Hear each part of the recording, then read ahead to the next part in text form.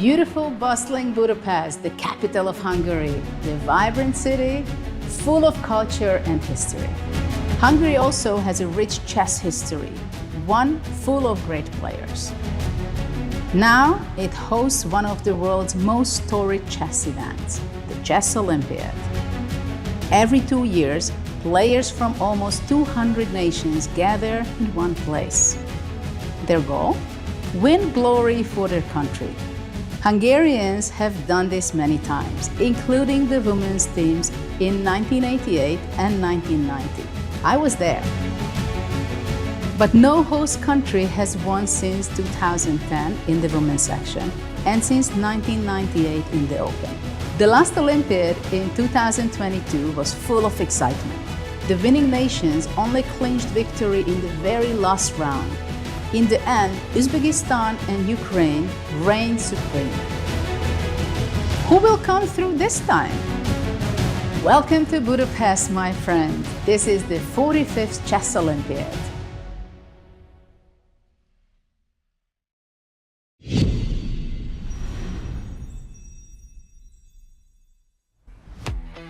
We begin to get to the sharp end of proceedings here at the 45th FIDE Chess Olympiad. Welcome one and all as the top teams in the world battle for gold, silver and bronze medal positions over 11 grueling rounds.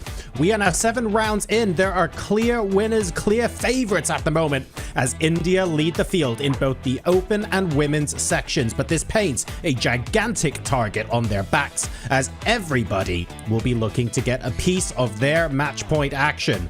The problem we have, are they too strong? Can they be caught? Who is going to be the first to show us that they are mortal and take half or even an entire match point away from them? I'm John Sargent, and joining me are Grandmasters Robert Hess and Daniel Naroditsky. Remember the days when we used to say international grandmaster? That sort of disappeared. I'm still trying to figure out if we can bring that back. But gents, an absolutely incredible event so far. Danya, let's go to you first. I loved hearing your analysis of so many of the cool middle games we saw in yesterday's competition. Is today going to simmer down a little bit? John, that was a fantastic introduction, and it's a tough act to follow. Let me tell you what else is a tough act to follow. Gukesh's endgame technique yesterday against Wei Yi. It's difficult to play a famous game in 2024, but let me tell you, 2 years from now, if you ask the average chess fan, you remember that time Gukesh beat Wei Yi at the Olympiad? A critical mass of chess fans will say yes, and that right there is pretty impressive. And Robert, I'm not saying I will just be playing on with 2 knights in all endgames from now on, just in case something amazing happens. But you're right. People are going to be remembering that for quite some time. And we might get another game just as memorable today. Well, when we talk about mortality and if the team from India is immortal, and we talk about in chess games, immortal usually requires sacrifices for checkmate. But could that be one of Gukesh's immortal wins? He outlasted such a strong player in a tricky 2 knights versus rook ending to win on the Olympiad for Team India. That's a huge undertaking, and just props to India, props to Gukesh. They are looking unstoppable this far.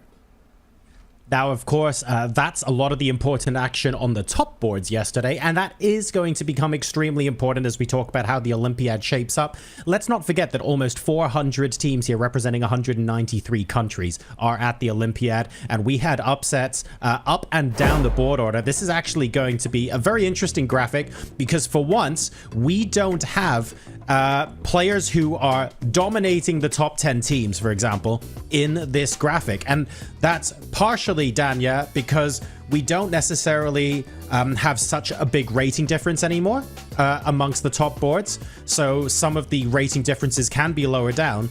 But at the same time, I think it just happened to be a round where a lot of the top GMs performed as expected. Yeah, I mean, there are pretty big upsets every round, John. And, one of the many beautiful things about the Olympiad is that we obviously spotlight the winning teams and the top boards, the top matchups. That's our job as commentators. But just think about, the experience of a player from a country that's on the lower boards who scores the upset of their life, who gets to experience so many different cultures and see Magnus and Gukesh, what it must mean for the players from those countries. The Olympiad truly is my favorite event of the year. And Robert, some fantastic upsets in the women's section as well, including several names that even if they're not at the top of the ratings, we've actually showcased a fair number of their games earlier on in the Olympiad too. Cool to see some familiar names on that list.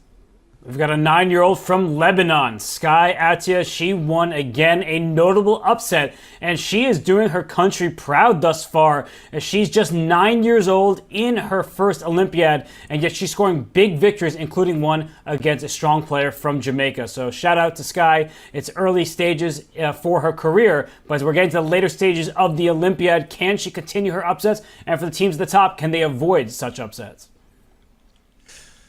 That's going to be the question, right? I feel like at the top of the leaderboards here, it's particularly tricky. We'll get to the standings in just a moment. For now, we managed to catch up with Mike Klein, who once again was at the tournament venue just before the players were all starting to arrive. Let's go ahead and hear what his preview for the day is going to be like.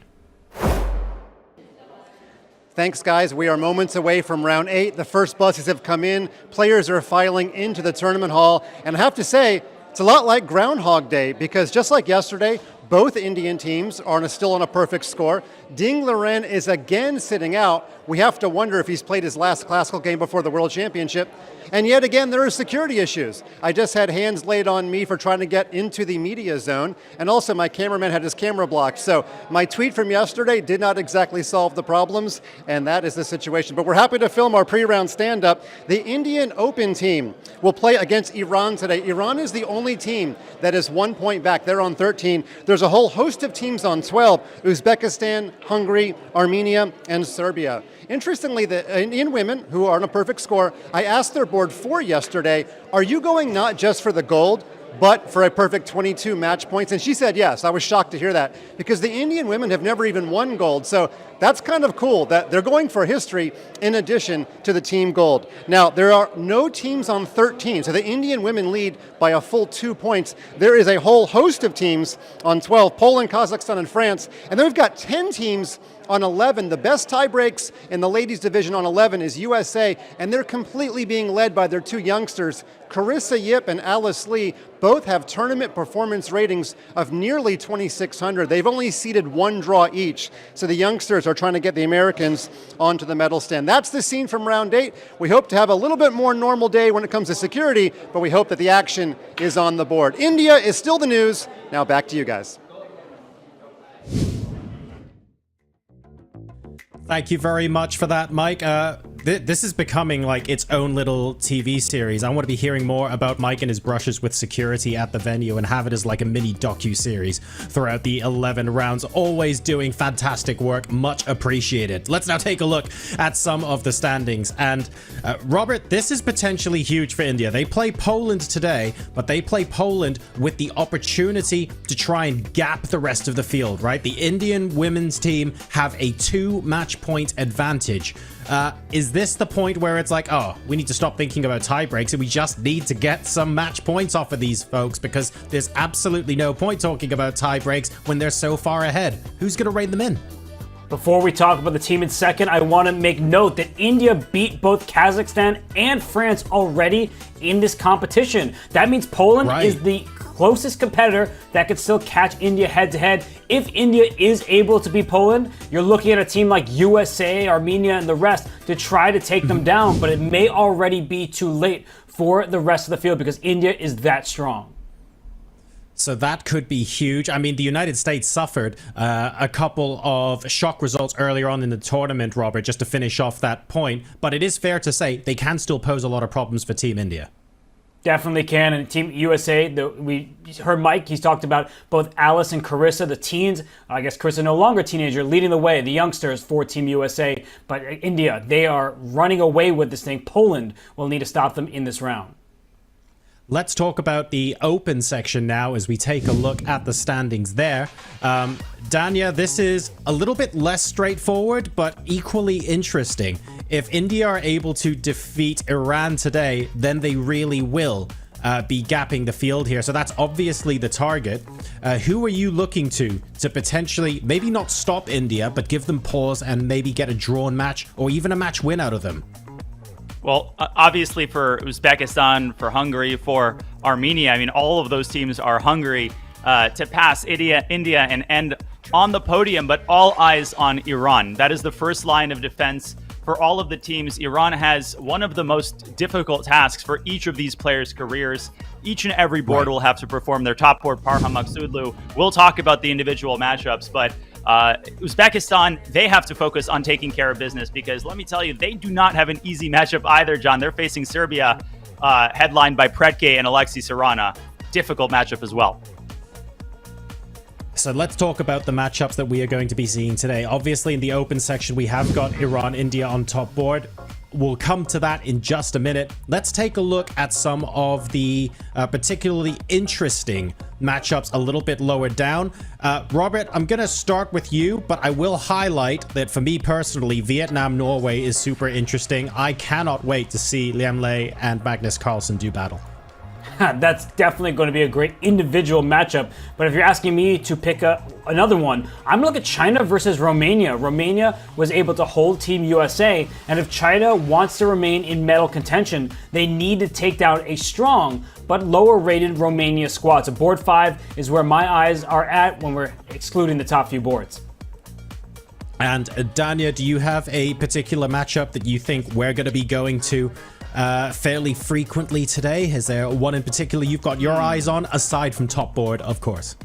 Yeah, I think we might be looking at India versus Iran a couple times, but let me tell you, John, there are multiple storylines getting written at the same time, and one of them is United States versus France. France is outrated, and guess what? Marc-Andrea Maurizi, he had a very, very painful finale to his game against Jabava, could have won the match, and the team captain says, Mark, you know, my reward for you, you go sit down and you face Lenier Dominguez with black. So we will see how France reacts to a very difficult result against an insurgent Team USA who tries to erase their loss against Ukraine earlier.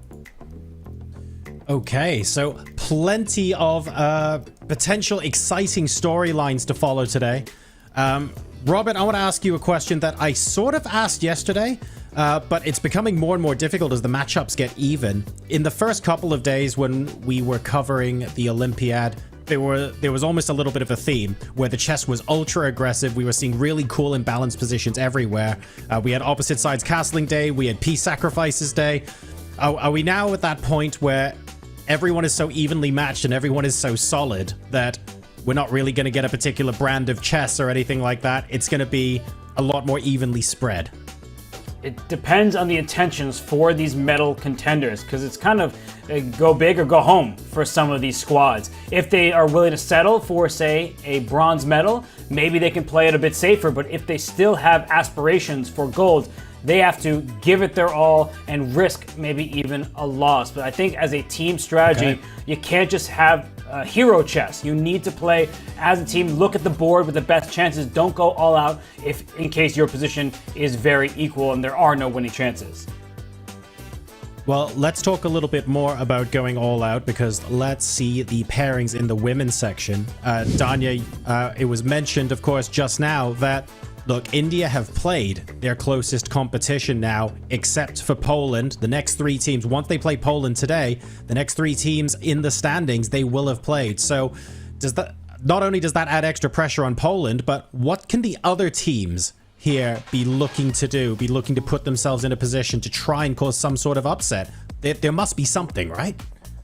I mean, the other teams have to take care of business. I'm looking at Ukraine, who has a difficult matchup against the host country, Hungary, some very experienced players there. You know, they'll be looking over at the top board and seeing how Poland is doing, but they have to take care of business in their own right. France, the women's team, scored a very impressive victory yesterday. They're on board 3.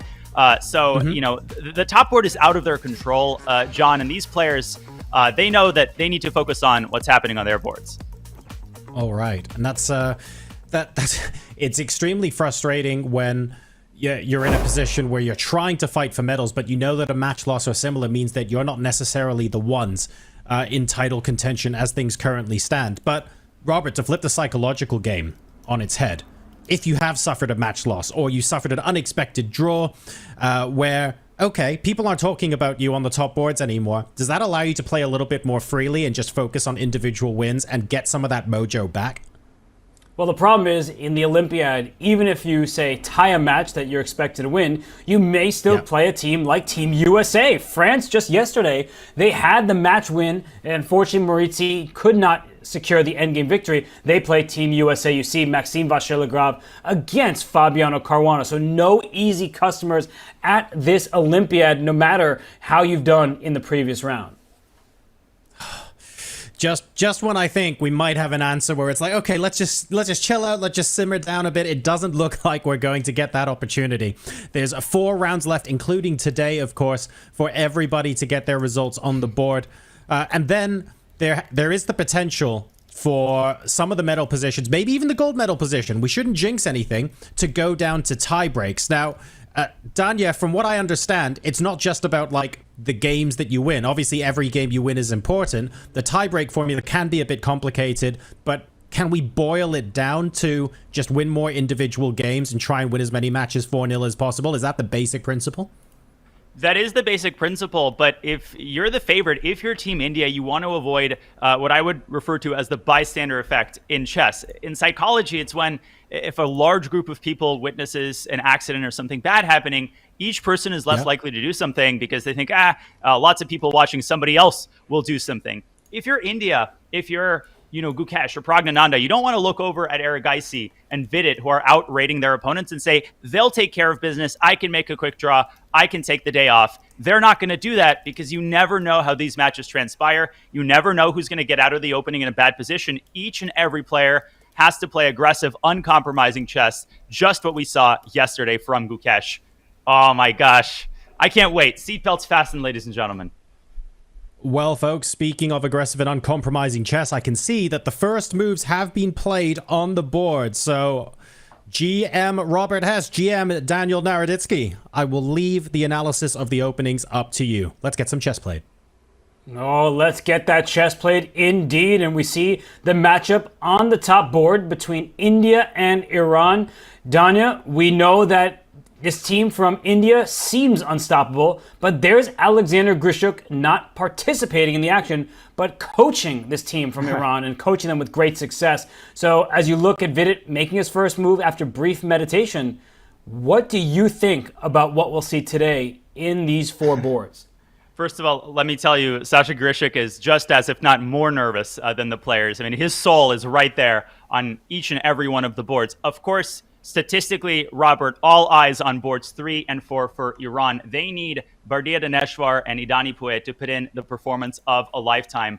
In particular, Idani with the black pieces against a fresh Vidit who had the day off yesterday. They need to get off to a good start out of the opening. And of course, Parham Maksudlu, we can expect fully uncompromising chess from him. He's got the white pieces. He ain't taking the day off, that's for sure, Robert.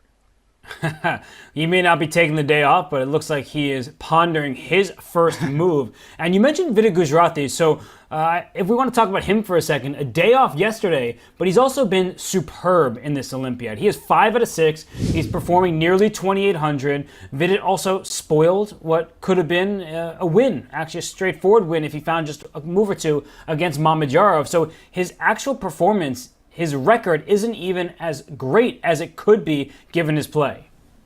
No, I mean, the luxury to have someone that you can call up who's played in the candidates tournament. There's a sports concept that I really like called staying ready. Bench players talk about it. You never know when you're going to get called up to perform on the big stage. Vidit is certainly not a bench player, but he always stays ready to perform. Each board is worth exactly 1 point. Board 1 could be the decisive result. Board 4 could be the decisive result. You never know where the spotlight is going to be placed, Robert. As we look at the bird's eye view, all 4 boards underway. A Catalan by Pragnananda on board 2. We have a ready opening on board 3 by Bardia. And a Najdorf. Yes! And Najdorf, that is going to make the fans happy. On board 1, we don't have a second move from Maksudlu yet. So as soon as I say that, Parham is starting to make some moves. But Danya, I think if we explain for the audience that's the board all the way on the left as the moves are finally coming in, he had to wonder if he plays the Queen's Gambit, will it be accepted? In this case, it was not. It was declined, but he likely was thinking, all right, Gukesh played pawn to d5 on move 1 for a reason, and that's why he sat and paused, just trying to anticipate what his opponent has in store for him. And Gukesh, he has a pretty expansive opening repertoire. We'll talk more about his ability to thrive under pressure throughout the show, but that pivotal game against Hikaru Nakamura, Robert, that he drew from a position of strength last round of the candidates, Gukesh took the pawn on c4, and he lived to tell the tale. Here he plays a Queen's Gambit decline. So Parham is not always the kind of player who goes down the very main lines. He likes unbalanced positions. He likes to throw out an early opening surprise. So I would not just assume that we're going to get a positional game just because we have a Queen's Gambit declined. I'm with you. I mean, you can assume that it's going to be closed for a long time, but that is not always the case in these QGDs, Queen's Gambit declined position. So, Donna, the game on the right-hand side between Vidit and Idani, we're not just hyping up Vidit. Idani also has had a nice Olympiad thus far. He's gained rating. He also is 5 out of 6, just like his opponent. So this game, it promises to be sharp. We have a Sicilian. We do not have a symmetrical pawn structure because Black has given up the c-pawn for White's d-pawn. White has a healthy lead in development, Danya, with 4 minor pieces all off their starting squares. But Black is actually taking the solid approach, isn't he? With a pawn on e6, a pawn on d6, and he is just kind of creating this shell that is hard to crack. And I can't wait to dive into this position, but first a shout out to Idani, who has the black pieces second game in a row. He was the hero of yesterday's match against Vietnam, defeating a very solid opponent, the 15-year-old FIDE master in a London system from a slightly worse position. So he's on a roll, and I'm a little bit concerned, Robert, because Idani, he is a Najdorf player. He has been for many years, and he does not have a very diverse opening repertoire. So I'm very curious how deep Vidit's preparation extends. And this move, bishop e3, Robert, this is what I want to spotlight here in the early going. That is not the most popular move. The modern treatment of the Fischer-Sozin attack is to drop the bishop back to b3 and go for short castles. But in the 70s and 80s, the Velimirovich attack, I think it's called, where white castles queenside, was extremely popular. And I struggle as a Najdorf player tremendously against Sozin lines where white castles to the queenside. And is that because when white castle's long, the black king is going to be attacked? You know that because the black king cannot similarly go to the queen side as it's too open on that flank. So, Danya, do you feel like that's your personal struggle? And that's what even these top players in the Olympiad, they fear these opposite sides castling positions where white is just going to go full out for an attack. I'm thinking of Noterbeck versus Volokhin from yesterday. I mean, Andrei Volokhin, a Najdorf player with decades of experience, he suffered a quick defeat. The problem with being a Najdorf player is that just the territory, the perimeter is so vast, and you have to remember so many lines at the same time. I'm liking this choice from Vidit, both from a fan perspective, but also from a prep perspective. b7, b5, of course, the main move, and I'm expecting Vidit to drop back to b3 once he gets back to his chair. And then I think bishop b7 and bishop e7 are the two main developing moves, Robert. Well, it was a different variation, but one of Vidit's more famous and his best victories was against Alireza Firouzja on the white side of a very sharp Sicilian, where he castled his king long. Alireza tried to sack some material and attack it, but it wasn't good enough. So Vidit has some great success in these very sharp positions. He's not just this positional, quiet player. I mean, Vidit 2.0, as we like to call him. He's a different man. But let's go to a different board, Danya, because right now Vidit's not seated there. So why don't we zoom out of this one? This one, of course, we'll keep an eye on. It should be great fun for all the spectators. And as you look across this match, well, I mean, Danya, the board in the red, Daneshvar against Erigaisi. That one looks like it should be fun. Boards 1 and 2, I have to admit, those are a little quieter thus far. Board 2 in the blue, Tabatabai, he took on c4 in the Catalan. This is still standard fare. So board 3, that seems more interesting to me. Absolutely. Boards 3 and board 4. Yeah, board 1, semi-Tarrasch is Gukesh's choice, and a mainline Catalan on board 2. So we can let those games develop a little bit into the middle game. I'm sure we will get our fair share of intrigue. I mean, Wei Yi versus Gukesh also did not start out in the most exciting fashion, but Bardia Daneshvar, he is a very tricky ready player. He likes these kind of reverse Benoni structures, and Arjun Erigaisi, you can always count on him to pick up the gauntlet so to speak, Robert. Just one more note on the board 4. We will let that game develop as well. But I ran a quick search in the database, and I have so many things to say about the Najdorf. But the first game that came up was Kramnik versus Naroditsky, titled Tuesday. So to be continued. But let's dive into this reverse Benoni. Okay, well, when we look at this position, it's not like that board 4 matchup where things are promising to be sharp. For now, all 8 pawns are on the board. A pawn trade is on offer. White can take this d4 pawn. But if you look at Black's setup, with that knight going from g8 to f6 to d7, it seems quite clear that Black wants to take with the c pawn. You don't just want to capture it with the e pawn like White is about to do. So if we can put that on the board for a second, e takes d4. Black does not want to open up the e file with a rook e1 check coming. That's going to be the open line. C takes d4, opens up that bishop from f8, where it can take this knight on a3 to double White's pawns. It will allow Black to quickly castle, and Black has 2 pawns in the center to 1 for White, and that c5 square can be very juicy for that knight on d7 to jump in, a bishop coming to f5, the d3 point can be quite tender. Yeah, the knight maneuver to c5 in Benoni structures is in the list of things that like Soviet future GMs are taught in their mother's womb. You know, like at 2 years old, Garry Kasparov is taught to put a knight on c5 here.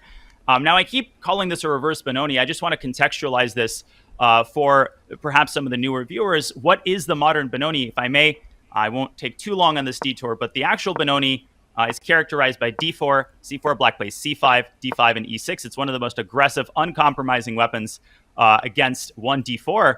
And of course, you can recognize the exact same structure. Black typically fianchettos the bishop. And now f to f4 is very popular. But White's traditional setup, Robert, does involve the knight maneuver to c4.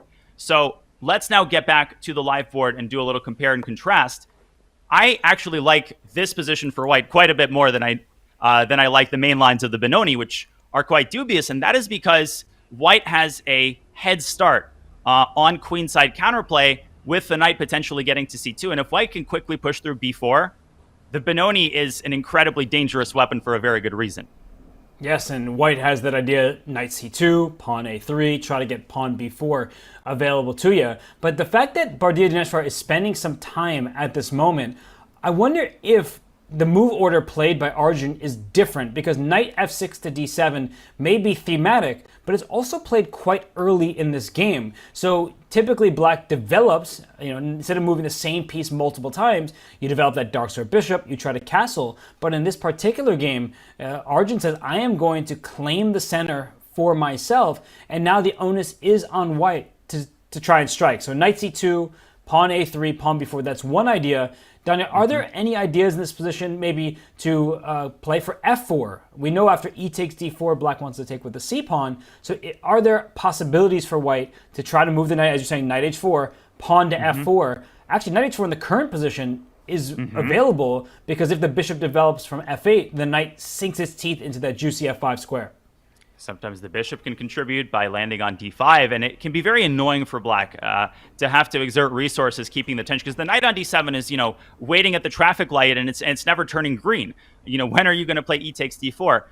So the question here is, does Dineshvar handle this in sort of a traditional style, or does he try to play this game of chicken? I want to show one more very quick line before we move on. If he opts for the former approach, after ed-cd, knight to c2, I just want to point out that Black is not in time to get to c5, because that walks right into b4. And very importantly, if Black plays the move a5, it's not the end of the story. And oftentimes, White actually wants to play a3. Now, some people might furrow their brows and say, but can't Black play a4 and permanently prevent b2, b4?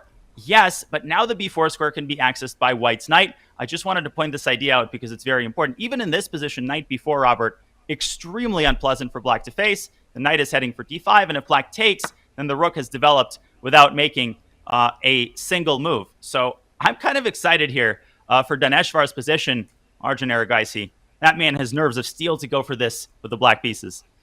He also spent no time getting here, so Arjun's still within his preparation. Bardea Dineshvar, he's young, he's very talented, but he is facing probably the best performer in the planet right now. Arjun Erigaisi, he seems unstoppable when he plays. He's at 2790. That's Not a mistake, 2790, almost at that 2800 rating threshold where only 3 people reside. So Arjun, the 4th highest rated player in the world right now, a scary opponent for anyone, especially for a youngster at this late round of the Olympiad. Yeah, he was perfect until yesterday. He was held to a draw by Bushanji. He always plays exciting games, and it was good prep by Bu. And for Bardia Daneshvar, what a win with the white pieces to deal Arjun Erigaisi his first loss. What that would mean for Iran's chances to score a historic upset. But it's still early times. Very hard to say which direction this game goes in. So perhaps a good time for us, Robert, to keep going around the horn in this match and in the Olympiad. Let's do it. Let's zoom out of this game. And while this matchup between Iran and India is for first place, the matchup with Serbia and Uzbekistan can help one of these teams get that much closer, especially if India fails to win their match overall. So we're looking at the champions from 2022, Nodirbek Abdusattorov. He sits on top board. And speaking of his name and his game, Danya, the board all the way on the left, what is going on there? What's going on in the second board in blue? Whoa. This seems to be a very fun and very tactical match. Yeah, looks like Team Uzbekistan and Team Serbia, they drank the Kool-Aid this morning. Rook on h3 by Predke before any of the minor pieces have been developed. A sharp Najdorf by Alexei Sirana. That's the most normal of the openings. Another Najdorf on the far right as Shamsidin Vokidov, speaking of staying ready, he has to rise up to the plate against Velimir Ivic. Sharp openings on all 4 boards, Robert, and Alexander Indic has established a knight on e5 with no other supporters. What are we watching? Where do we go? Do we go to the top board? We definitely go to the top board because this is what we do not recommend for our students. And where people are learning chess, do not play in this way. So let's go into the position between Alexander Predke with the white pieces and Nodirbek Abdusattorov with black. Predke having a good Olympiad, by the way, 4 out of 6. Drew Anishgiri yesterday. He's a very solid player. But Danya, I say that, and then I look at this position. Is it just Abdusattorov who drags his opponents out from their style into his? Yeah, always. And I was going to make a pun, Robert, because Alexander Predke, Predki is the Russian word for ancestors. And I was going to say, Wilhelm Steinitz, Capablanca, don't let them anywhere near this position because they might have a health episode if they see a white rook on h3. But I actually am loving this for Predke, who had a sharp French against Anishgiri yesterday. He's got the white pieces again. Nodirbek Abdusattorov seems determined to make this as chaotic as possible before move 10. Let's rewind and debrief everybody on how this was reached. It started out as an all pawns, no hope Caro Kann. Benny Watts would like this position, that's for sure. h4, okay, one of white's sharpest lines, but still normal. And queen b6 is already a sideline. Robert, as far as I know, h5 is the main move. Queen b6, a4. No comment, go figure. And see, this is how I played when I first learned chess. And we've come full circle. G4. Well, it's important. I would say it's important to note, Danya, that black could never play e6 in the previous positions because the bishop would have been trapped. And that's what's delaying black's development, is that before g4 was even played, right, that black could not play e6, which you really want to accomplish because g4, and no matter where the bishop goes, a pawn is going to attack it until it's trapped. Boop, boop, boop. And that is a trap that a lot of players, even high-rated ones, have succumbed to. But yeah, the delayed Visu, we're coming to h3, and the idea, of course, is to swing to b3 with tempo, exploiting the vulnerable status of the queen on b6. Otherwise, black would have this incredibly nasty move h5. But here we will see rook h3 to b3. Then white can gobble up the pawn on h5. And yes, black gets the f5 square. So I wouldn't be surprised if Nodirbek goes for something like this. But I don't know if white's position is too hot to handle here. Robert, the engine seems all about Predke's space advantage here.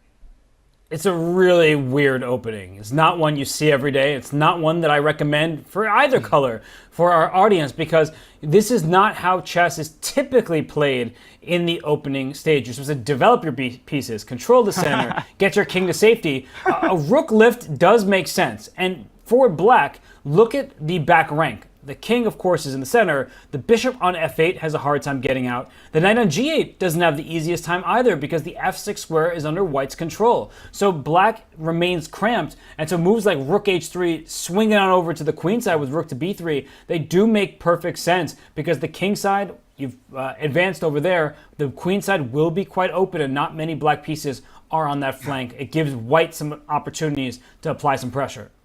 I promise I listened to your astute points very carefully, Robert, but I'm laughing for two different reasons. The first is an underrated featured chat, Jorastar saying, Predke looking up my games from 1994.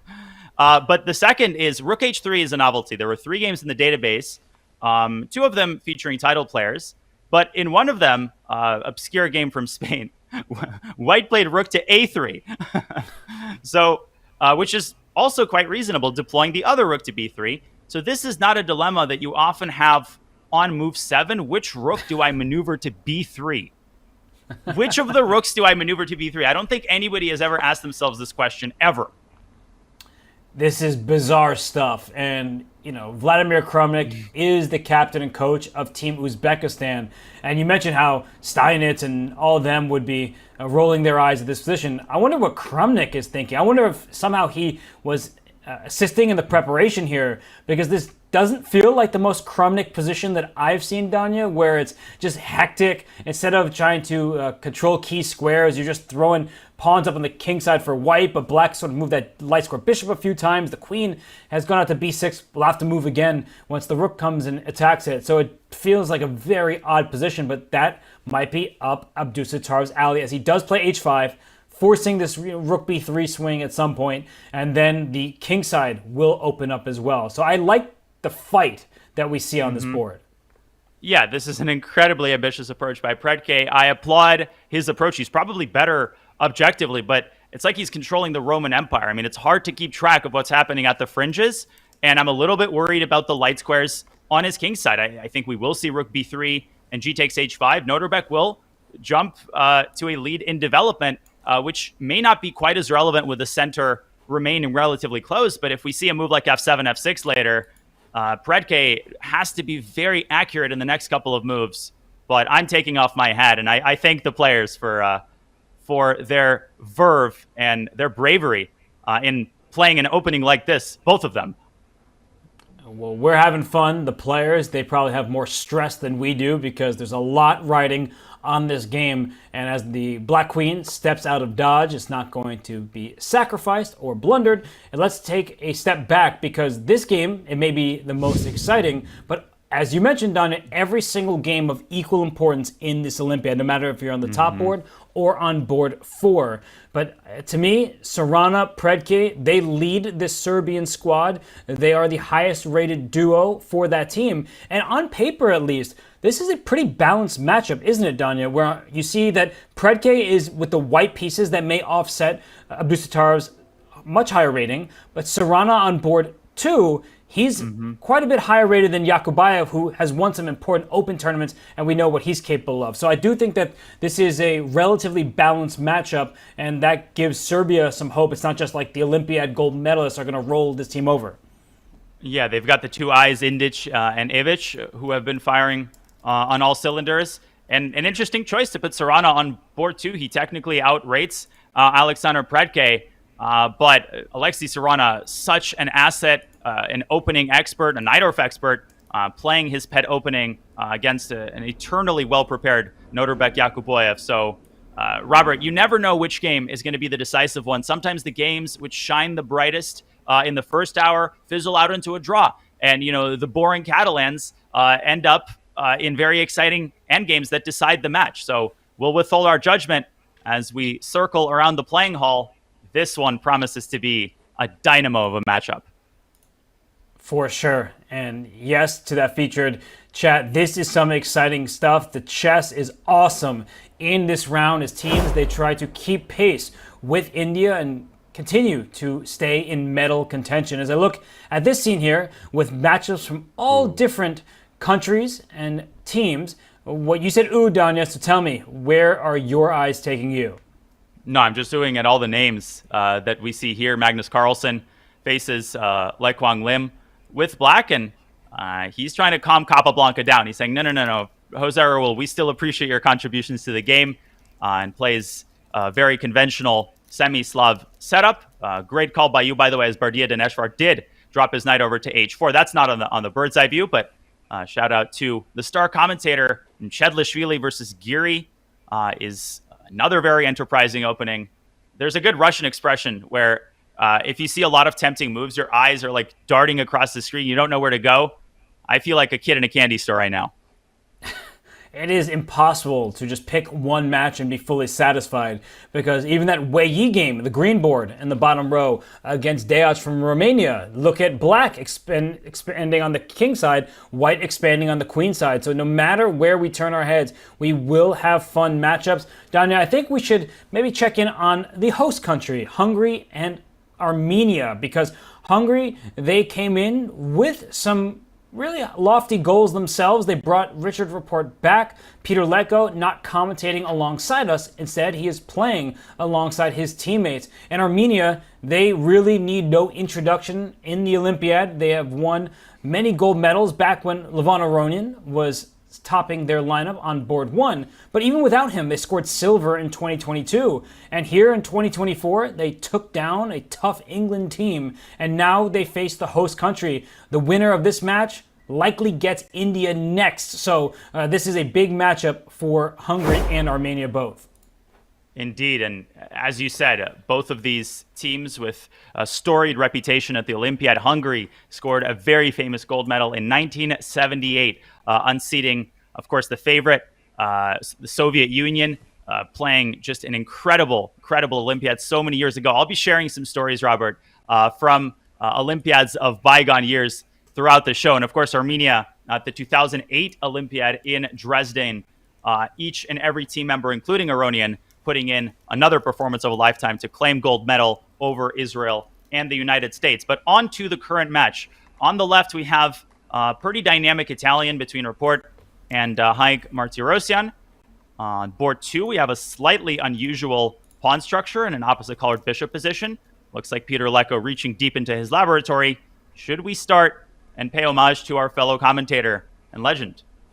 Let's do it. In Armenia, they may not have Levon Aronian, but they do have players like Shant Sargsyan. He's young, he's hungry, he wants to help Armenia continue its medal, kind of like a historic pace, honestly. They won in 2006, 2008, 2012. They had a silver medal last year, so they have been on fire in recent Olympiads, but they do not have Levon Aronian, who now plays for Team USA.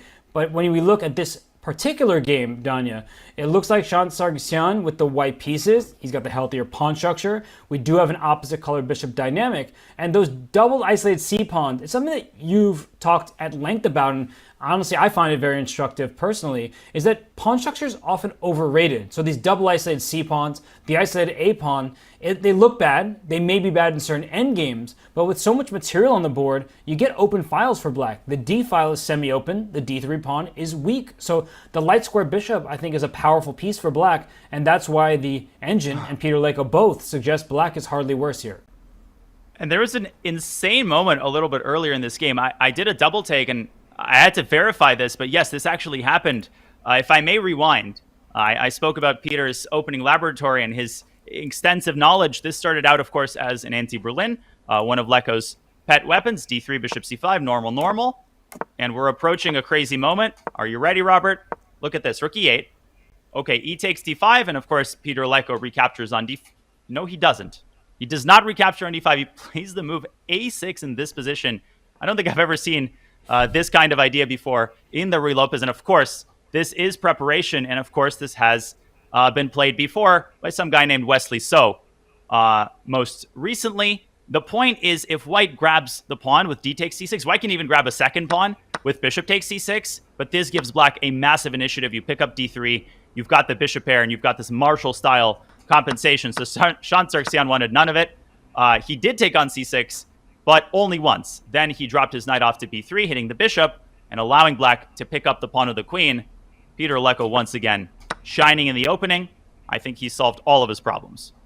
Yeah, he's got active piece play from here on out. You see that white has not fully developed the queen side. So the bishop on c1, yes, it can come out to e3 with a tempo, but once the queen moves out the way, possibly even going up to b4 to put pressure on that loose b2 pawn, black will develop the light square bishop, and I don't see how white can attack those weaknesses in the black camp. So this does seem like a position that Peter planned out. He may not have prepared every single move at this point, but it's within the realm of his preparation. He's familiar with the structure. He was the one who voluntarily accepted these weak pawns on the queen side. So Peter Leko seems to be in good shape, which is very good news for Hungary. They need to hold this game with the black pieces, and thus far, I think his teammates, they can be quite happy about what they're seeing on the board. And by the way, they are following the Carlsen Wesley game from the recent 2024 Chessable Masters. That game ended in a draw, and I think d4 is very likely, and then things will indeed peter out pretty quickly. But I appreciate you shouting out, Robert, pawn structure being overrated. I'm very passionate about this particular pitfall in evaluating positions. Piece activity, just dynamic evaluation is much more important than looking at a pair of doubled pawns and saying, oh, bad, doubled pawns, white is better. No, Peter Leko, I think, will go on to hold this game with the black pieces. And I'm just remembering all of Peter's stories, bringing tons of encyclopedias to the airport in the 90s, and his approach to the opening, it's just inimitable. He is a one of a kind. Hang on a second. Cemento. But hang on. Yeah, so Peter is a legend. We love commentating with him, but we also love watching him play. So while the action it calms down a bit as we leave the opening phase, John, you're around here somewhere. We want to hear what you've seen thus far and what your thoughts are of the opening stages throughout these matchups. I have been floating around. I've been taking a look at some of the potentially interesting games. I've been floating around in chat as well, gathering some thoughts. And I think what I'm most interested in, honestly, in this Armenia-Hungary matchup is that it feels like the openings and the preparation here has been decided almost to try and exert some sort of psychological advantage or to like poke holes in the preparation of opposition. And when we were talking earlier in the pre-show about how, look, the teams behind India just have to be quiet and get the job done. They take care of themselves first and then they can work out if they're challenging. This is really important in context, Dania, because at the end of the day, yes, you're taking care of yourself first, but the prize for doing that is probably being in a position to take full advantage if India falters. So that maybe not for the players, but for the coaches and the captains, that's got to be in the back of their mind somewhere. Yeah, let's not forget, this is round 8 of 11. This isn't round 11 of 11. Now, I'm thinking the stars because the Olympiad used to be 14 rounds, a little fun piece of trivia. So, hopefully, I'm glad it's quote unquote only 11, but John, there's 3 more matches to play after this one. So, it's not like it's, must win on every game for Iran. You're treating this like a regular match. India will have lots of trials and tribulations up ahead, but of course, an upset would go a very long way toward helping out some of the other teams. And Robert, taking a look at the overall view of this match, obviously with the encyclopedia of all of the openings comfortably in Peter Leko's head rather than in his check-in baggage, how are we feeling overall about the way that Armenia and Hungary have been able to combat each other out of the opening so far? Do you feel like there's any sort of advantage, even if psychological, for one team or the other out of the openings here? The middle 2 boards look steady in blue and red. The board 1 matchup, I like what Richard Rapport is doing for Hungary. He's bringing his knight out. He's causing Haik Martirosyan to pause. That's the board in brown to our left.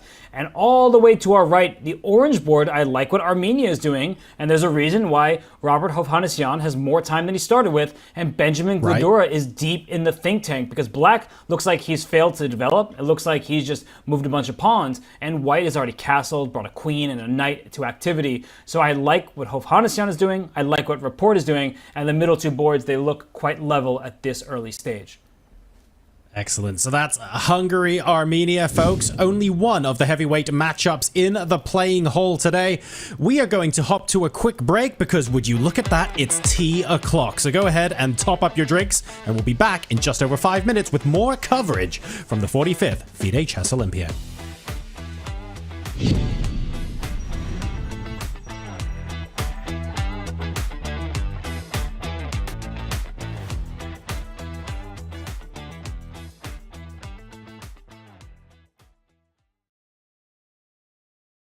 Let's explore game review.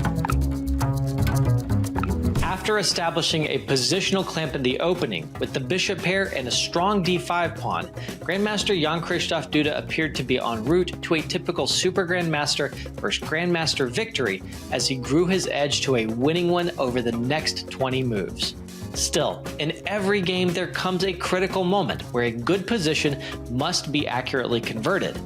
Duda found the right idea with 35h3 to force Grandmaster Dragnev's queen away from the defense of the bishop, since queen f5 is met by g4. Dragnev played the resourceful but desperate rook takes f1 check, and then Duda erred. Capture with the king was necessary and the checks will run out, but after the overly clever king h2, the bar shot back to equal. Dragnev has 3 pieces hanging, but the brilliant queen takes h3 check saves the game for him. After Duda captured the queen, his rook fell with check. He can move his king up, forking the rook and knight, but then the knight is sacrificed to force checkmate on h3. There was no good way to evade the perpetual check, so Dragnev secured a draw both for himself and for Austria against Poland in their critical match. Stunning shots like queen takes h3 check are rare, but chess games are filled with resources. Run game review on your own games to find amazing ideas lurking underneath the surface. The first Olympiad, I was just 12 years old, back in 1988. It was a very special event for me and my sisters as well, as we were not playing in women competitions. This was an exception. And the Hungarian team was very, very young. We were an average of age 16. And I remember very well when we were getting closer to Thessaloniki on the plane, and we were giggling and talking and discussing with Ildiko, who played already in Olympiads before, that, well, we should win the gold medal. She said, well, it would be already so nice to get a medal. So she was not so optimistic, but we were like, let's do it. It was a huge challenge in that time. It was 14 rounds. And of course, it was very impressive to see so many countries, so many cultures together in one hall. And then we started the tournament. We had one match after another. And in those times, it was not about match point, but it was board point. So it did matter whether we won 3-0, and we did quite a few matches. And of course, the biggest rivals were the Soviets, who had won the event, the Olympiad, for 30 years. So by the time it was the middle of the event, it was very clear that I'm in incredible form. I was playing on board 2, and in that time it was only 3 boards, the women team, so I was playing on board 2 between my other 2 sisters, or Ildiko and one of my sisters. So they got used to it by the middle of the tournament, that I was scoring full point in every round. So they said, okay, it's a good start that we have a full point already. And I had the tournament of my life in that stage, because I won 13 rounds, and I made, no, actually 13 games I played. I 12-1 win and 1 draw. So by this performance, I became the best performer of the Olympiad.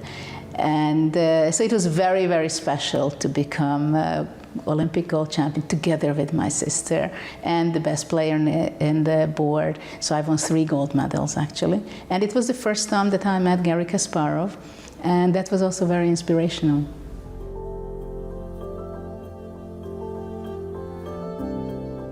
In 1994, I was not even 18 years old when I represented Hungary in the open section. So that was something very special, not only for me, but generally for the big public.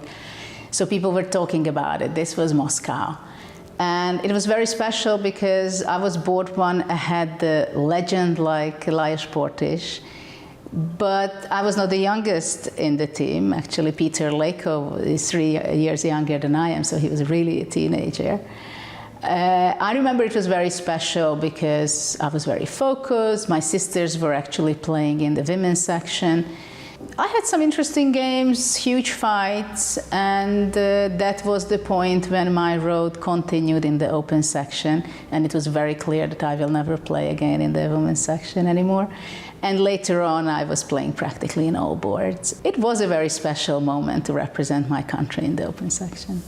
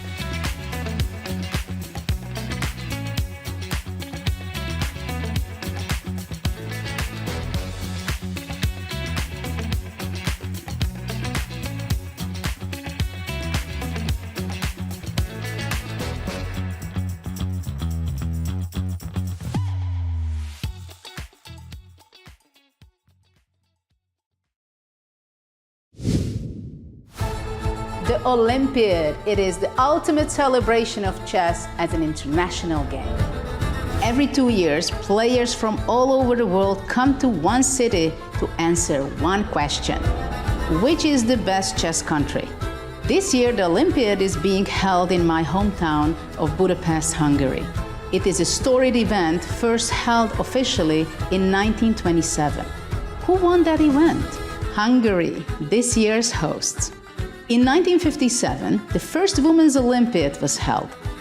The Soviets won every one they played until 1988, for 30 years. But that year, Ildikó model, my sisters Susan and Sofia, and I won gold medal for Hungary. So, how does the Olympiad work? Countries send a team of at least 4 players and possibly one alternate. Each round, every country's team will be matched with one opposing country's team, and they will play 4 games. The top boards play each other, the second boards play each other, and so on. If a team scores 2.5 points, they won the match and claim 2 match points. In the event of a tie with 2 points apiece, each team gets 1 match point. The tournament lasts 11 grueling rounds, and at the end, the team with the most match points wins. This year, there are 193 countries from the United States with the highest average rating. The smaller nations like Niger, Belize, or Vanuatu. It doesn't matter where you are from, the Olympiad can be for you. It was at the Olympiad where I chose to play my last competitive chess game. Players from all over the world will cherish the memories they make here. But only 2 nations will claim gold. Who will write their name into chess history?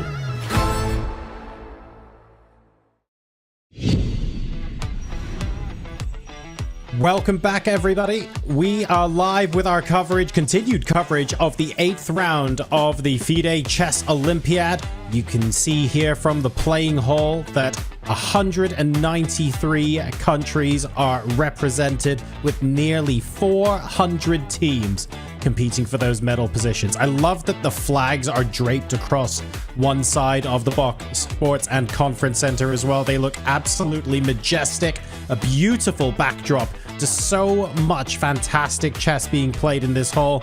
Dania, this is really a special occasion. Would you say that this counts as fairly grand in the big scheme of things when it comes to the Olympiad? Can you remember any venues or any particular years where you think actually this was super grand and everyone was laid out the red carpet and we get some excellent stories of how amazing the tournament hall was?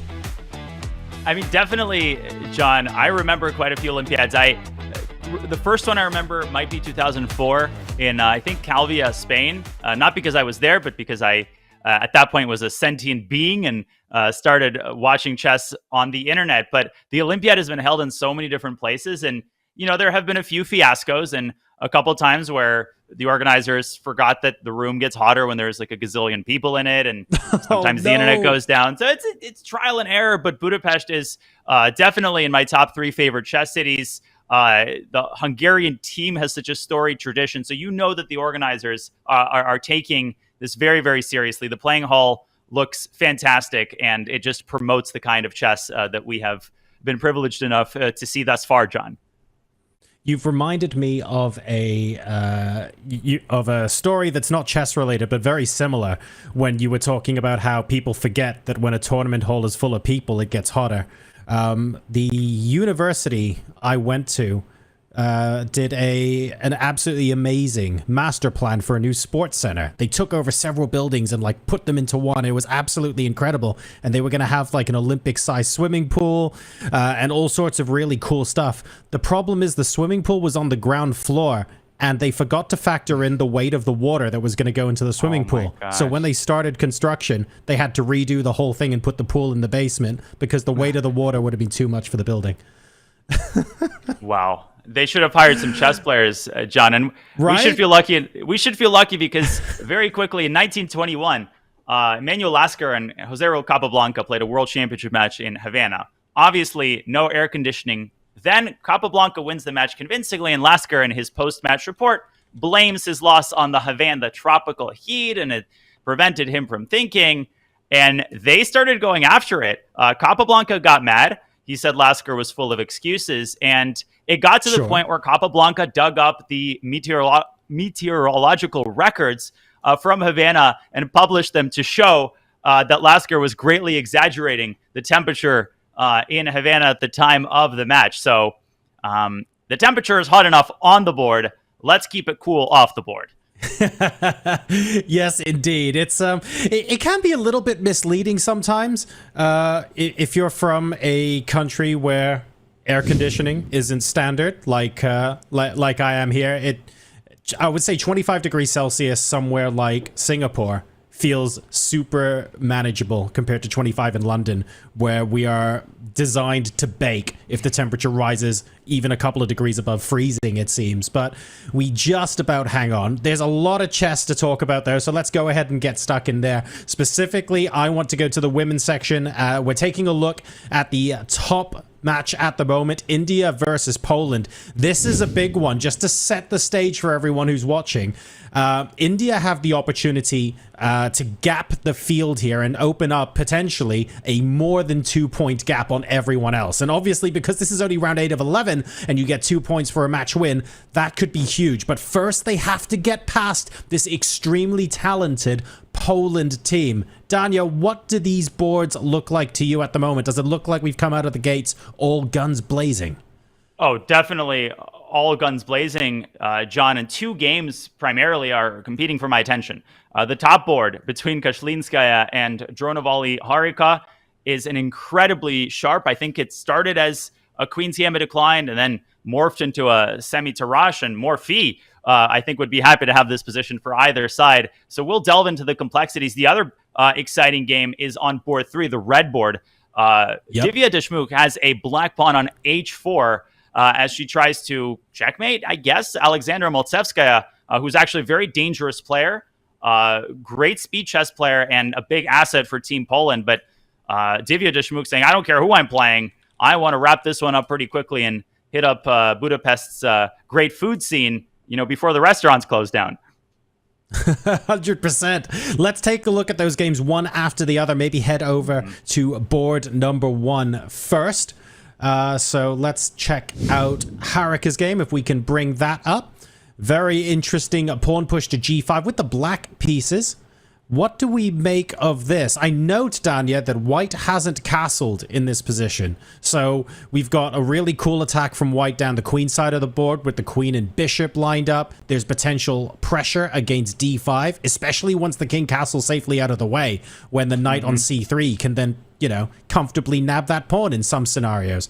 On the other side, that g5 push is basically Harika saying, I'm not going to allow you to have time to think about executing any of that. I'm going to try and launch my attack on the king's side before you get a chance to get steady footing. So this is a fun position to look at. Yeah, I think chess fans with not as much experience in these structures might think Harika is committing a harakiri, or shall I say harikakiri, with g7, g5, with their king castles. But it is crucially important for black to be able to strike with knight e4 before white gets a chance to tuck her king away to the king side. So let's debrief here and see how this was reached, because Harika was the first to deviate from sort of known territory. So this was a semi-Tarrasch, c takes d5, very fashionable line. Here queen takes d4 is sort of the new move. Queen a4 check is the old main line. Now white can play e4 and force the game into an endgame, but obviously Kashlinskaya playing for maximum here.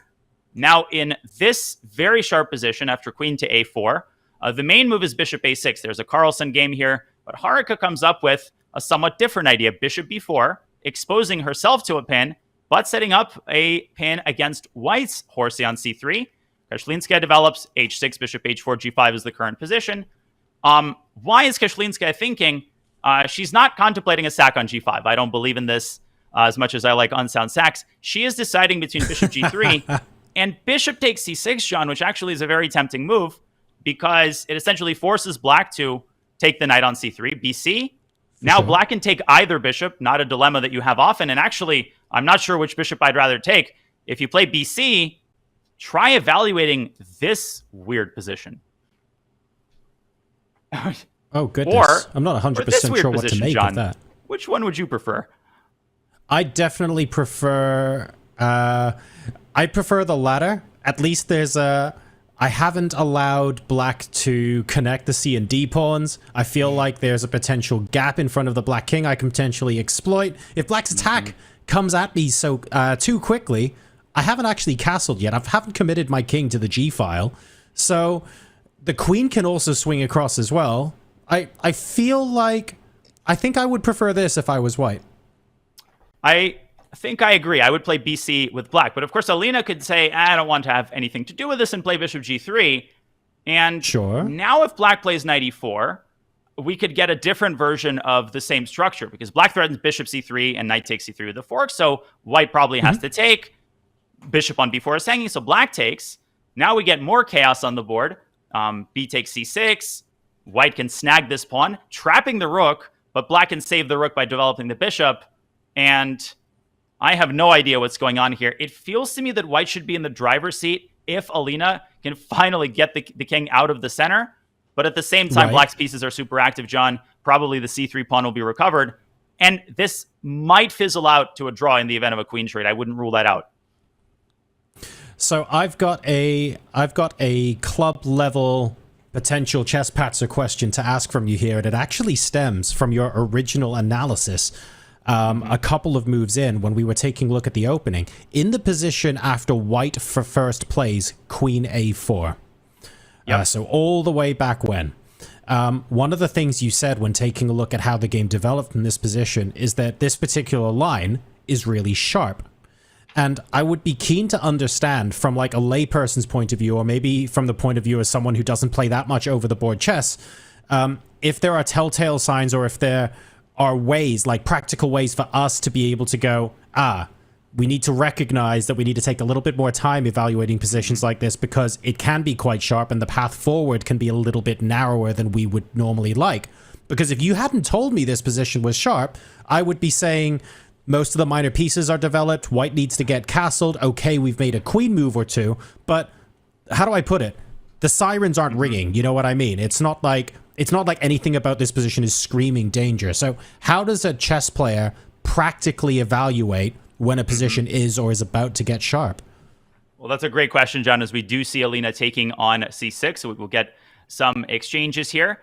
But it's sort of a, every rectangle is a square, but not every square is a rectangle situation where there are certain red flags. And if you identify them, you just know that you have to pause. And one of them is one side is castled, the other side is not, which tells you, as white, you cannot be too cavalier about opening up the center. So like, let's say black is sacking the D5 pawn. You have to pause and say, is it worth opening the center? Is it worth exposing my king to win this pawn? You have to start calculating. Another red flag, contact between pieces, right? I'm looking at the bishop on G5.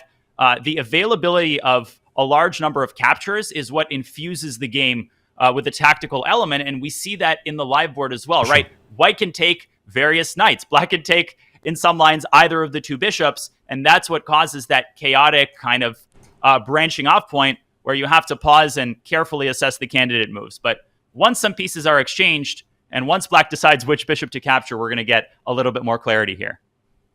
Okay, so we're dissolving a little bit of the tension by choosing what to capture.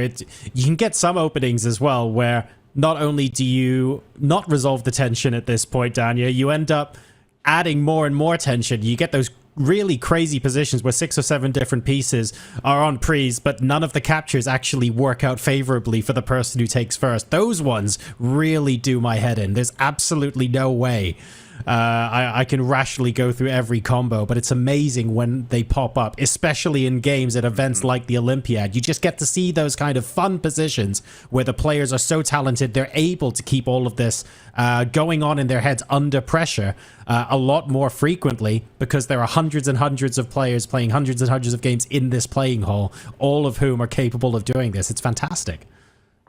It is indeed. And speaking of hundreds of players, we have 100 positions to choose from. Maybe a quick look-see at the Maltsevskaya game as, I think bishop takes C3 is played by Harika, so they're proceeding along the lines that we outlined. Let's take a look at what Harry the H-pawn is doing on the third board on the H4 square as we get some tension on the board here. Maltsevskaya positioning her knight on D5. Okay, I think I might have overhyped this slightly. I actually think the position is more pedestrian than it may appear, and I don't think a checkmate will be delivered anytime soon. Okay. The obvious question Sorry, I that have was for very this grim. position. Well, that's okay. I'll attempt to spice it up from my point of view. If I am black, I'm not castled, and H pawn is steamrolling down the board. But at the same time, I don't have a C pawn anymore. This is not a symmetrical pawn structure. Am I looking at this going, Black's king is likely to stay in the center? Is there going to be a world where I go queenside despite the lack of a C pawn? Is kingside still likely to be what happens in the long term in this game? Yeah, that's the right question to ask. And I would be hesitant to castle kingside with black, not because the kingside is unsafe, but because you want to keep the rook on its initial square, right? Because the whole purpose is to attack down the H file. And yeah, I mean, the queen side is not going to be a Hawaiian paradise, but it's probably a safer spot, relatively speaking, than the center. But right now, black has to solve the problem of this knight on d5. If you play, well, knight takes d5 is out of the question because you drop the bishop on g7. If you play bishop takes d5, white is going to recapture with a pawn. And one important element, John, is the presence of this fianchettoed bishop. It makes it actually very difficult to deliver checkmate on the H file. So just as a thought experiment, even if black had played the, of course, completely legal move queen d8 to h5 here, it's still not the end of the world because the rook slides over to e1. And okay, again, I'm not making these suggesting the queen h3 is good, but just for context, it's very hard to actually deliver mate when there's a fianchettoed bishop. And a lot of players forget that. So I think Divya would do well to focus on her own king safety rather than potential whimsical designs on the H file. Okay, that makes sense. I mean, you have to forgive me for looking at the whimsical designs. When I see the H-pawn on H4 like this against the fianchettoed bishop, I want something to work, but you're right. You can almost hold that with the king and bishop unless black has so many more resources to throw at that kind of position. Let's quickly take a look at one of the other matchups in the women's section. I am conscious that we've spent an amount of time here. To be fair, we're going to be coming back and spending even more time here because it's extremely important. It is India versus Poland on the top board after all. But let's take a look at France versus Kazakhstan, who are both very strong teams in their own right. We saw them on the pairing sheets earlier on when we started the broadcast, and it would be good to check out what the positions are looking like here. Danya, does anything take your fancy from this screen? Well, first of all, the French women's team deserves a shout out for their performance yesterday. They've got a great mix of youth and experience. But yes, John, the second board, Kamalidenova versus the experienced international master Sophie Millier. What on earth is going on this board? White's queen is under fire. It's almost trapped. I think this deserves a closer look. All right, let's go ahead and take a look at board number 2. That is fun. We see, well, I mean, we've got castling on the same side of the board. How fun can it be? We're about to find out. The move F3 was played. An exclamation mark has been given to that move, but I'm also going to suggest that if the queen would otherwise be borderline trapped, that's one of the only moves you need to consider as a candidate move in this position. But all of the pressure does seem to be going from black side of the board to white side of the board, joking aside. This looks like not a trivial position to evaluate if you're trying to defend this. Yeah, John, I mean, getting an exclamation mark for F3, I appreciate the kindness, but that's like getting a trophy for, I don't know, putting on your pants in the morning. I mean, hey, I'll take what else? Yeah, no, I'll take it as well. And that's sometimes harder than it seems. But Queen E1, I mean, would get the queen trapped several different ways. And this was actually a very unconventional opening. We don't really have time to look too deeply, but I think it's worth just showing how this was reached. It seemed like a King's Indian, but instead of the conventional D6, black played a different move, E7, E5 immediately. This is a known line. And off they went. Knight E5, black sacrifices a pawn for this D-file attack. Look at this, D5, boom.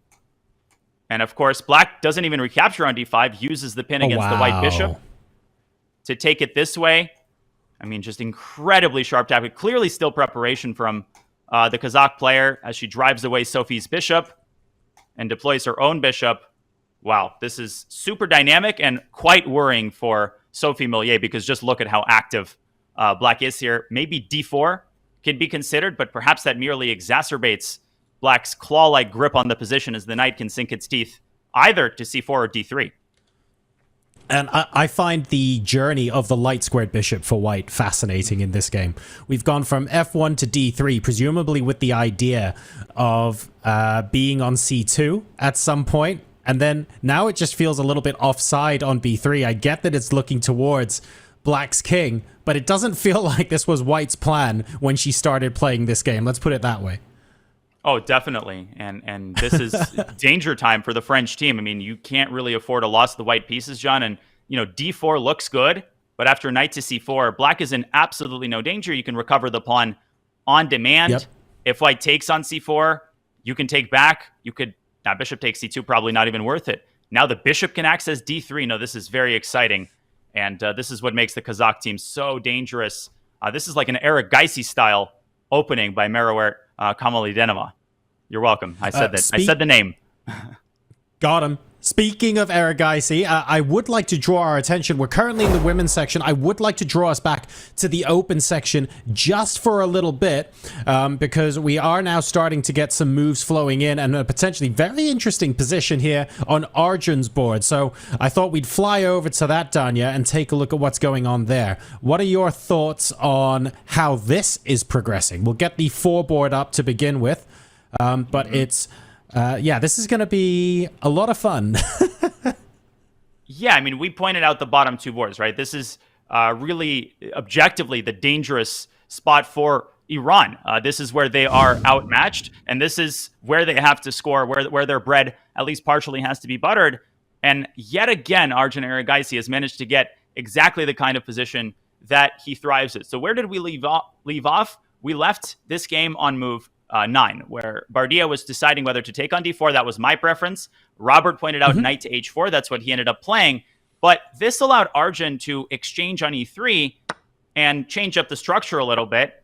Now he brought his knight back to f6 to cover the f-file. Bardia gets his own knight, joins society with knight b5. And this is the current position. Complete chaos on the board. But what worries me here, John, is that if black can find a way to get his king to safety, this d3 pawn, I mean, my mouth is starting to water when I'm looking at bishop e2 ideas and potentially e4. Dineshvar really needs to make this initiative count. So I guess that one of the ways to address that problem, maybe not in the immediate term for white, is to try and remove d3 as a weakness entirely by playing d4 himself. Because after all, black's king is still not castled. Even I'm guessing, and I am guessing here, maybe there are even some lines with the temporary sacrifice of a pawn. It's worth pushing d4 sooner rather than later, because an opportune rook e1 or something like that starts to pile a lot of pressure on the black position. So even though d3 presents as a big target, at the same time, it also feels like black's in a great position if white doesn't do very much and allows black to execute his plan, right? So maybe white can pull something off in the interim. That's a great point. And this is kind of like malicious compliance. Complicious malliance. Yes. Where, you get a $10 ticket and you bring it to the police station and all in pennies. Hey, the weakness on d4, have my pawn, but you're going to have to pay a steep price for it. I think d4 is definitely on Arjun's radar. And probably the reason I would prefer bishop e7, which is probably the most natural move. And now d4, of course, a little bit less effective than it would be against queen to d7, for example. So maybe white can try to get the knight back to c3. I think this is Bardia's, the natural completion of the maneuver. Now Arjun probably will have to go queen d7. And on the surface, I think it may seem that white is doing great because you've kind of put a band-aid over the pawn on d3. But I'm actually not so sure that white's fundamentals are overly sound here. I wouldn't take the knight on d5 because now the pawn can move up to d6, but maybe black could just ignore everything and castle kingside. And eventually, once this knight is smoked out, John, yet again, you're going to have the problem, the long-term problem of this pawn. Allow me to ask the obvious question. When white brings the knight back to c3, it looks suspiciously like the black queen could consider taking straight away, and I'm guessing there are flashing lights all over that kind of move. Malicious compliance. Take my pawn. I will take your minor pieces on the queen side. But Arjun investing 18 minutes on this move. Wow. Welcome to classical chess. This is clearly a critical point to stop and think not just about this individual move, but about where do I want to take this game? Like the questions that will be going through Arjun's head prior to making the move will be things like, what sort of endgame structures am I looking at? What kind of tactics am I potentially exposing myself to if I play something other than Bishop E7? And something other than Bishop E7 has been played. So we briefly put this move on the board. I'm not sure in this order, though, Danya. Queen D7 has appeared. Typical Arjun. He just invites any chaotic position, bring it on. And John, I saw D4 here. You astutely pointed it out. And this is this is where I would stop my calculation. I would be way too terrified, and I'd opt for Bishop E7. But Arjun doesn't win essentially every game by shying away from positions like these. And I think he's going spent for the majority of his time calculating this insane position and probably deciding which way he's going to take on D4. My guess would be with the knight. Now Bardia could slide the queen over to E3. I mean, don't try this at home, folks. Black could lose this with just a single untoward move. But the eval bar seems to support Arjun's decision. Here we go. If D4 happens, we are in for a barn. We are already in for a barn burner. This is going to be so much fun. I imagine a little bit of a sit down and think is going to be required for Bardia here at the end of the day. Maybe even anticipating Bishop E7 and then seeing Queen D7 and going, hang on a second. If my opponent wants to take this on head on, I should really be thinking about exactly what line I'm playing and why. So that is a bit of a think in progress. Let's take a look now. So that's a very important match, of course, Iran versus India. One of the other matchups that is occurring in the tournament hall as things currently stand is France taking on the United States. Now, the US have had a couple of setbacks, I think it's fair to say, in this Olympiad. It's also fair to say they are still one of the best teams in the hall. And France are no pushovers either. They are unbelievably stacked in terms of talent. This could end up being a huge run towards the end of the tournament, towards a medal position for one of these teams. And there are already some pretty fun positions on the board. I'm specifically looking at board 4 personally, because I'm trying to work out what on earth Black's going to do next and what Black's plan is. And I'm struggling just a little bit. There's imbalances all over the place, but there's been a good amount of fight going on pretty much everywhere. Absolutely. First of all, John, I'm glad you transitioned us out of the Bardia game. It was too chaotic, so I'm glad you ran away from it. I apologize. Yeah, I can recuse myself from the commentator chair here, but not before. We'll go back to it. But not before we run toward Aronian's game. I'm also looking at this very dynamic French. Levon Aronian has had quite the whirlwind journey at this Olympiad. He blundered a piece in his first 10 moves in round 1. He managed to win that game, won another dodgy game in round 2, but it's been smooth sailing ever since. And against Greece, he put through a masterful performance on board 4. Here, he has a difficult assignment. Maxime Lagarde, very dangerous young player, always goes for the jugular with 1 E4. And the current position, I mean, do you take on B5? Who's better and why? I have no clue. I just ask the questions. The players answer them.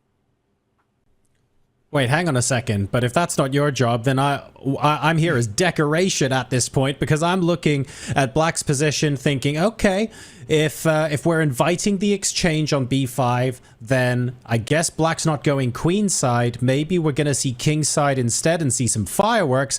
But the lack of a G-pawn is making me go, nah, there's absolutely no way. So perhaps there's a plan sooner rather than later to trade the queens off the board. Maybe starting with a move like, I don't know, Queen C5, and hoping that the king staying in the center could be good. But with that advanced D-pawn, that scares me as well. My biggest question about this position is where on earth the black king ends up. I have no clue. Maybe nowhere. I mean, in these French lines, typically castles to the king side, to the east, is more prevalent because white lacks a dark squared bishop, lacks the machinery to take advantage of some of these weak squares. My instinct, if I was playing an online game, which is mostly the kinds of games that I play nowadays, would be G4. While the black king is still in the center, try to exploit the opportunity and open up the E file.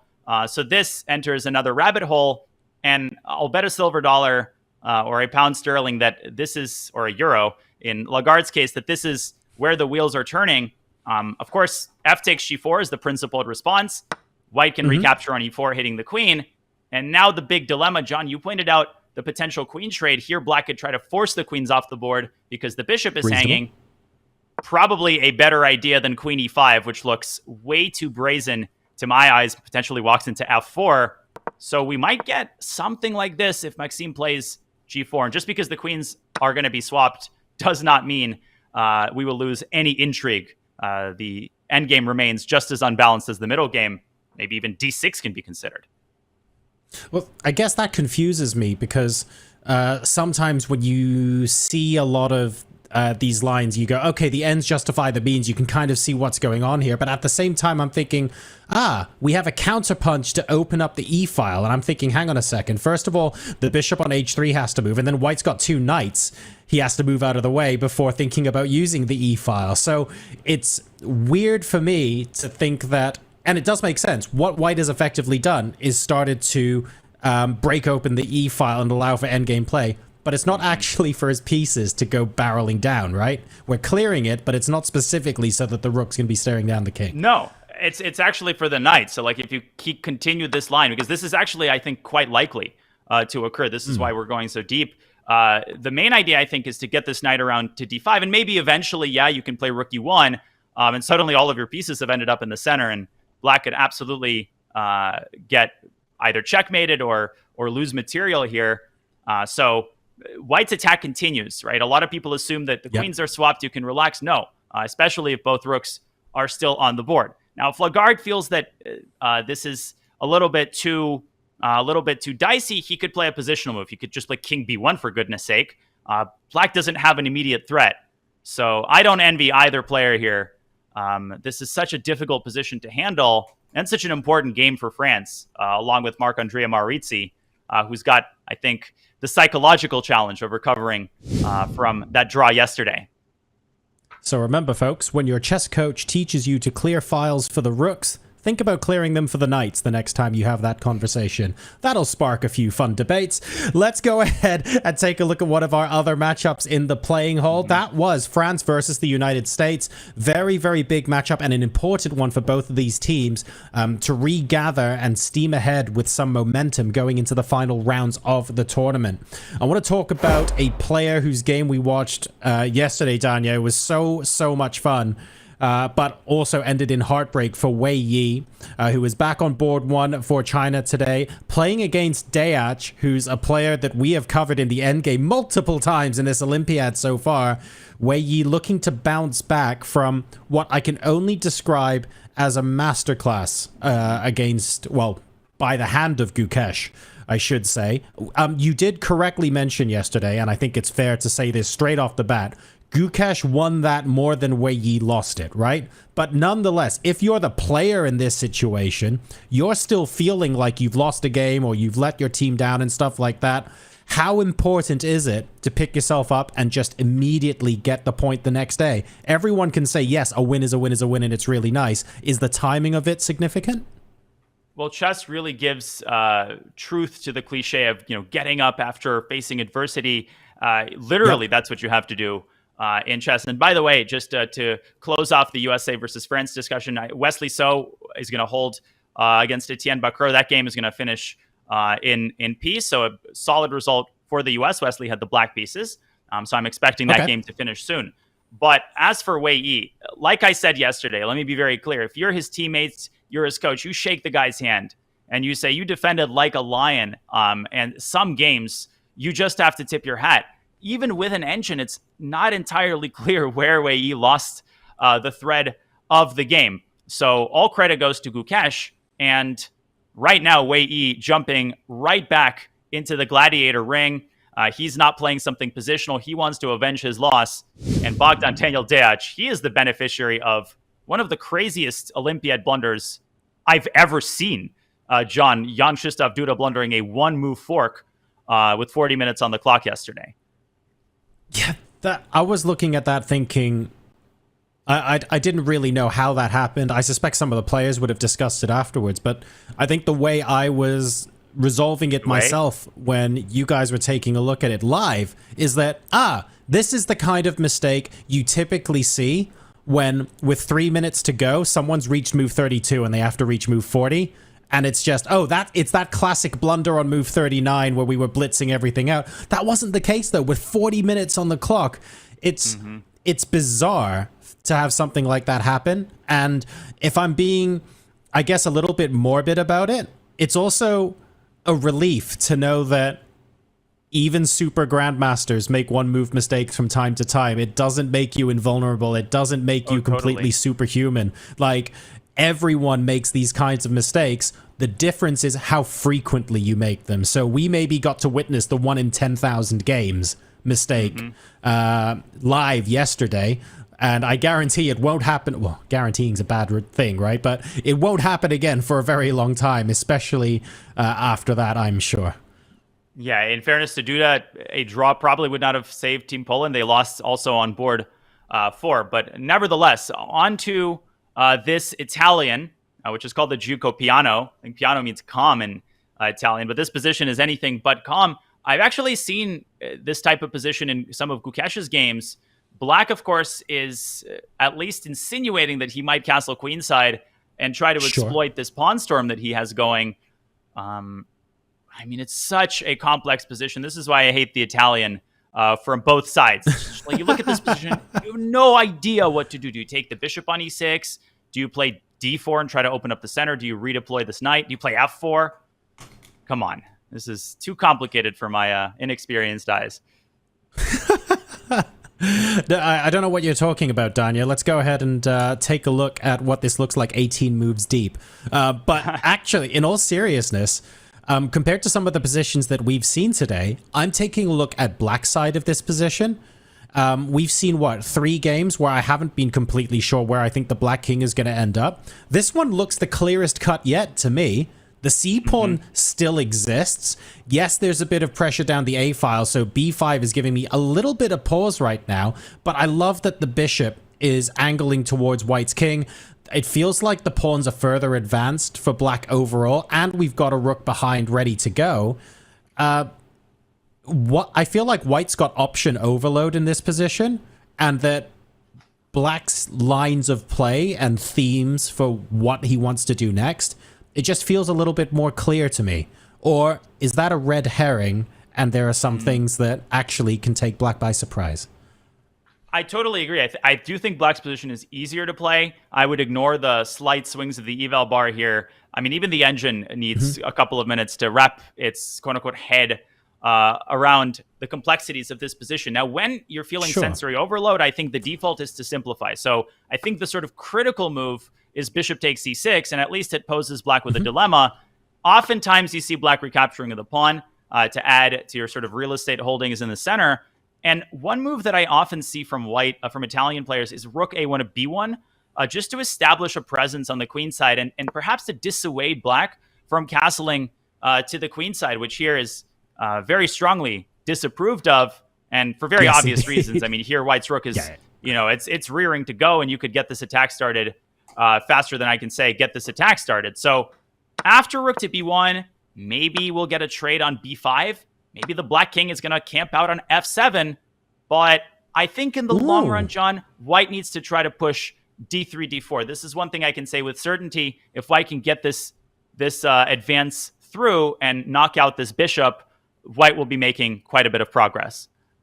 Right, makes sense. Yes, because if the bishop wasn't there, I would almost be tempted to say you can play your knight into b3, offer in exchange, try and get that pawn up to f3, and swing the rook on f1 across to d1 to try and support that pawn push. Obviously, most of what I just spoke about isn't realistically possible because the bishop pins the pawn on f2 and just makes things really, really awkward. There's lots of bishop takes knight possibilities that allow the captures on the h file. I realize the king isn't pinned on that file, folks, but because that knight is pinned, it just represents a lot of tactical scariness for white if that knight were to disappear off the board. So not an easy position to play or think about, but This is going to be fun. I'd love to see the king on f7 without an f-pawn there, just casually sliding onto the semi-open file with a white rook on the other side of it. But what you're saying makes sense. It could end up living there. Yeah, jeez, my head hurts just trying to keep all the various strands of this position sorted. So I can't even imagine what the players are going through. They do have quite a bit of time on this clock. So maybe we'll let this game develop a little bit. We'll see what way he decides.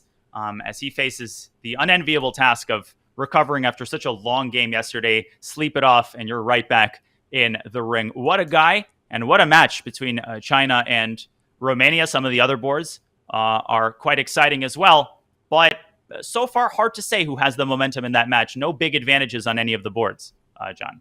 Okay. So the pieces are being shuffled, the weapons are being put into place, but we haven't necessarily yet seen the opening fireworks here. We're still in that maneuvering sort of stage while we figure out who's pressing for a win and who's holding that draw. That was China-Romania. We're going to take a look at as many federations as we can, especially because in the latter half of the broadcast, we're going to be zeroing in on the super important games, and those would end up getting more of our airtime. So while we think about that, I would love to take a look at Serbia versus Uzbekistan. Uzbekistan, of course, the winners in 2022. They have done an absolutely phenomenal job back then of securing the victory. But what they haven't done yet is cement themselves properly on top in 2024. That's an uphill task ahead of them, but one that they could very well be in the running for as long as they're able to get a good result here. Not easy, though, against a team as strong as Serbia. Yeah, that was a great summary, John, as we transition to our bird's eye view. Uzbekistan was off to a shaky start as early as round one. Sindarov was completely lost and had to pull out a draw by miracle. Of course, we're looking at Predke and his rook. We're looking at Indic on the camera. Predke still has not developed any minor pieces. I think we need a debrief on how on earth that is even possible, because at this point it's move 10 and no minor pieces are out, and the rook has made another move. John, what are we? Is this like some new form of the game? Is this how chess will be played in 2144 when we're all living on the planet Musk? Yeah, this is weird, man. I mean, this is, as much as I joke about this coming out of my 1994 prep book, this does look a little bit like, I've just learned the rooks can come out this way. This is bizarre. It's gone to b3 and it's come back as well. So not only are we choosing to move the h-rook to b3, we're actually bringing it back in front of the king now too. That is wild. Board, let me see. This is board number 1. We're going to go to board 3 in just a bit as well, because I get the feeling that the Sindarov game might be worth analyzing in a little bit more detail. What is going on here? I mean, there are other pieces white can move. At the same time, the eval bar is laughing in my face going, yeah, this is perfectly playable. What's the problem? Well, Predke did something that I'm really not a fan of at all. He's worse. I mean, if Sindarov or Abdusatorov, I confused my Noterbecks. Oh, Sindarov's actually Javik here. Confused everybody. Can play e6 and c5. And, you know, the king side is locked up. And that's shocking to me, because if we rewind a little bit, the whole point of white's, you know, rook sally to b3, I thought, was to play g takes h5 and, you know, open up as much space on the king side as possible. This is I was listening to that. That makes a lot of sense. Predke, after spending almost an hour, I mean, he's down a lot on the clock, played g5. And I'm going to be honest, I think this is a really, really bad move. Really bad move. And it's inconsistent with his strategy. And if Noterbeck shuts down the center with e6, I'm liking his position. I mean, probably it's still objectively equal, but look at that f5 square. I mean, Predke better prove the rectitude of his plan in the next couple of moves, because this could go off the rails pretty quickly. I mean, it's already off the rails. Yeah, exactly. There's a chance that we don't have a solid answer to this, but if Predke chose not to play g takes h5 and has gone, he's about 45 minutes down on the clock, choosing to play g5 instead, my natural response is he's clearly seen something else that he thinks would pay even bigger dividends in the long run. Can you see what that might be? Even if it's an error, even if it's misdirected, what is the juicy apple in this position that white thinks he can reach? And to be clear, you know, Predke outrates the commentator by 50 points, so you know, it's easy to drive from the if you want by seat. 850 points, so don't worry about it. Thanks. You saved me, John. But I think that, I think it could be two things. First of all, he might be relying on c2, c4, which maybe he overestimated slightly. But this move just doesn't really accomplish all that much. In fact, I would say it plays into Black's hands by giving Black this very strong post on b4 for the bishop. The other thing is maybe Predke is not really worried about c5 because, you know, he can play a move like knight a3 and try to meet c5 with knight to b5. But the issue is, well, for starters, Black can play bishop takes b5 and eliminate this knight, then get the knight out to c6. And I think maybe he's underestimating just the long-term pressure that Black will exert on his center. But to be clear, you know, g5 is not, it's only a blip on the radar. You know, the engine doesn't think much of this move. I'm just sensing that the trend of the game has turned starkly in Noterbeck's direction. Yeah, it's a fundamental change in direction. Like spending, you know, half an hour, 45 minutes on a move that the engine is okay with is one thing, but it's not about the engine. And to be clear, we don't have the engine on. In fact, I literally don't have the option of looking at an engine. Big sad.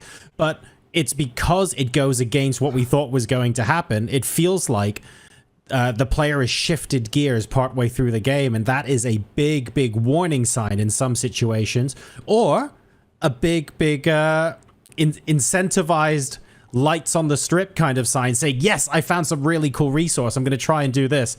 The problem is when that involves a rook that's gone from h1 to h3 to b3 to e3 before any of your minor pieces are developed, that's when the seeds of doubt start going off in my brain, which I think is a fair comment. Yeah, I mean, it's all about the rooks today. Noterbeck Yakuboyev is a rook on h4, but that rook is quite a bit better, and he holds a big advantage, I think, over Alexei Sarana, who, of course, is no stranger to the defensive task. He saved and almost won a difficult position against Van Forest. So still early days, John, in this match. But Uzbekistan, keep an eye on them. They are a dynamo. They're the reigning Olympic champions. So we will come back to the King's Rook attack shortly. I want to take a quick look at board number 3 as well, because there's also a fairly large time disparity here. We've got 38 minutes for Sindarov, playing an hour and 10, which is huge. So it'd be very interesting for me to see what that position looks like and if there are any critical moves that we have to consider that gives either of these players an immediate advantage. Let's go ahead and take a look at how this position came about, but more importantly, where we're going from here. All right, let's take it. Java here. Sindarov is slightly worse in the current position, but I think Indic didn't squeeze as much juice as he could out of what was an excellent opening. If we rewind a couple of moves, our eternally hardworking producer, Bick, informs us that apparently White had a really, really devastating idea.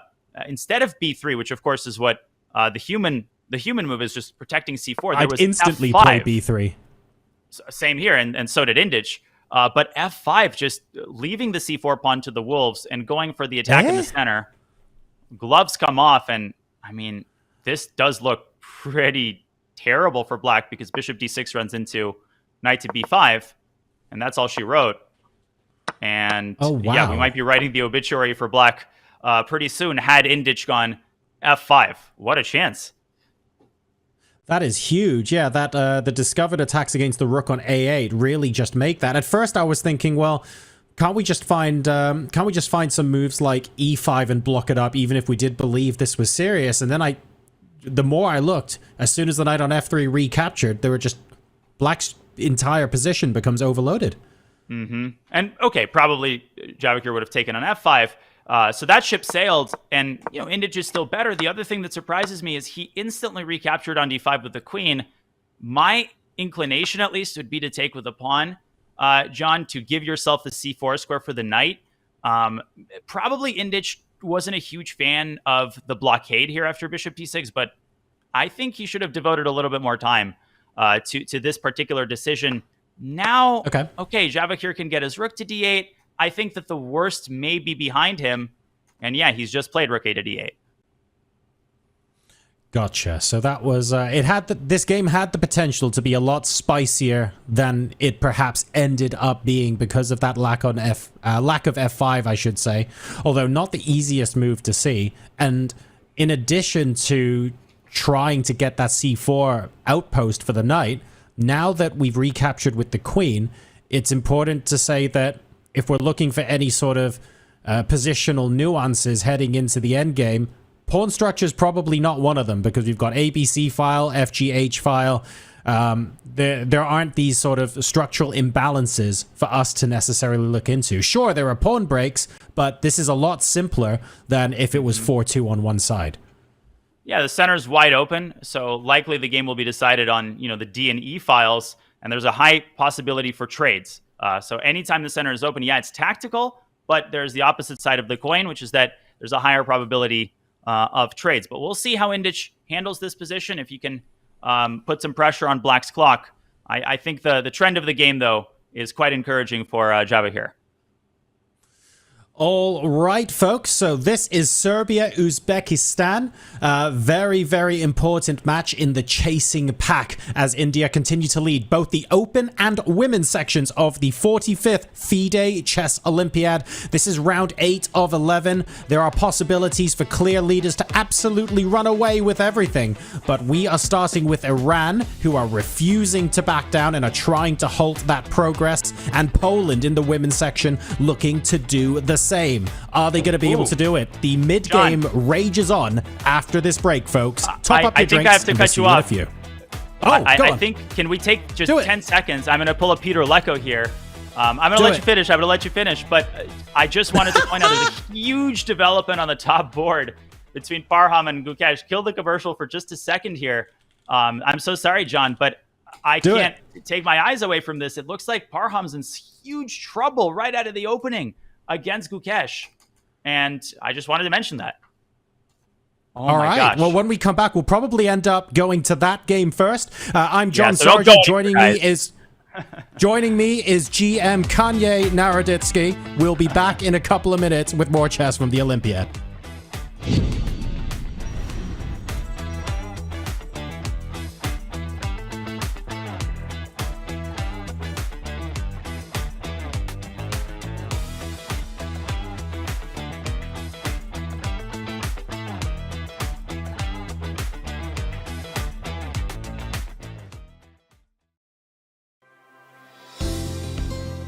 And do you solve puzzle in head? I can think about the moves in my head, but sometimes I do get it wrong. Are you afraid of being wrong? No. That's very important not to be afraid, because that's the way of growth, yeah? Yeah. Do you want to challenge one? I tell you a position, okay? And then you tell me if you can follow it. Yeah. Okay? White king is on b6. White queen is on c4. White pawns are on a5, d5, and h2. Got it? Yeah. So now black. Black has opposite to the white king on b8. Black has a bishop on d4 and has the following pawns: a6, b7, c5, d6. Can you say to me what is the position? White king on b6, white queen on c4, white pawns on a5, d5, h2. Super. Black pawns on a6, b7, c5, and d6. Black bishop on d4 and black king on b8. Correct. Tell me what is the evaluation of this. You have an extra queen, right? Yeah. But it's white to move. We can't move the queen. Because? They're threatening bishop f6 to d8. Excellent. Can you stop it? I think you play queen takes d4. Then I take queen takes d4. And now the pawn race is won by... Yeah. It's okay if you know that queen d4 is not working. What is working? h3. Bishop f6. Queen h4. Bishop h4. So that's stalemate. Stalemate, yeah.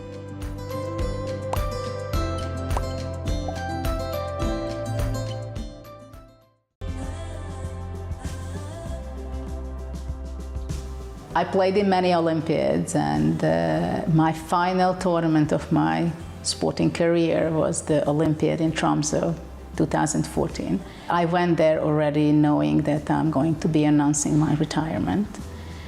It was not at all an overnight decision. I'm not that kind of person, and it wouldn't be responsible at all. So I was looking for an opportunity how to do it the way that I will feel good about it, and also to make the people and the world know that I have other plans in the future. And I somehow wanted to do it in a nice way. So it was a very difficult event for me from this perspective, that I was not sharing it with people, only with my very close friends and, of course, my family. I remember giving the interview. It was exactly on the birthday of my son that it was published. Of course, it was kind of very strange, right? That after 33 years of a career, I started to play chess when I was 5. So chess is like my mother language. And stopped to compete. It was something that I was not afraid of saying this and announcing this. But definitely I knew that I'm going to have a different life. And what was interesting that other players were very surprised, but also couldn't believe it. Like I had a talk with someone discussing that, yeah, I heard it, you're really retiring. I said, yes, I do, I'm serious about it. And then we were chatting for like 5 minutes. And just before saying goodbye, he says, where are you playing next? So it was very much the fact that I was part of the chess community on different events, especially on the biggest events like the Olympiad. But of course, I'm staying around, but I'm not competing anymore.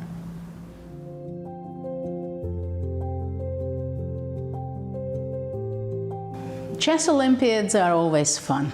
I've been in 10 Olympiads. I was playing for a women's team. I was playing in the open section. I was a captain also, and I was a commentator.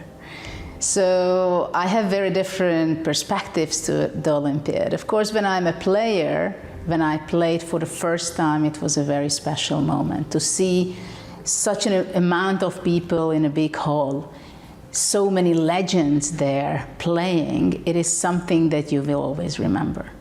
My other most memorable Olympiad, of course, was my last tournament of my career in 2014. So this too was mainly the two end of it. And in between, I had many interesting memories. Maybe I can say that Istanbul, where we didn't win a medal, but we were so close to it. And I played incredible games, which up to today I'm very happy to share with people. And I played different kind of games of tactics, positional, different style. I remember I have a very good feeling there when I was winning one game after another. Of course, little bitterness that came home without a medal. And of course, the first time in 2002, when we won in the open section the silver medal, that was very memorable. So every Olympiad has its charm, stories, ups and downs, and treasured moments.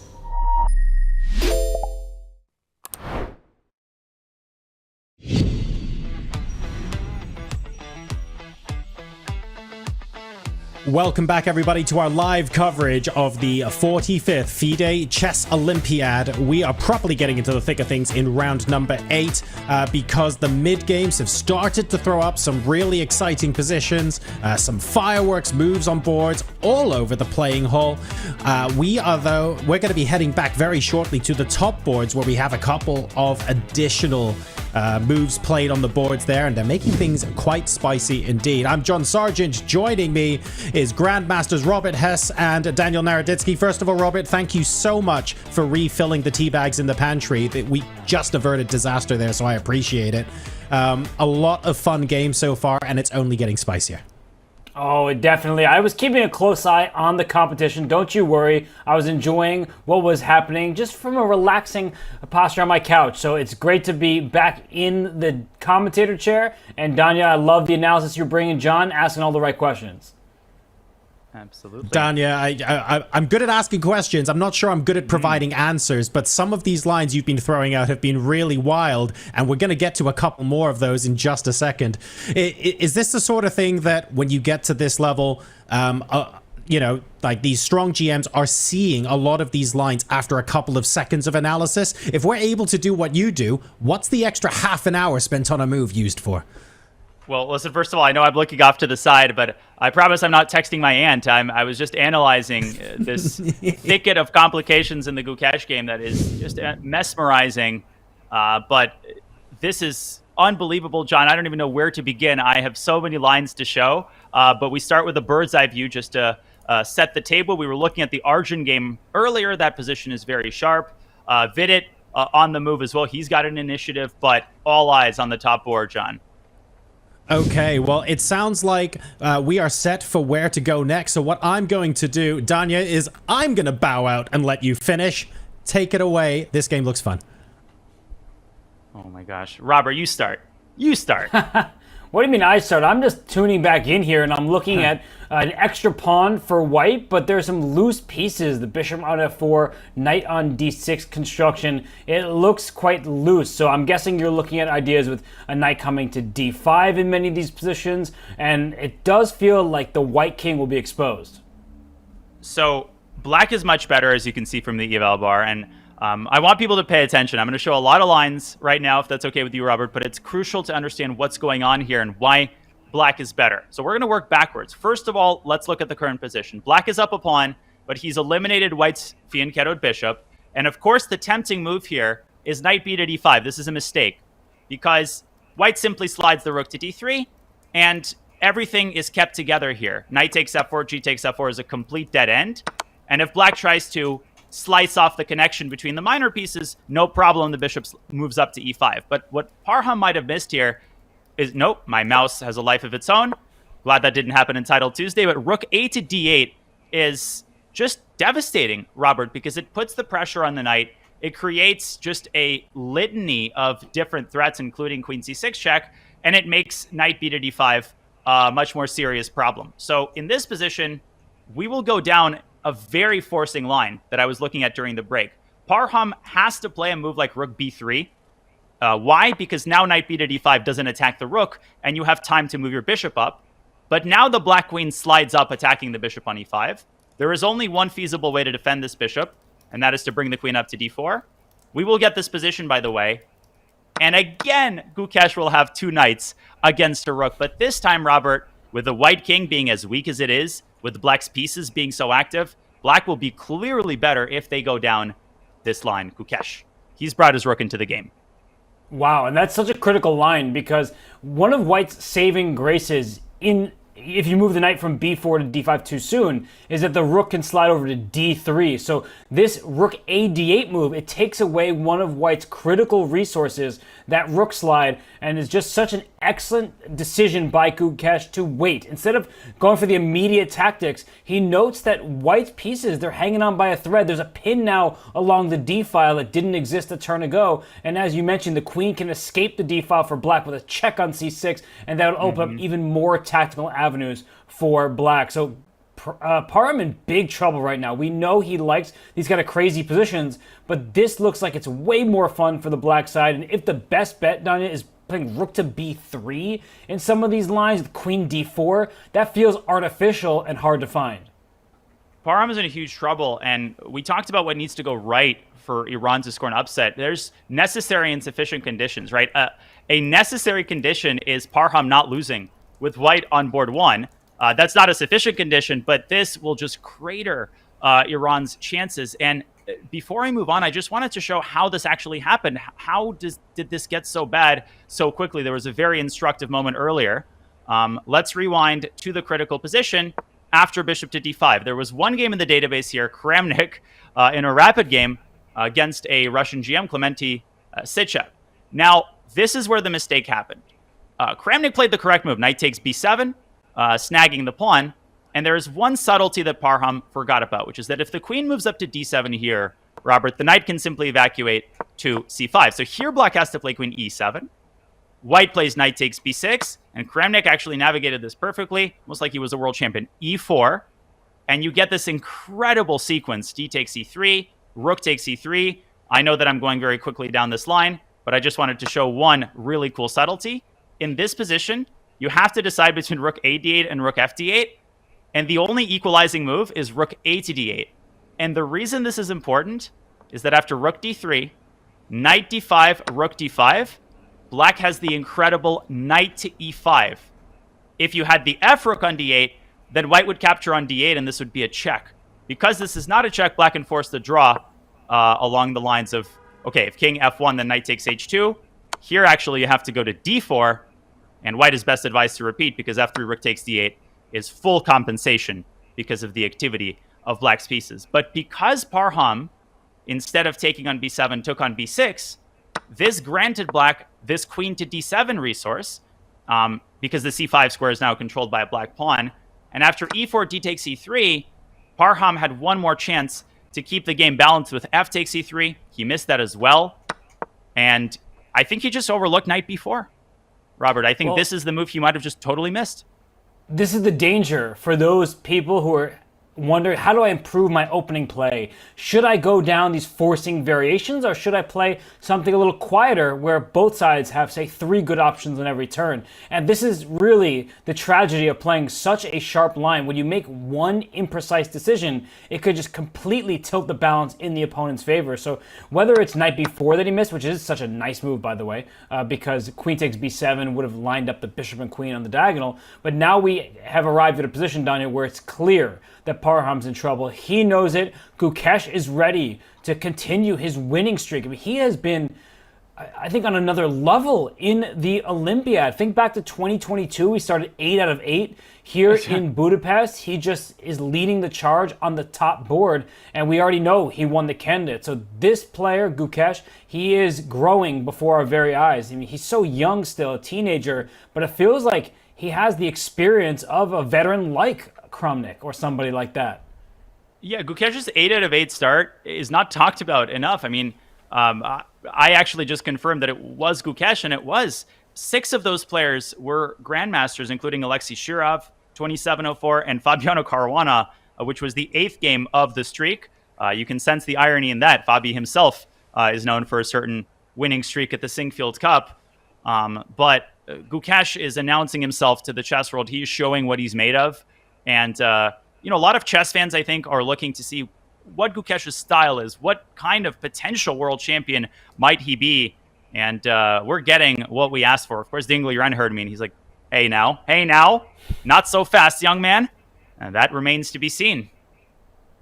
Yeah, the World Championship remains to be seen, but the Olympiad gold medal, that clearly is what India has within their sight. So while Parham figures out this tactical mess, which is better for his opponent from India, why don't we look at the 4-board view here, because every board is of equal importance. If Iran can score a win on, say, board 4, board 3, then they're going to feel confident about their chances. They're not feeling good about what's happening at the top. But if we look at, say, the other boards, Danya, I'm looking at board 4 all the way to the right. That looks like a sharp Sicilian where Vidit, he wants to go on the offensive. And then we also look at board 2. Amin Tabatabai, that position, it seems relatively locked up for the time being. But there are going to be chances for both sides, and I would say that across the remaining 3 boards. Yeah, actually, Amin might have the best chance. You could never predict this, right? Prague plays a Catalan with white, and Amin has the best chances for an advantage of anybody on Team Iran, because I'm very worried for Poyedani on board 4. Again, not because of the eval bar showing equality, but that's an incredibly deceptive evaluation. I actually think he's in serious practical trouble.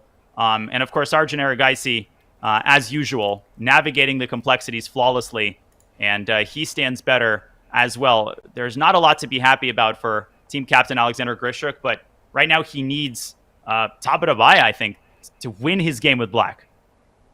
And Amin is up 30 minutes on the clock. That could be very useful. We know how strong Pragananda is in time trouble, but that position remains locked up for the time being. So we, of course, will keep a very close eye on this top matchup between India and Iran. But I think everybody in the playing hall, they in some ways want to avoid a certain team because of their top board. And no, I'm not just talking about Gukesh. I think India is strong from board 1 through even their reserve board with Hari. But I think Norway, if they come back, if they can actually find solid ground beneath their feet, playing against Magnus Carlsen is easy for nobody, and Liam Lei is finding that out firsthand. This is a complicated battle between the world number 1 and the Vietnamese top board, who also is at his peak rating and is the coach of Webster University.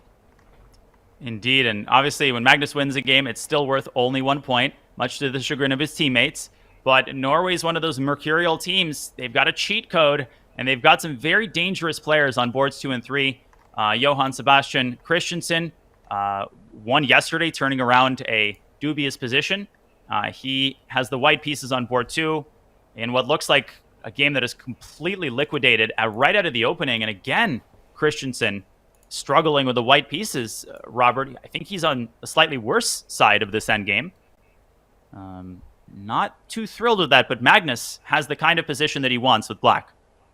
Magnus, we'll dive into that game specifically, but I also want to give a shout out to Frode Erkedal, who is having a great Olympiad just like he did in 2016 when Norway finished in 5th place. But as we look at Magnus's board against Liam Lei here, we see that black is creating this bind with pawns all in these light squares. So white would like to play e4 or g4, but for the time being, that f5 pawn, the d5 pawn, they're all staring in the right direction. And Danya, if white isn't careful, it's white with some of the looser squares. The e3 pawn, that will need to be tended to, and black has some easy follow-ups. Queen f6, rook e7, other rook to e8, and I do think that white needs to be a bit careful here because the pawn breaks are hard to spot for Liam Lei. Very well explained. Just to close off the Erkedal topic, in 2014 he defeated Ivanchuk, back then an unknown international master at the Olympiad. So this guy just plays well in Olympiads, and so does Magnus Carlsen. Yeah, I think black is slightly better. I'm worried about this long-term weakness on e3. And to get a position like this against Le Quang, one of the most solid players, just period, is an achievement that only Magnus is capable of. How does white untangle here? Is knight f4 worthy of consideration? Do you put a rook on e1, or do you seek active counterplay? Well, he's made a move. He answered the question that I was going to find difficult to respond to, but he went rook e1, it looked like. So he's just in a bit of a passive pose. He's just defending preemptively against any pressure on the e-file. But how could you be upset about this position if you're Magnus? The one, I guess, point that you may want to improve is winning chances. It looks like black can just increase the pressure down the e-file, but white's already dealing with that. So Danya, one of the big questions I have about this game is if black can maybe try for a c5 break as well. It's not just with the e-file. If black can open up another avenue, then Magnus may be able to play for more than just a solid slight plus. This is not me talking, but there is a tactics alert. This was not on my radar at all, and I will preface this by saying it doesn't actually change the evaluation that much. So white might have seen it. LPDO, Robert. The rook takes e3. Hello. How about this move? Wow, I thought you were going to say knight e4 check because the bishop was trapped, but this is a nasty find. And how is this just level? I mean, black is stealing a pawn in this position. I know the white king will go back to f2 and it can claim that it's doing okay over there. But how could black not be happy about winning material? Well, I think it might have to do with the e5 square. White quickly kind of unfurls his pieces and perhaps establishes a rook on e5 and a queen on e2, and maybe also queen on c5, which is some consolation. So it's so funny. Magnus actually might be seeing rook e3, and if he doesn't play it, it might be because he saw it and didn't like it. I saw rook a4, I just didn't like it. I thought you were going to say knight e4 check. That's a tactic as well, because if white takes the knight, then after the pawn recaptures, the bishop on d3 is trapped. So that is a way to give a piece to get a piece, but that actually would just be ignored. The white king could step backwards. So I like what you're talking about here, Daniel. Rook takes e3. I mean, if you just do that once more, that does look good for black. You are up a pawn. So what is the downside? Just that there's not enough material remaining? Because Magnus, he grinds out wins from equal positions with even material. How could he not accept a position where he's simply up a pawn? Well, I think it's not so much that this is it. I mean, rook e3 is an advantage for black. Also, rook takes h6 fails to the counter desperado rook takes e2. Very important. I think it's more that the alternative, just putting the queen on f6 is also very tempting, because here you have this long-term plan of doubling on the e-file and trying to win this pawn on your own terms. So Magnus is, I think, just trying to weigh the pros and cons.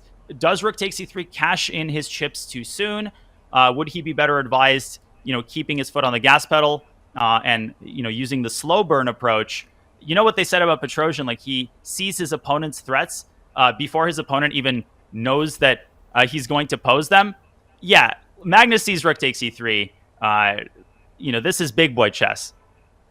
Okay, well, we'll see if Magnus plays it, if he determines that the winning chances there are still quite high, because that is a free pawn. So Magnus, he could put a huge dent in Vietnam's chances to medal. They did just lose to Iran a day ago. If they lose 2 in a row this time to Norway, it's going to be not just an uphill battle, it might be an impossible task for them to medal, as other teams will also secure victory and leapfrog them. So let's leave Magnus to it. It's an important moment. Of course, we will clue everyone in, but there are important moments happening across the various matchups. And if we just zoom out of this game here, there's a very interesting, a very sharp game being played between the Netherlands and Georgia. So for Benjamin Bach, who is a favorite, he's a streamer, people know him as a content creator. Anish Giri may lead from the first board, but I'm looking at the fourth board in that matchup, Danya, because it's very weird. It's not something we typically recommend, but Badur Jabara doing Badur things, and it's bad news for Georgia.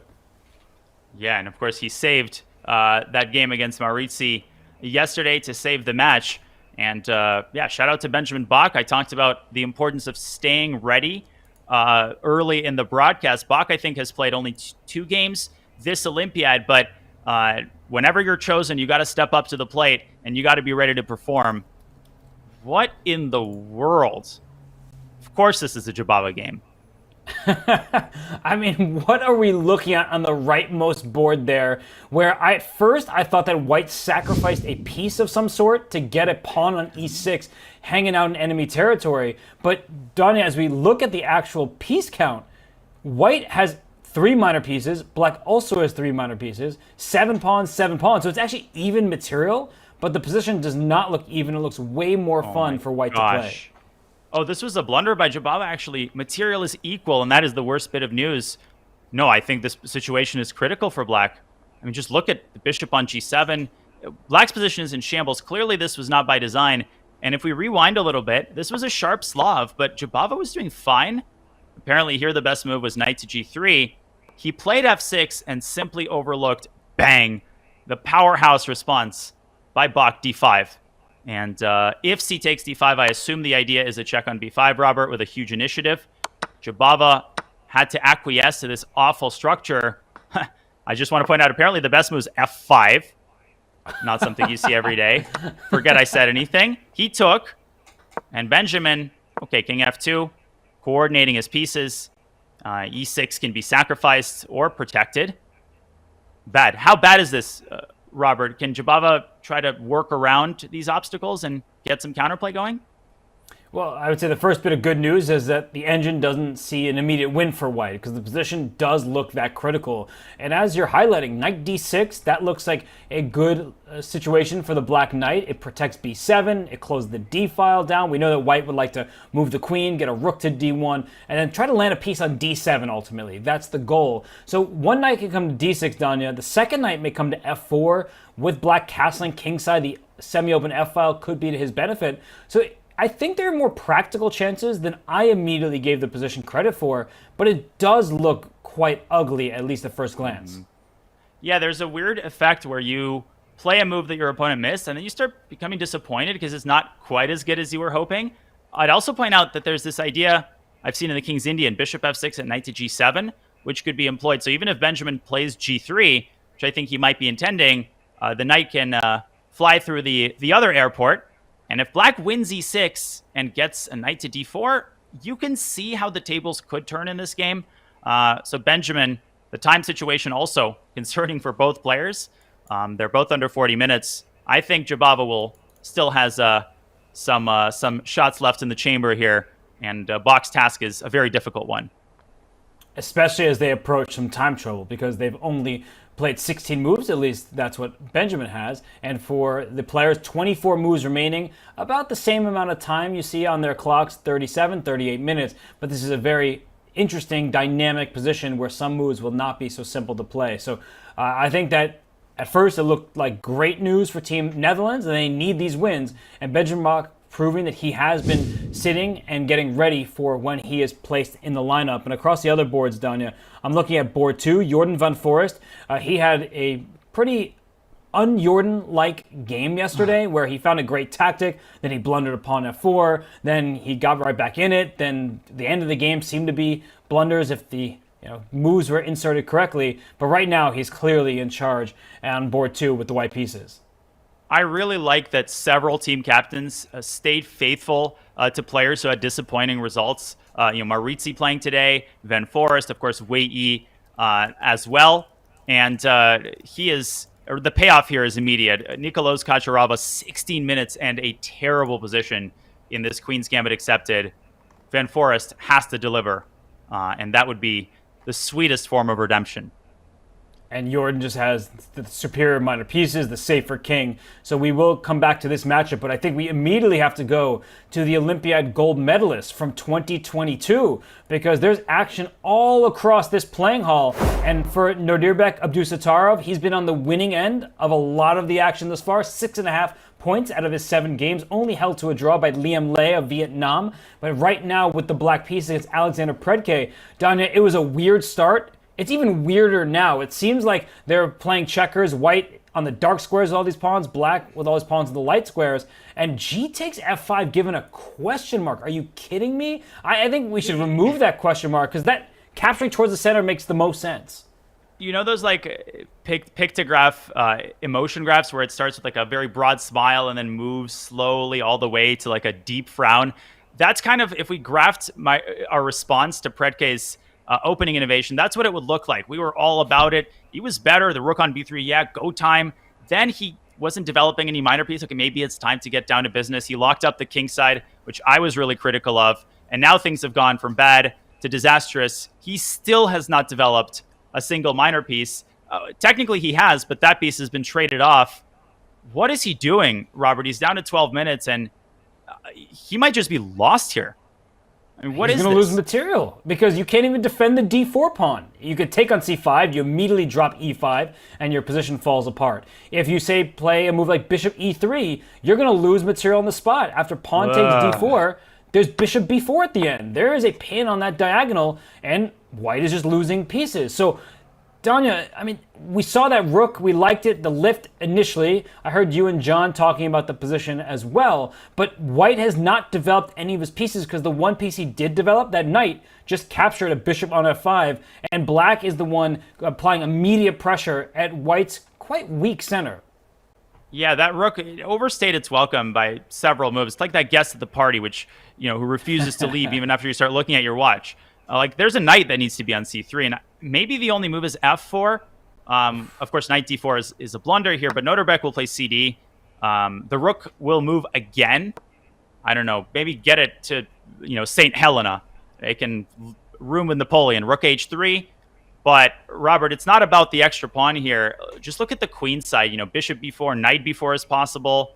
How would you arrange your pieces here with black? How does Nodirbek maximize this chance if we reach a position like this?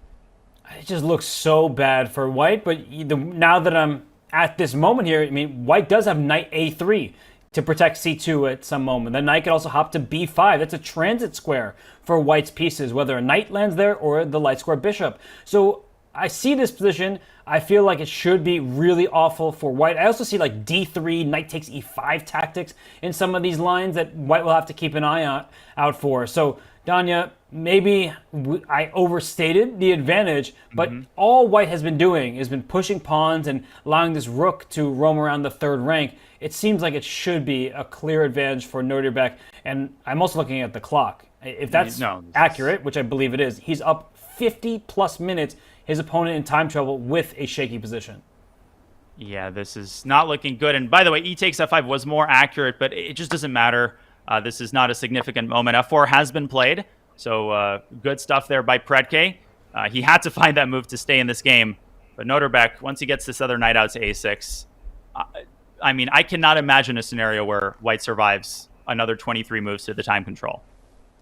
So position is critical, time is of the essence, and Predke does not have much of it as he's made his move. So we'll come back to this one as well. This is a huge matchup for the Uzbek squad against the Serbian team because Uzbekistan would like to obtain glory for a second Olympiad in a row. But a player who is no stranger to success in the Olympiad is Levon Aronian, one of the most successful Olympiad players in history, leading an Armenia squad to 3 separate Olympiad titles. That was unexpected, at least the first time. But then when it happens twice and thrice, you're like, all right, they're for real. That team chemistry is off the charts. John Donaldson, the captain for USA, he wants Levon Aronian to be in his best shape. He's been, I think, plagued by some poor performances in the past. Of course, has suffered some personal tragedy where we do, of course, wish the best for him and his family. And it's been a tough time, but he's having a great time in the Olympiad, Danya. 5.5 out of 6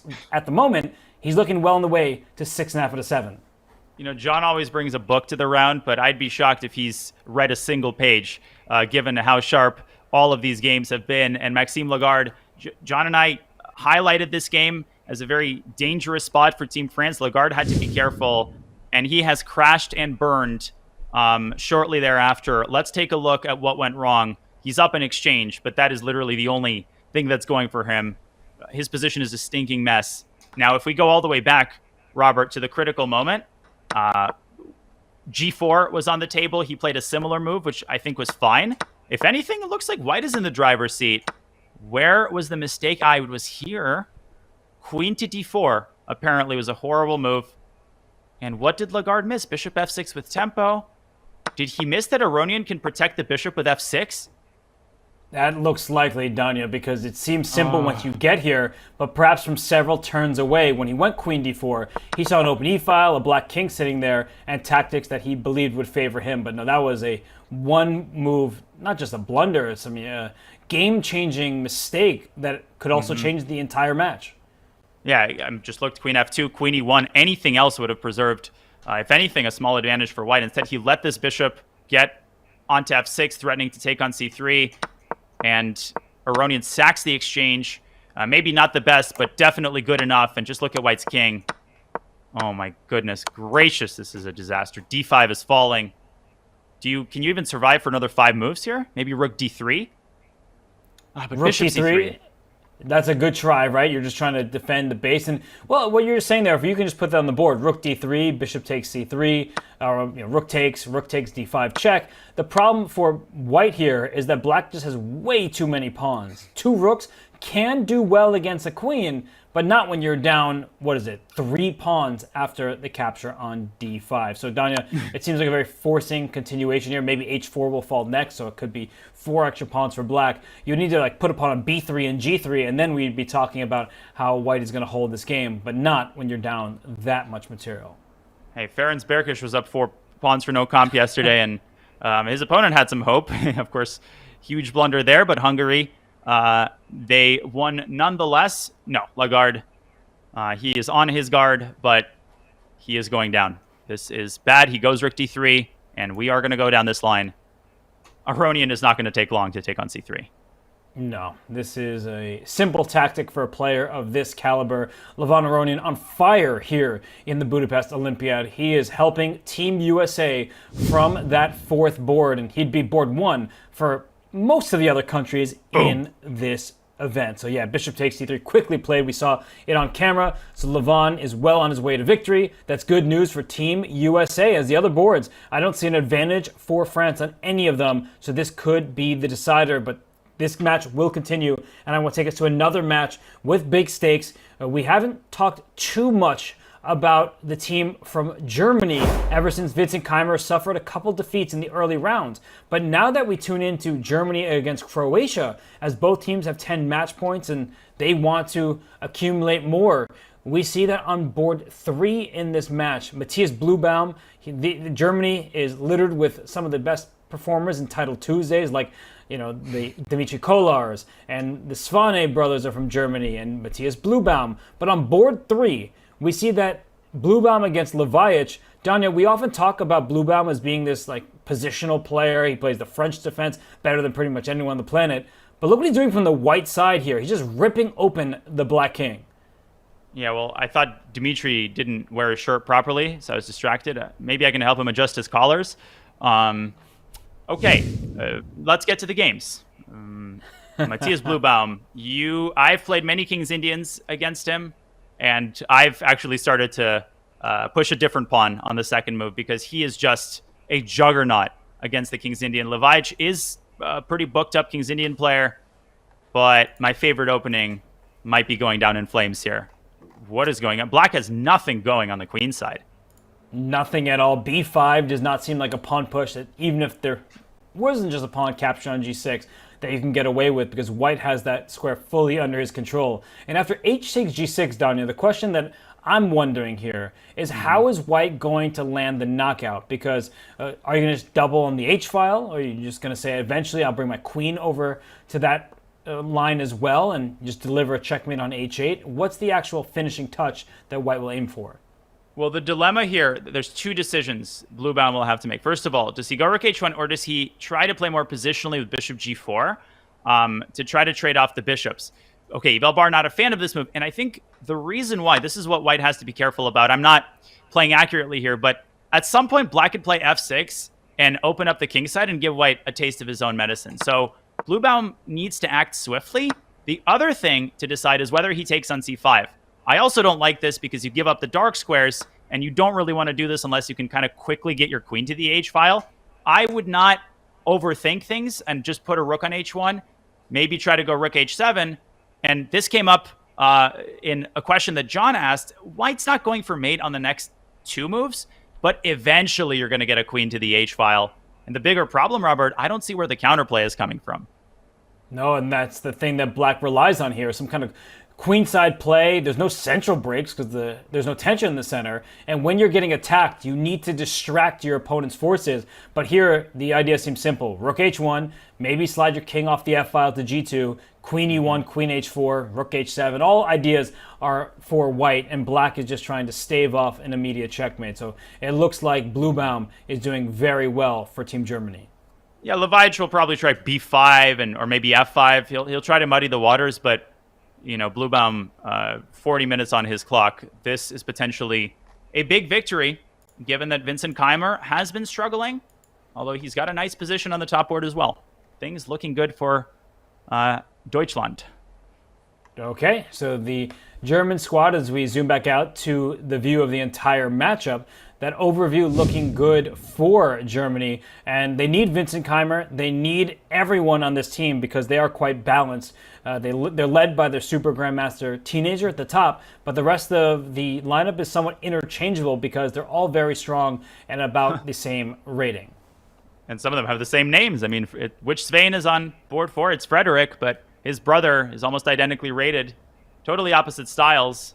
And Robert, a really interesting stat brought to us from Mike Klein. Apparently, Blubaum winning a game in 2016 at the Olympiad is what changed the tiebreak so that the U.S. could win the Olympiad on tiebreaks. I mean, who didn't know that?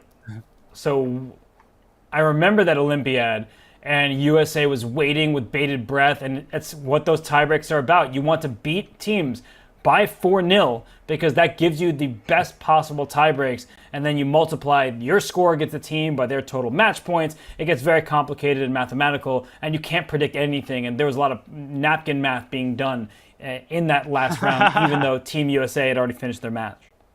Well, I won't dwell on this for too long. We've got games to get to, but I promised some Olympiad stories. 1986, Robert, Dubai Olympiad, one of the craziest finishes of all time, where England and the USSR were going neck and neck. They were first and second with the same score, and it all came down to board points. England puts in the performance of a lifetime. They win 4-0 in the last round.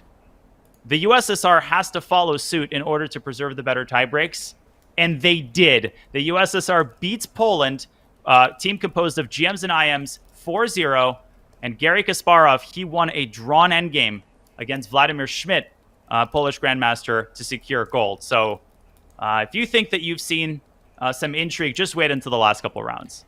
Is that the Olympiad where Schmidt threw his hands up in the air and then emphatically congratulated? How did you know that?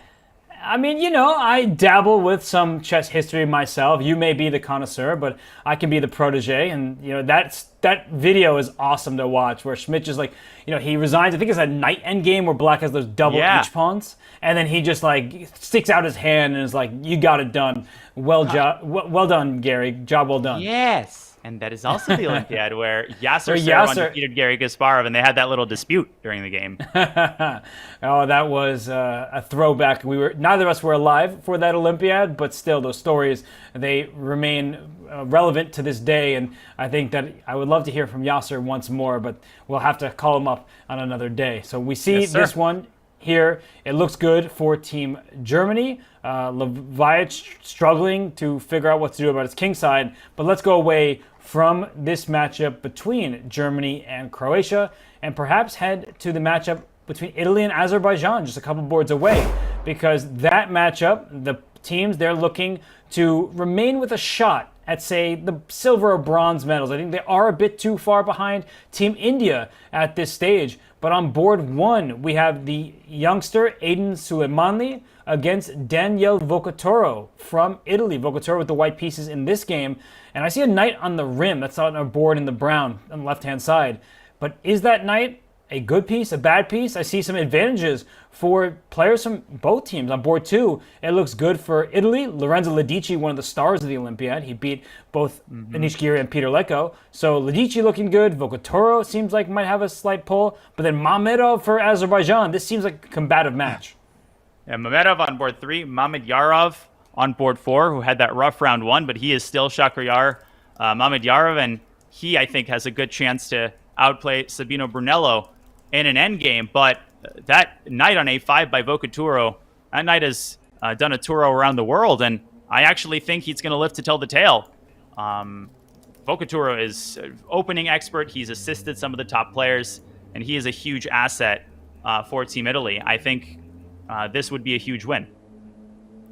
It would be for sure, and we look a little bit more specifically at the position. And there's that blue arrow. I know you didn't draw that, Don. It's saying that this is the only move that keeps white with the healthy advantage. And it's such a natural-looking move. You attack the knight on b4, which is kind of being a pest over there. You protect your knight on d4, which is loose, so bishop takes g2 ideas for black would be available on some lines. I know the bishop 27 is quite loose. So c3, while you're up 30 minutes on the clock, things are looking good for Vocaturo in Italy. And this loses on the spot, just loses a piece because e7 is going to fall at the end. So black has to defend tactically, probably with a move like c5 would be my guess.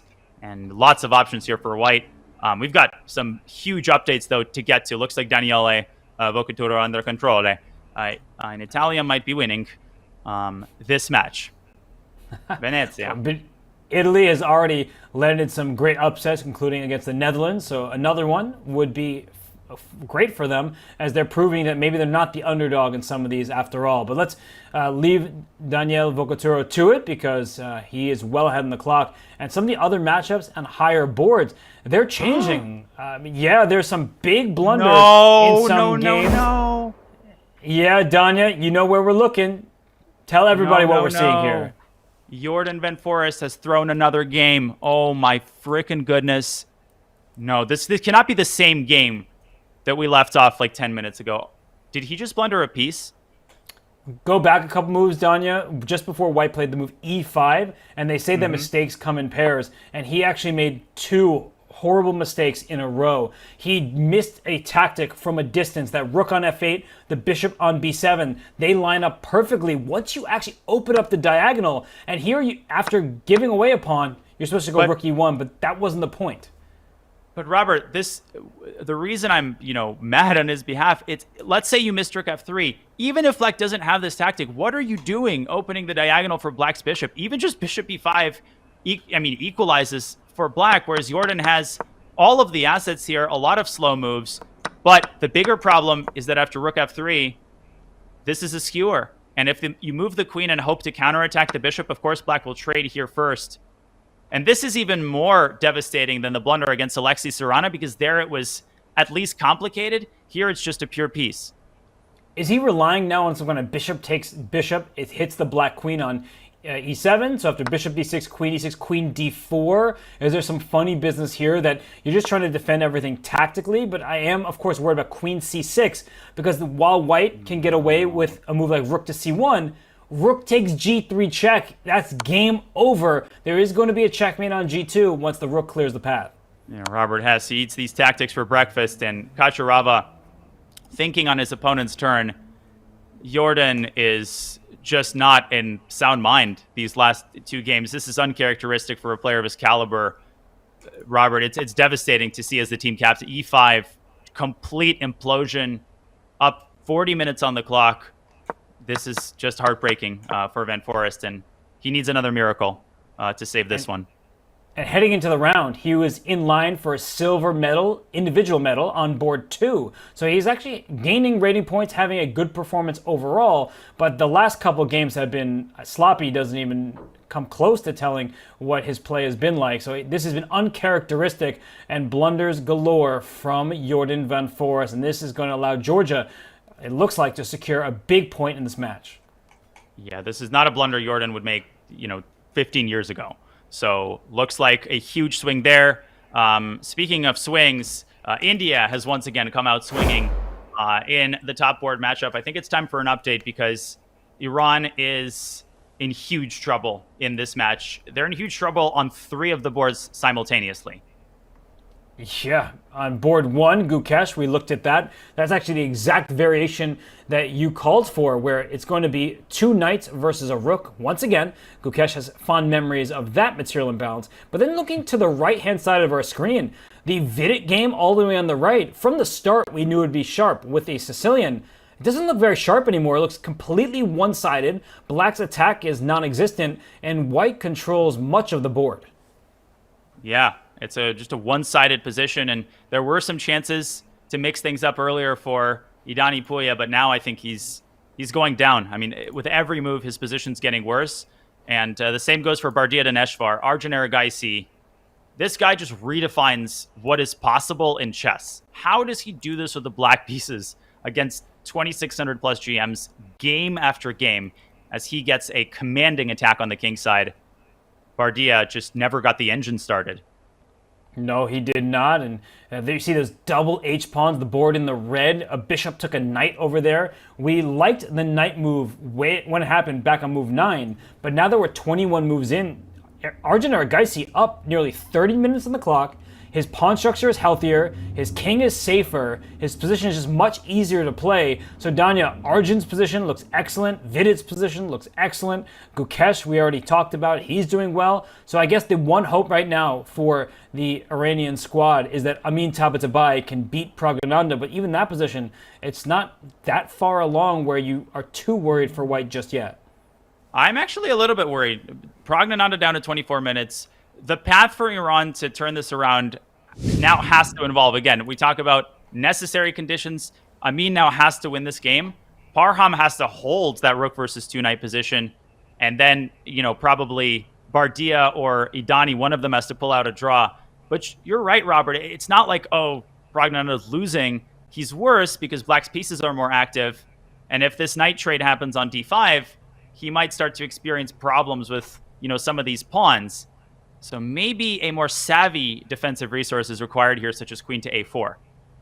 Well, I think I just saw him capture on d5, but queen a4 also looked completely reasonable. But Donnie, I think his idea will be after, say, the queen takes back on d5, rook a to c1, going after black's loose pawn. So both sides have these pawn weaknesses, and I'm with you that black's activity and coordination, plus the fact that white has the double pawns and black controls this open d file, it looks good. But as you're pointing, the rook on d2 is loose, and even if that rook weren't hanging, b7 would then hang, and then c7. So both sides have to deal with weak pawns in the center and on the queen side. Yeah, c7 hanging. We might get a bunch of mutual captures. Yeah, really, rook a c1 is the secret sauce. That move changes a lot. Anyway, how does black keep the advantage here again? Is it perhaps rook d4? Nah, this is lifeless after even queen c5 or queen e7. Do you see maybe f4 can be considered? Reverting to the king side? I guess so, but you have to be very certain about a move like that because c7 drops, the white queen would like to swoop into e7 soon. So this is one of these positions where black will try to play for a win, especially given how his teammates are doing. But if Amin Tabatabai just single-mindedly goes for a win, it could backfire because white is about to get active. Rook c5 in the near future. Pawn to e4 is not out of the complete question, although I wouldn't open up the f-file for the black rooks. So it's just one of these moments where Prague is worse, we know that, but Amin Tabatabai has a lot left to prove. The advantage is not that significant. So while we have a moment as the players are thinking, John, you've been waiting in the wings, you've been looking across the tournament hall for the action. Tell us, John, what are you seeing in this 8th round of the Olympiad? Rook moves. I'm expecting the 34th one to land on our screens at some point soon. We are very comfortably out of my 1994 prep book, but all jokes aside, this is, it's been fun. There's been a little bit more fighting chess than maybe I originally anticipated, which sounds weird because we're in an Olympiad, but I was thinking more along the lines of now that we're settling in and the way things are going from a leaderboard perspective are a little bit more calm. Are we then going to see some more quiet draws? Are we going to see some more, we just need to make a draw with black and focus on winning with white?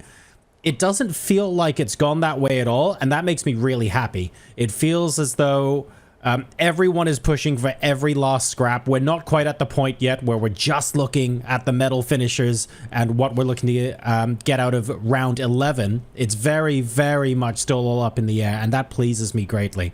One thing I would say about this sort of position is that it's so much more complicated than a typical player necessarily gives. When you have so many major pieces still on the board, it's easy to look at an eval bar. It's easy to look at a couple of lines and go, oh yes, that makes sense. But sometimes understanding the prevailing themes can be a huge trap for the club level chess player, where a couple of moves suddenly means you have to be looking at a completely different set of ideas. And I find it so difficult sometimes to get myself into that sort of mindset. So it's really cool to watch some of these games play out. For sure. And even in this game, you don't always know what trades you want to see. Does black want to get those queens off the board because white's pawn structure is worse, or will that liquidate a little too much and allow white to have an easier defensive task? So big questions to be asked. Even in boards that look a bit one-sided, maybe they won't be so easy. So zooming out a little bit now, this is our 4-board view. There's still plenty of action to talk about here, but some of the action you can actually get involved too.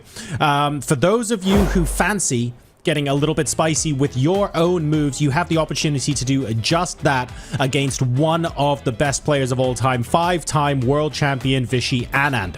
So in order of 25 years since Garry Kasparov's iconic game against the world, legendary GM Viswanathan Anand is volunteered as tribute for the next game. We're going to be playing Vishy versus the world, and you can join in. All you have to do to join the Vote Chess team on chess.com players and creators is use !play Vishy in the chat or visit go.chess.com/play Vishy. And remember, I don't think you need me to say it, bring your A game. That's going to be an awful lot of fun. And of course, with India absolutely doing the rounds here and having a fantastic event, both in the open and women's sections in the 45th FIDE Chess Olympiad, I can think of no better time than to invite you to play some of our amazing games as well. We're going to a short break, folks, and when we come back, all of the action as we start to move out of the middle game on many boards and move to some more technical analysis in the end games. See you in a few.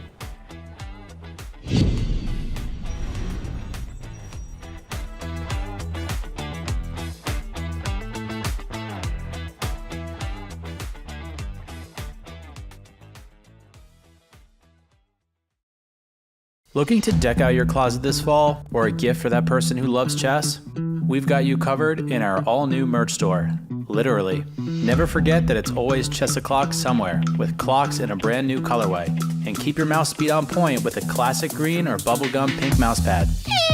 Oh, Middens wants to say something too. She says, check it all out at chess.com/shop. And yeah, you might want to do what Middens says.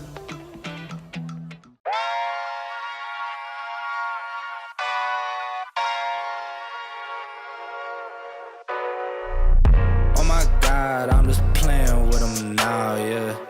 Oh my God, what she saying, say it loud, yeah. I can't respect it, I'm in the gym, but I am not flexing. Came from The woodpecker method, because practice makes perfect.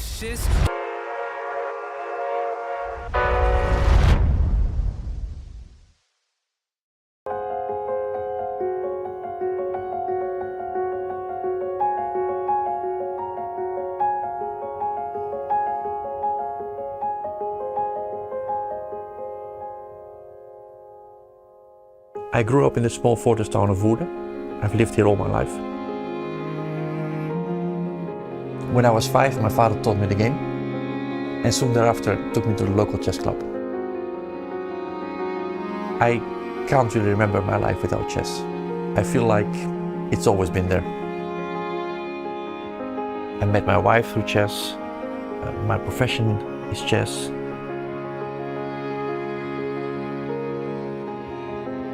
I don't play chess to win. I'm not that competitive. I love how the pieces move. I love the game. I love how everything around me becomes still. When I'm behind the chessboard, time doesn't flow the same way until the clock runs out. In the spring of 2021, time seemed to have run out. I was diagnosed with Hodgkin's disease, which is a form of cancer.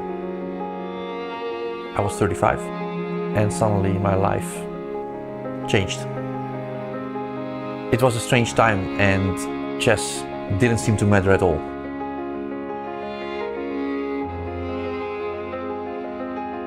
But I was optimistic.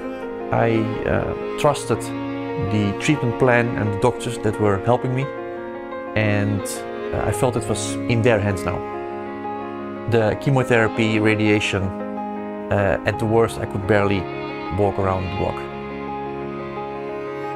That it really puts things in perspective. If I have a bad position now, yeah, I mean, it's no big deal, you know. So maybe in that sense it helps that you have a more of a different kind of attitude to life.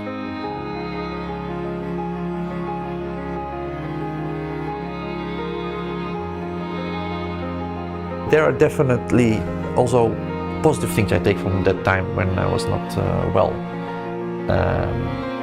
I think it gives you kind of different perspective on life, on everything actually. So it was definitely not only negative.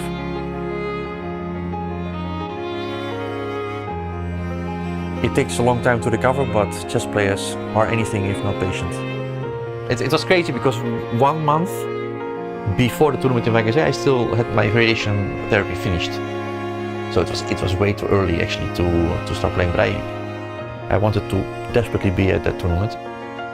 I barely prepared for the games because I was just too tired. I only played the games. I had dinner, went back to my room, slept most of the time. I had put that tournament as a goal. Best tournament I ever played. Then at the end of the year, after 16 failed attempts, I became Dutch champion, and that was really the cherry on the cake.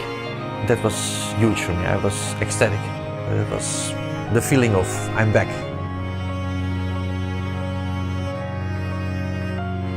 All those failures, all those setbacks, they never seem to matter now. What is important is that I have a lot of chess ahead of me. I always wait for the moment when I wake up and I realize that today I don't really feel like looking at chess, but it just never happens.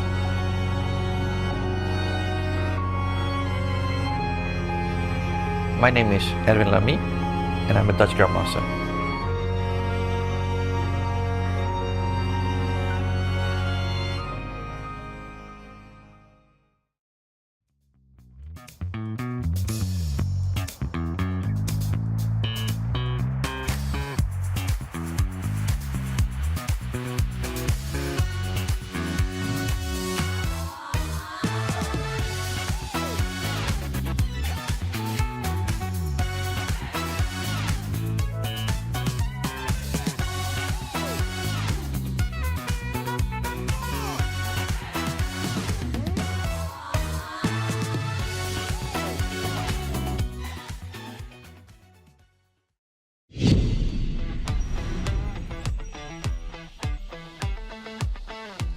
Welcome back, everybody, to our coverage of round 8 of the 45th FIDE Chess Olympiad.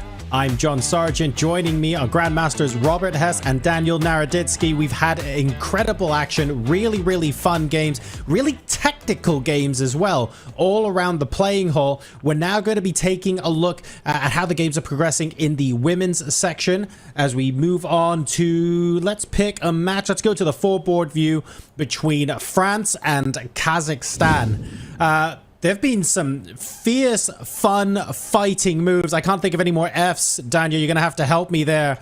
All over the place. But I'm really impressed with the amount of unexpected twists and turns we are seeing, despite so many hours having been passed so far. This is great. A fully formed fight and just a fist fight. Okay, I'm also running out of... I mean, I do know some other F words, but I'll save them for post-commentary. There was a crazy moment just now that we noticed in the break in the game between Norman and Pauline Guichard on board 3. Robert, a knight was blundered and then not captured. Some ghosts were seen, and this was a missed opportunity for Black. Well, seeing ghosts is usually a good thing because it's a great movie starring Patrick Swayze, but in this particular moment, it was not advised from the Black side. Queen b3 is given the double question mark. It's a blunder because the knight on e2 is loose. And Danya, after queen takes knight, queen takes e6 check, I think this is what put fear in Guichard's mind. She's looking at this position. Her king is stuck in the center. Bishop g5 may look scary, but when they're pieces in line with one another and there's something in between them, think what happens when that piece gets out the way. So bishop g5, for instance, may threaten checkmate in 1, but you're actually blundering your queen, because knight f3 check would be the response, and then white loses the queen on e6 and the game with it. So, Danya, I'm guessing this was along the lines of what was missed, because bishop e3, as you're pointing out, that does look like a try for white closing down. It closes down the e-file, but queen c4, right? That just offers a queen trade, and Black has everything put together. And we talked about this yesterday. Sometimes it's easy to say, oh, didn't see the knight was hanging. That's unlikely. As you said, probably she forgot that Black has to lean on, or shall I say, Pauline on this resource with knight f3, because if you don't have this, then bishop g5 works out for white. And a little bit of trusting your opponent, right? It's such a powerful influence that distorts your perception.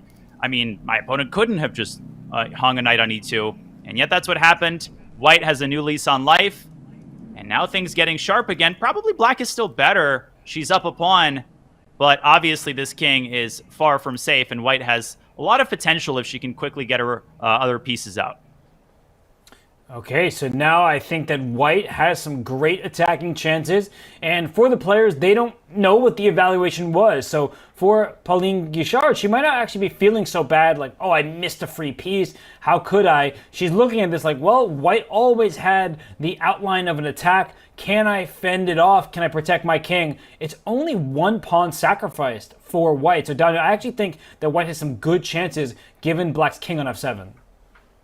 Definitely, and from Pauline's perspective, ignorance is bliss. The worst feeling is when you start analyzing during the game. You look at your score sheet, and you're like, wait a second, I missed a certain resource. I could have won the game. It just, that feeling eats at you, so it's really important. Just leave that for the post-mortem, leave that for the post-tournament analysis. You have to focus on the position in front of you, and with the clock ticking down, I think we're in for a dogfight in this game and in this match. Yeah, this match does look like it's one that's going to come down to the wire. We have seen a number of mistakes throughout this 8th round of the Olympiad. And as we look at the other boards here, look at board 2, Danya. I see a pawn on d6. So that pawn is advancing. And I think that game is turning around because if I'm not mistaken, Black seemed to be doing quite well with a queen situated on e3. But just a couple moments ago, it seems like things have started getting out of hand where that d-pawn started running up the board. Yeah, for Merowert, it was great preparation, and she's still active, but, she spent the last couple of moves stumbling and bumbling around in the center while Sophie Bollier activated her pieces and, got down to business. So if we rewind a little bit, I think things started going wrong here. Knight to c4 would have put the kibosh on White's counterplay. Instead, knight d3 was played, g4, is a really nasty move, forcing black to take on c1. Sophie recaptured, getting rid of that pesky knight. And here, black, of course, has the chance to liquidate with queen takes d4, but hoping to extract more out of the position, black continued to play a pawn down and just didn't have much to show for it. Sophie tucking her king away. What do you see, Robert? No, I'm just looking at this, and I saw the blue arrow appear on the live board. So knight e4 being the only move. That could be a scary move to play, Danya, because if this were a blitz game, black would sacrifice the rook for the knight immediately. There would be no hesitation whatsoever. You're just further exposing the white king. So I get that the evaluation is all the way up for white. It should be a winning position, but in the Olympiad, nerves, the king is open. This is a game that could turn around because white actually has to be very careful with her king being so exposed. Because of this resource, bishop h6. So in this position, again, right, to the concept of things being more complicated than they seem, you actually have to see rook g2. And if you don't see rook g2, then you're very unlikely to play knight e4. But this is exceedingly complex and sharp. But the trend of the game clearly favoring Millie. If she can establish this pawn on d6 and reinforce it, black is going to regret the day that she didn't capture that pawn, because she did have the chance to do that a little bit earlier.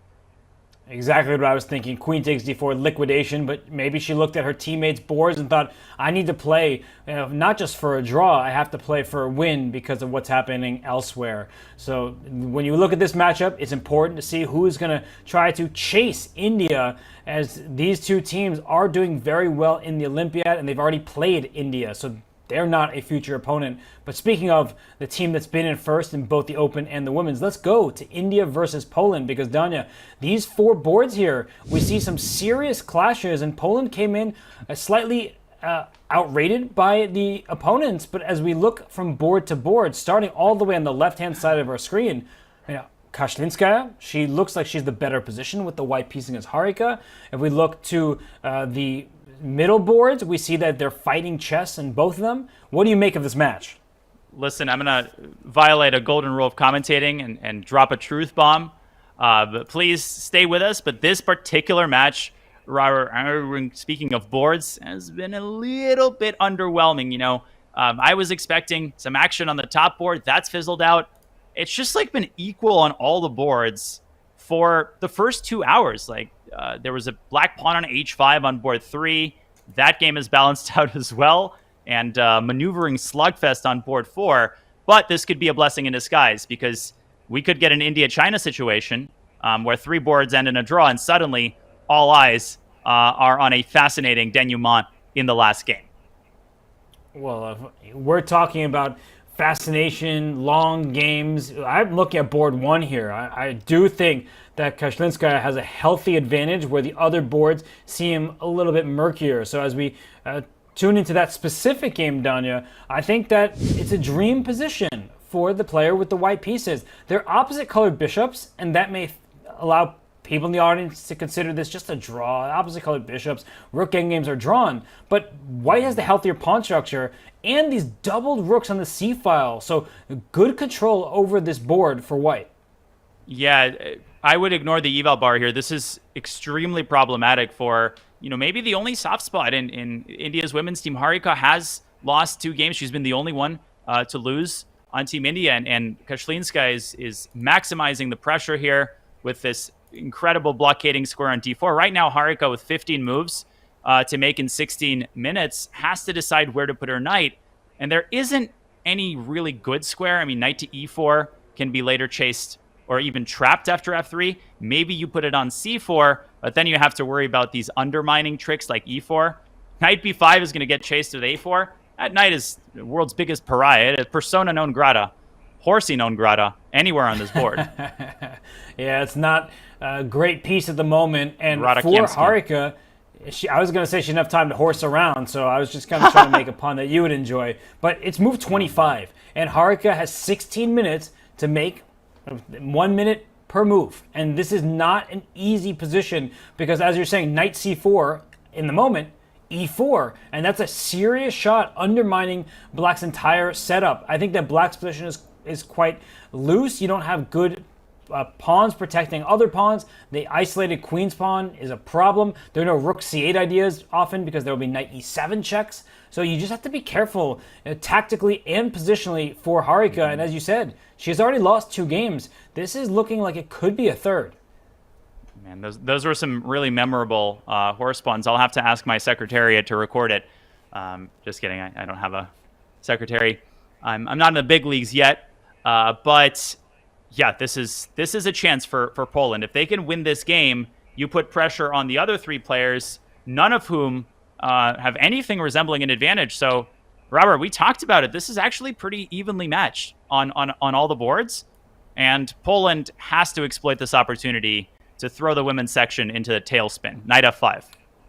And oftentimes in team matches, it's not even about just winning instantly, which of course puts pressure on the opposing team. It's about keeping and nursing an advantage, and that makes the other players nervous because they're no longer just playing their own game. They may have to look and say, okay, the other 2 boards are going to be drawn. Suddenly I need to win to compensate for a potential loss. It's difficult to balance what's just happening in the moment versus what you need to do for the team. India is not in huge danger just yet, but I think the biggest advantage on these 4 boards belongs to Poland. And we are aware that in the open section, there's some pretty major developments in Gukesh's game, but maybe a 20-second update on U.S. versus Uzbekistan is in order. Robert, I'll give you the wheel here because my eyes are just darting from monitor to monitor, from game to game, from tactic to tactic.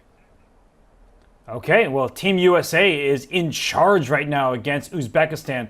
Irina Krush looks like she's about to win in a couple turns because her opponent's king is just getting hunted. It looks like Alice Lee, who's been one of the stars of the entire Olympiad, along with teammate Carissa Yip. Carissa 6.5 out of 7, Alice 5.5 out of 6. But if we look at the board in between those two, I mean, Irina's got a dream position as white. She's also up a pawn, right? She's attacking an exposed black king, and she's given up no material, and she's ahead in material. So this is a disaster for Uzbekistan. Yeah, I mean, anything wins here. And for Irina, sweet redemption after the painful loss yesterday to Elena Danilyam. On the other boards, is there any glimmer of hope for the Uzbekistan women's team? I'm not seeing it. Alice Lee is in charge as well, commanding advantage in the endgame. On board 1, nothing doing for the Uzbek player either. This could be a complete demolition, Robert. I'm seeing like 3-1, 3.5 in the cards here. And even what's happening on board 4 for Anna Zatansky, she just gave a pawn to get that c5 pawn to board on the right-hand side. So USA is looking at a win on board 2 in the near future, and then even as you said, 2 to 3 more wins in this match. It could be a huge opportunity for Team USA to get back in the hunt. Indeed. If they win, if Poland beats India, it's a free-for-all. As Bishop h6, it's a free-for-all against Black's king. This will be another check mark, another feather in Irina Krush's cap as she caps off a series of wins. Looking good for the Americans in both sections. Well, they're playing very well. They're hitting their stride at the right moment. And in this matchup, I don't see a chance back in for Uzbekistan. They've been overperforming. They have a youngster on the top board, but it looks like USA is too strong in this match. Indeed. Yeah, rating ultimately rears its ugly head. Yes, and you give them enough matches, the higher-rated players will get the job done. So Team USA, they are cruising to victory. I also have the corner of my eye. USA tied against Armenia yesterday. It looks like the Armenian top board, Lilit Merkcan, is completely winning against Munkzul from Mongolia. And Munkzul, she's had a great tournament thus far. She has a plus record playing against IMs and GMs on the top board for Mongolia. But unfortunately for her, Merkcan is also having a great Olympiad herself. In fact, if she wins this game, she'll be performing at about 2,600 FIDE. Yeah, I mean, compared to her opponent, Merkcan, it seems like the easiest name to pronounce. But she's just up 8,000 pawns.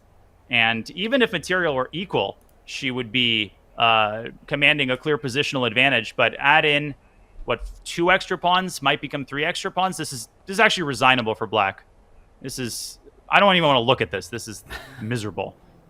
Well, the Mongolian team probably doesn't want to look at it either, because this is a big win for Armenia. They tied USA yesterday. That was a 2-2, a combative split as wins on all 4 boards. And now we see that Armenia wants to keep it up. They've played some of the top teams already, and this could be good for their medal chances. We mentioned Armenia in the Open, a 3-time gold medalist in recent years. The team from the women's section also is very strong, and Alina Danilyan has often led the charge, and now she's slid down to board 3. So Armenia is looking to get the first game in their matchup against Mongolia. Mm-hmm. Armenia always a safe bet. And speaking of safe bets, India in the open section, potentially a safe bet, but they are facing a little bit of adversity. What seemed like a surefire victory may be thrown into question as Gukesh, he's in time pressure, and his game against Parham Maksulu has taken a very unexpected turn as Gukesh tried to squeeze the most out of his advantage and perhaps ended up giving that advantage away. Wow, we see it's still very sharp, and Gukesh down under 10 minutes. And as we look across the 4 boards, Arjun Aragaisi, though, and Vidit Gujrathi, those evaluation bars are all the way down. So perhaps, as we will dive into the Gukesh game in a second, should we first peek at how winning those winning advantages are? Yeah, this is really important, because if you get those 2 games, I mean, Gukesh is not really in any danger of losing. Let's start with board 3, shall we? Oh, I was going to start with board 4, actually, because I thought Black's queen was trapped, but it doesn't matter, as both are so interesting. Look at Black's last move before queen to d5. The queen was trapped on a5 a moment ago, so Black had to give up a bishop for a teeny little pawn on e4 just to free up some space for the queen. Oh, f4 is such a devilish move. And you can't stop a takes. Andrei Volokhin knows all about this situation, and you have no rook moves. You literally know what the threat is. It's like the tank is rolling at you, but you're stuck in quicksand. But very creative defensive resource by Puya. He actually might pick up another piece, but it doesn't matter, Robert. Even a simple primitive move like queen to e3. Wait, no, that's bad. That's terrible, because knight f6 traps the rook. Maybe queen e2. Maybe queen e2. Yeah, leave them space for the rook. Of course, I found a way to E2. throw this in one move. I mean, queen e3 is the most natural, but I would say queen e2 or queen e1, those both hold on, and white should have the upper hand in this game, just the activity. And Black's king is actually in worse shape thanks to this pawn on h6. And now you can go rook e2, e takes d4, and no, G5? not g5 because of queen takes b3. Oh, look at this. I mean, this is how deceptive, the eval bar can be. Suddenly e8 is under control. Wow. So I'm laying out the territory for Mr. Vidit, but he does have a fork on b6. And that's easy to miss, right? You have to keep an eagle eye on both sides of the board. So queen to e1. Robert, that's not an easy move. That is a classy move right there. But if he finds it, I think we can tick this box for India. You know what's funny, Dunya, is after queen e1, e takes d4, quick variation. Is knight b6 still winning for white because the knight can't capture the back rank checkmate? What? It's not? Wow. Is there a tactic again? Queen takes b3 again, I think.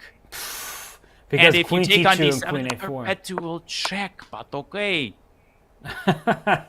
Wow, this game actually shows there's more life to the position, and Vidit does need to be careful. Thankfully for Team India, he has 16 minutes, but he should be able to find his way to victory in this game. We saw some variations where if he plays precisely, he's got this under control, like getting his king to safety. But Danya, while Vidit, he's on the clock. It looks like Arjun Aragaisi, he's in great shape. That's the game you wanted to go to first. So maybe let's tune in here, because Black's king is safe and sound. White's king is wide open. Is this as easy as the evaluation would make it seem? No, I mean, definitely not. Like, when I look at this, I don't immediately think +4. But first of all, 6 minutes for Bardia just to make things even worse. I think he might get checkmated pretty soon here. The reason it's so lost is because White has 0 counterplay, and Black is not even in a hurry. You can just casually, I think, assemble your pieces on the king side. Eventually, you're going to find some way to infiltrate either through f4 or through g6.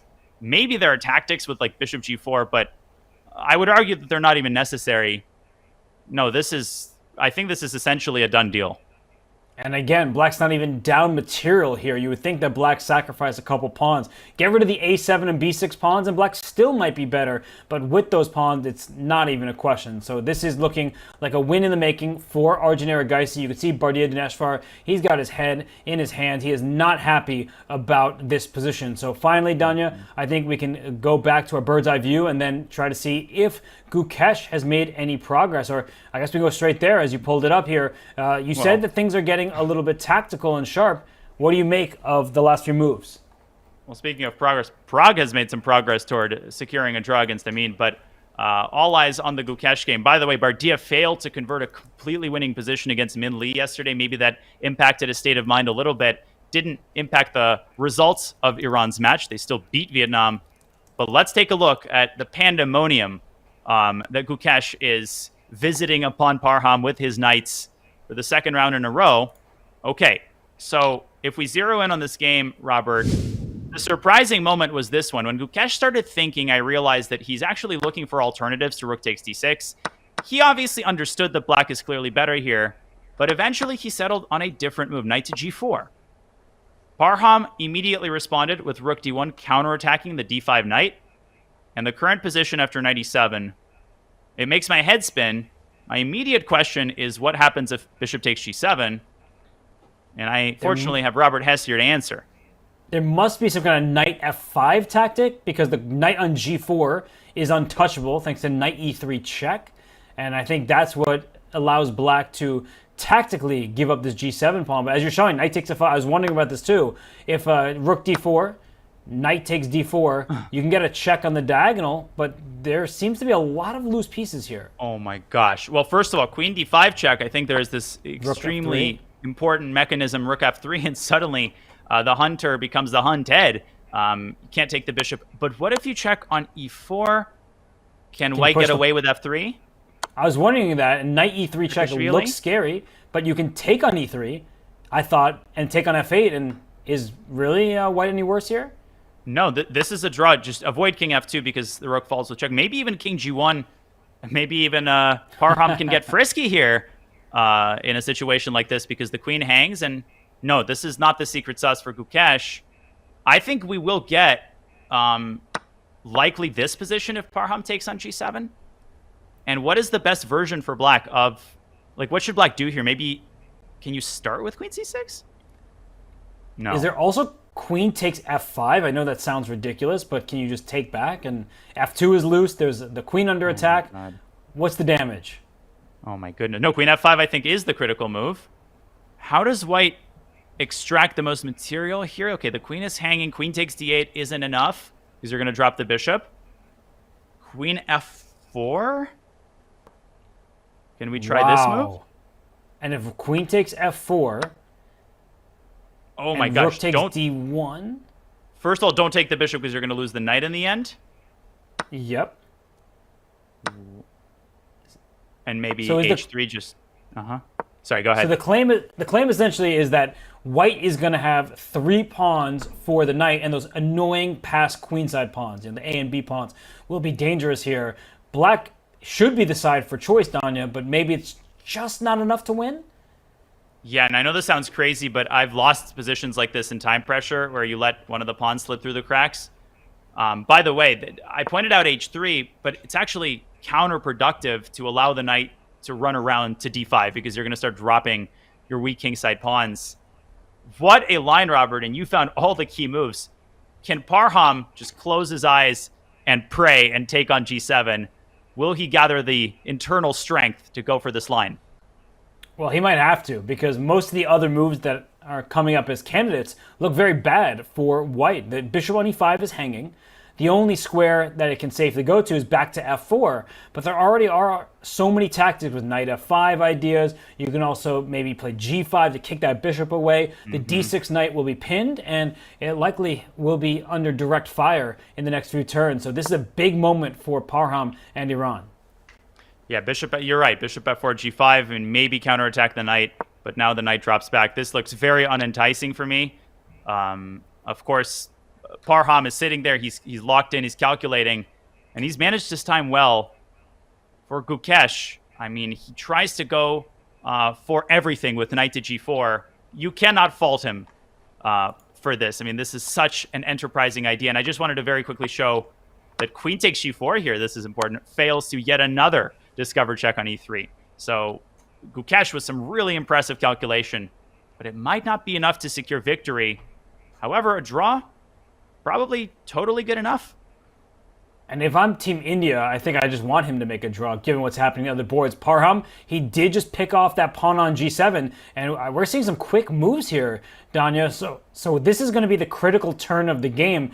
Will we see liquidation where there's not enough material remaining to press for a win? Will Gukesh find the tactics better than Parham does? It's the big question, but ultimately Team India, they can just rely on those bottom two boards. So if Gukesh sees a way out, I think that it might be in India's best strategy to take a draw if one exists and to avoid any serious complications. But I actually think Parham, again, I said he could get frisky. If he feels that he needs to play for a win at all costs, right? Your personal desire has to be subsumed by the team situation.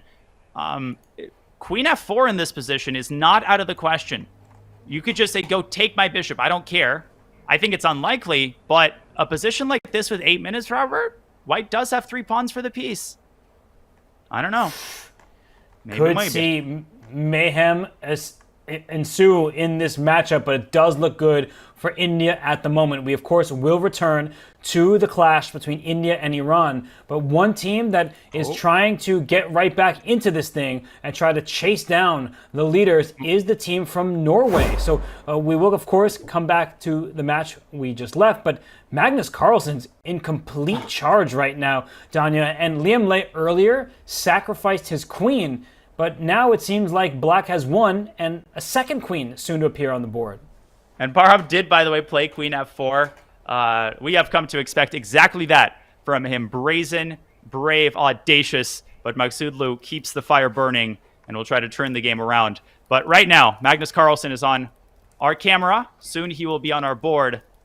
And incredible stuff. Absolutely incredible stuff. This is a masterclass. And Magnus Carlsen is putting the finishing touches on right now. Well, look at the position. White has knight, bishop, and rook for a queen and some pawns, but those pawns are more than dangerous. A3, A2, A1, that is what's going to land here. And Danya, we've been praising Liam Lay, haven't we? Where we've been saying, he beat Ding Liren with black in an endgame. He's been the stalwart for Team Vietnam, but if he's losing with the white pieces, that seems to crumble their hopes. Well, I'm not going to show the last 20 moves, but if we rewind 20 moves, Magnus did, after some deliberation, take on e3, securing the extra pawn, and then navigated the ensuing tactical complexities. Lim Lee, if we scramble a bit forward, he sacrificed his queen for a lot of material, but it's all about the pawns here. You're dropping a bunch of pawns, your pieces are uncoordinated, and despite some heroic tactics that kept the game going, Magnus helped himself to white's entire queenside, and there is one pitfall to avoid. This is insane. Robert, if you play a3, you might expect the eval bar to go all the way up in white's favor. You're losing your queen, but actually black is still better because after king d4, knight takes b2, a2, and black simply grows another head. But why would you ever do this? Just insane that black can blunder his queen and still be better. Why can't I do that in my games? Well, I know I can always rely on you to find those kind of crazy tactical sequences, but for Magnus, you don't want to give up your best pawn just to create a new queen. You want a second queen and deliver a checkmate. So for Magnus here and Team Norway, things are looking good. He just would like to avoid that tactic that you mentioned. Otherwise, it should be smooth sailing for him. But then I look across the other games, Danya. It looks like Minlay on board 3 there with some pull against Ariantari, and then Nguyen for Vietnam on board 2. That's the board in the blue, second from the left. It looks like he is in an even endgame against Johann Sebastian Christensen, and Urkadal had what we thought was a huge advantage. Suddenly he's worse. So Danya, things are turning around. It's not just the Magnus Carlsen show. Norway needs to be careful on the other boards. Yeah, Magnus has it under control. I think he'll just move his queen up to avoid the fork, and that game will last a couple more moves. You're right. I'm looking at Urkadal, who's allowed black to encroach on his queen side and set up some really scary attacking threats, including, the possibility of rook takes b3. So wait a moment. Rook to c7, currently on the board. Black down to 5 minutes, by the way. This is a game, Donnie, that could go out. either way in the next few moves. Now, just really quickly, rook takes b3.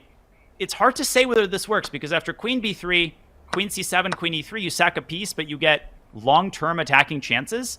I don't think there's mate, though.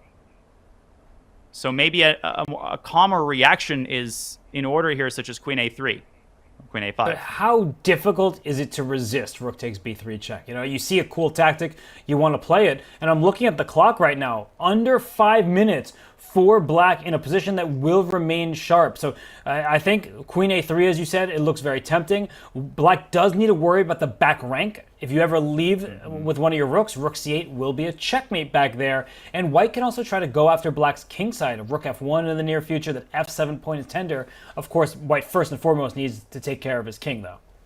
Indeed, and queen a5, that might be the best move because it makes contact with the rook. It creates, the long-term possibility of rook takes b3, and black needs to try to slide this bishop down to d4, and that's yet another can of worms that white has to deal with. But the clock might be the deciding factor here as Frode Urkedal watches his opponent's time tick down. You're right, Magnus will win with the black pieces, and it still might not be enough if Vietnam pulls off the heroics on the other 3 boards.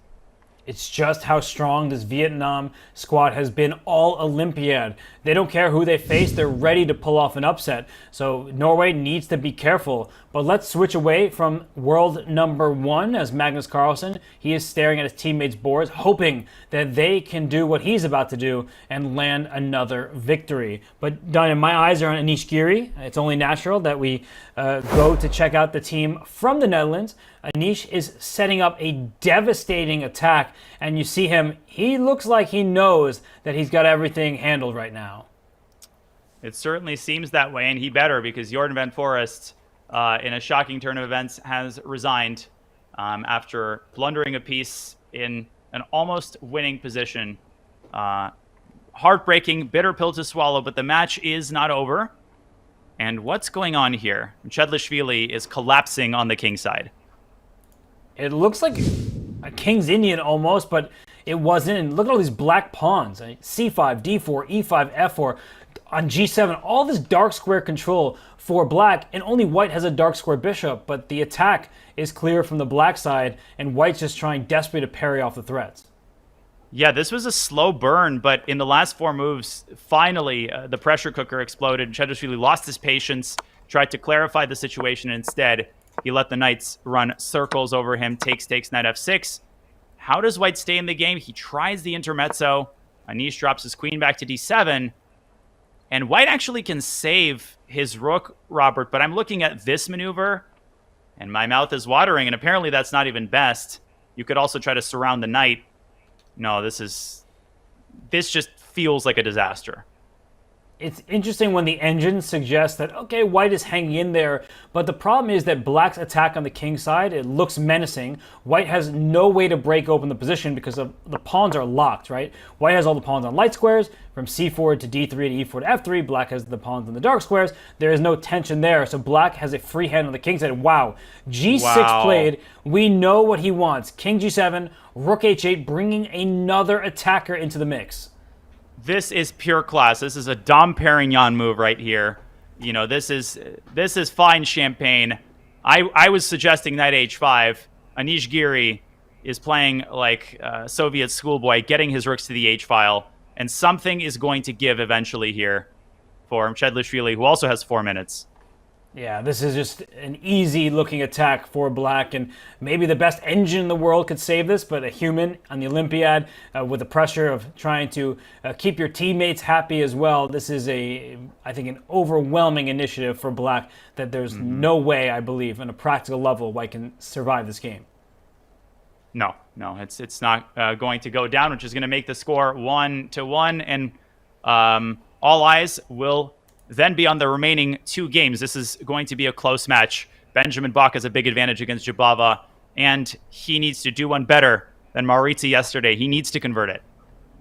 Oof, yeah, that's going to hurt Team France. And right now, you mentioned France. They are currently losing 1-0 to Team USA because of that win by Levon Aronian. Actually, it's 1.5 as soon as I said that, a draw agreed between Wesley So and Etienne Bacrot. So the USA on the verge of beating Team France, and that's a big win for the Americans.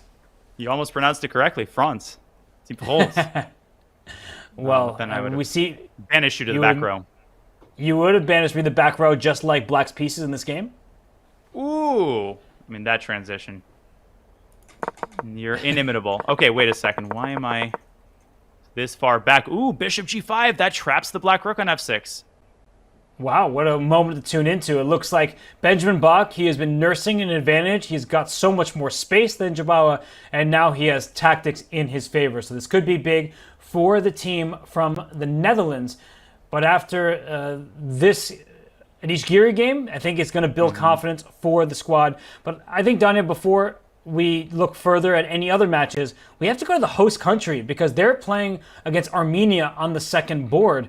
And Team Hungary drew on boards 1 through 3. One board remains, and Benjamin Gladura with the black pieces.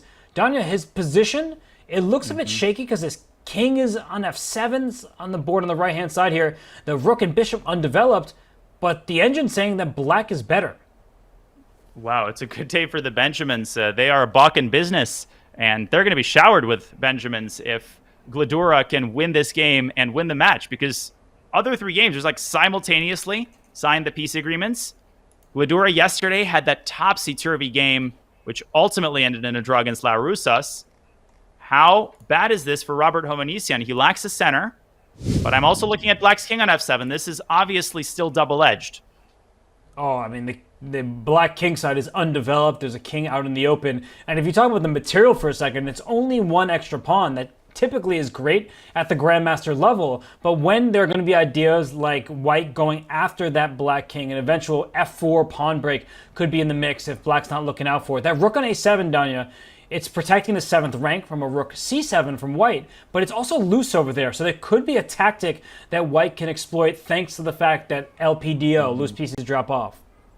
And that is precisely why perhaps rook d7 is the order of the day, and then slowly work your way out of the gates. Try to maybe find the right time to move your knight, push the pawn on d4. But again, black is walking on hot coals here with the king just loosely situated on f7. Time situation, not Robert's friend. He's down to 5 minutes, and this is the deciding game. The other 3 have ended in a draw. Imagine the pressure on both of these players right now. No, Robert Hovhannisyan here, he is feeling that pressure. Down to 5 minutes at the moment, down a pawn on the board. And you can see Gladura, I mean, he is perked up here. He's taking a drink, and he is just looking at this position. Like, those E and D pawns, Danya, they're going to be dangerous. So it's kind of like black is up 2 pawns in the center. White is up a queenside pawn. Would you be tempted to go for b4, b5 if you can for white, just to try to get the pass pawn rolling? Yeah, definitely. If you can establish a pawn on b5, that's another thing for black to worry about. I was also looking at queen f3, but perhaps this just plays into black's hands and encourages rook d7. Maybe there you want to play b4. So definitely a lot of counterplay here for Hovhannisyan, and he's investing a lot of time here. He better make this count because Gladura is counting down his seconds. This is the match, the fate of the match decided by one person, the weight of the world on your shoulders. Who can keep their composure? And for Hungary, playing in front of their crowd, their fans, they would love to get this win because they've already played the team from India. So if Hungary can beat Armenia here, they're actually in great condition to perhaps score a silver or even a gold medal. So big moment right now for Robert Hovhannisyan here. He doesn't know what to do. You see, is that Dejan Boykov in the background?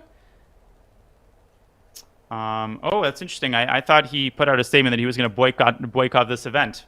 Just kidding. That is Dejan Boykov. Goodness. I think he's the coach of New Zealand, if I'm remembering correctly. So, so many familiar faces, either at the board or captaining other squads.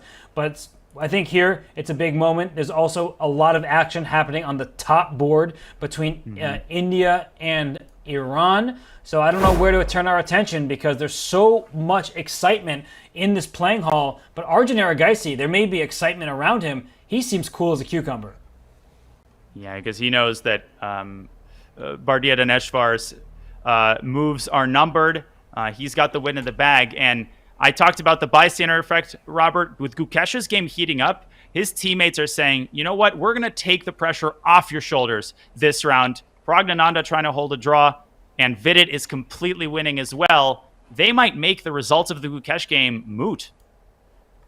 And that Gukesh game is getting spicier, where Parham on the left-hand side of our screen, he has 3 pawns for a minor piece, and both kings are a bit exposed. But I think, as you said, the game all in the right-hand side between Idani and Vidit. Vidit is just in complete control. He has those triple-stack pawns on the b-file, but one of them might become a queen, and maybe if not just one, multiple can. And then I think, as you said, Aragaisi, he is just dominating, and isn't it just going to be checkmate in a few moves? Wait a second. There's a really cool line in the Aragaisi game as Daneshvar drops to a minute. Queen takes f8 can be tried, and it doesn't frickin' help. So in this position, Aragaisi is setting up bishop f3, but white has a resource. White can trade queens, and you still get mated. Whichever rook you put on c7, I think the secret sauce is bishop f3 and rook g1. And it's not so much that you're getting mated, but you're paralyzed, and once you recapture the queen, yeah, rook h1 is not a mate threat, but bishop e2, that threat is going to seal the deal. Watch this happen. And it is a mate threat. h5, g5, pawn to h4. Like, I don't know how white even stops that, because black is going to get a pawn on h4, take away the escape square, and that's checkmate. That's sick. That's a Robert Hess special, and instead rook c7 has been tried. Aragaisi, will he give the check on f3? Or is that impulsive? I think he brought his rook to g1. That looks like it was the move here. Can he play rook takes f1? I was about to ask you the same question. Queen takes c7 or rook takes f1, and then get a queen to replace the queen that's about to be sacrificed. Easy clap, and I'm going to wait for the move to come in. Do both of these moves win? They look very winning, but there could be some tactics against the black king if you're not super careful here, but I do think there are enough defenders. So yeah, I think capturing either on c7 first or on f1 should lead to a relatively straightforward black win. And the most depressing thing, you could even play queen d8 and you're just as winning. So you have a whole menu of options. Arjun, the hammer is up. He's about to bring it down. You know what's coming.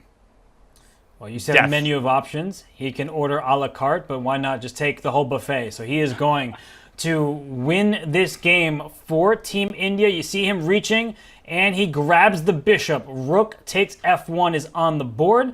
Wouldn't be surprised if Daneshvar just throws in the towel. You can see it on his face. I mean, he's known for a while that he's going to lose. And Arjun Aragaisi is about to inch even closer to 2,800. He is called the Madman. He graces the cover of New in Chess magazine. But right now, he may be donned with a gold medal, maybe 2, in fact, if he can keep up this torrid start. I mean, he is just on a rampage for Team India. A gold medal for the team. That's what he wants more than anything, Danya. But he might win a gold medal individually. And just look at him. He is so calm. Gosh, I mean, maybe Arjun resurrected Henry Ford because he has mastered the assembly line in chess. Just send those GMs to him. And it's like a factory that keeps pumping out defeated GMs. White pieces, black pieces. And in this game, going straight into a very sharp reverse Benoni. It looked a little bit dubious, but this guy is merciless, and he inches closer and closer to 2,800. Arjun Aragaisi, I mean, if you're not a fan of the way that he plays chess, that's a good sign. You need to find another hobby. Please don't find another hobby. Keep watching the Olympiad, and keep watching India churning out wins. This is crushing. Donnie, I've never seen someone so sad to take a queen, but Bardia took the queen on d7, and he just glanced down. He looked at his hand. Yes, it's full with a queen, but unfortunately, black is taking a bishop and rook, and there's resignation. And Arjun Aragaisi strikes first for Team India.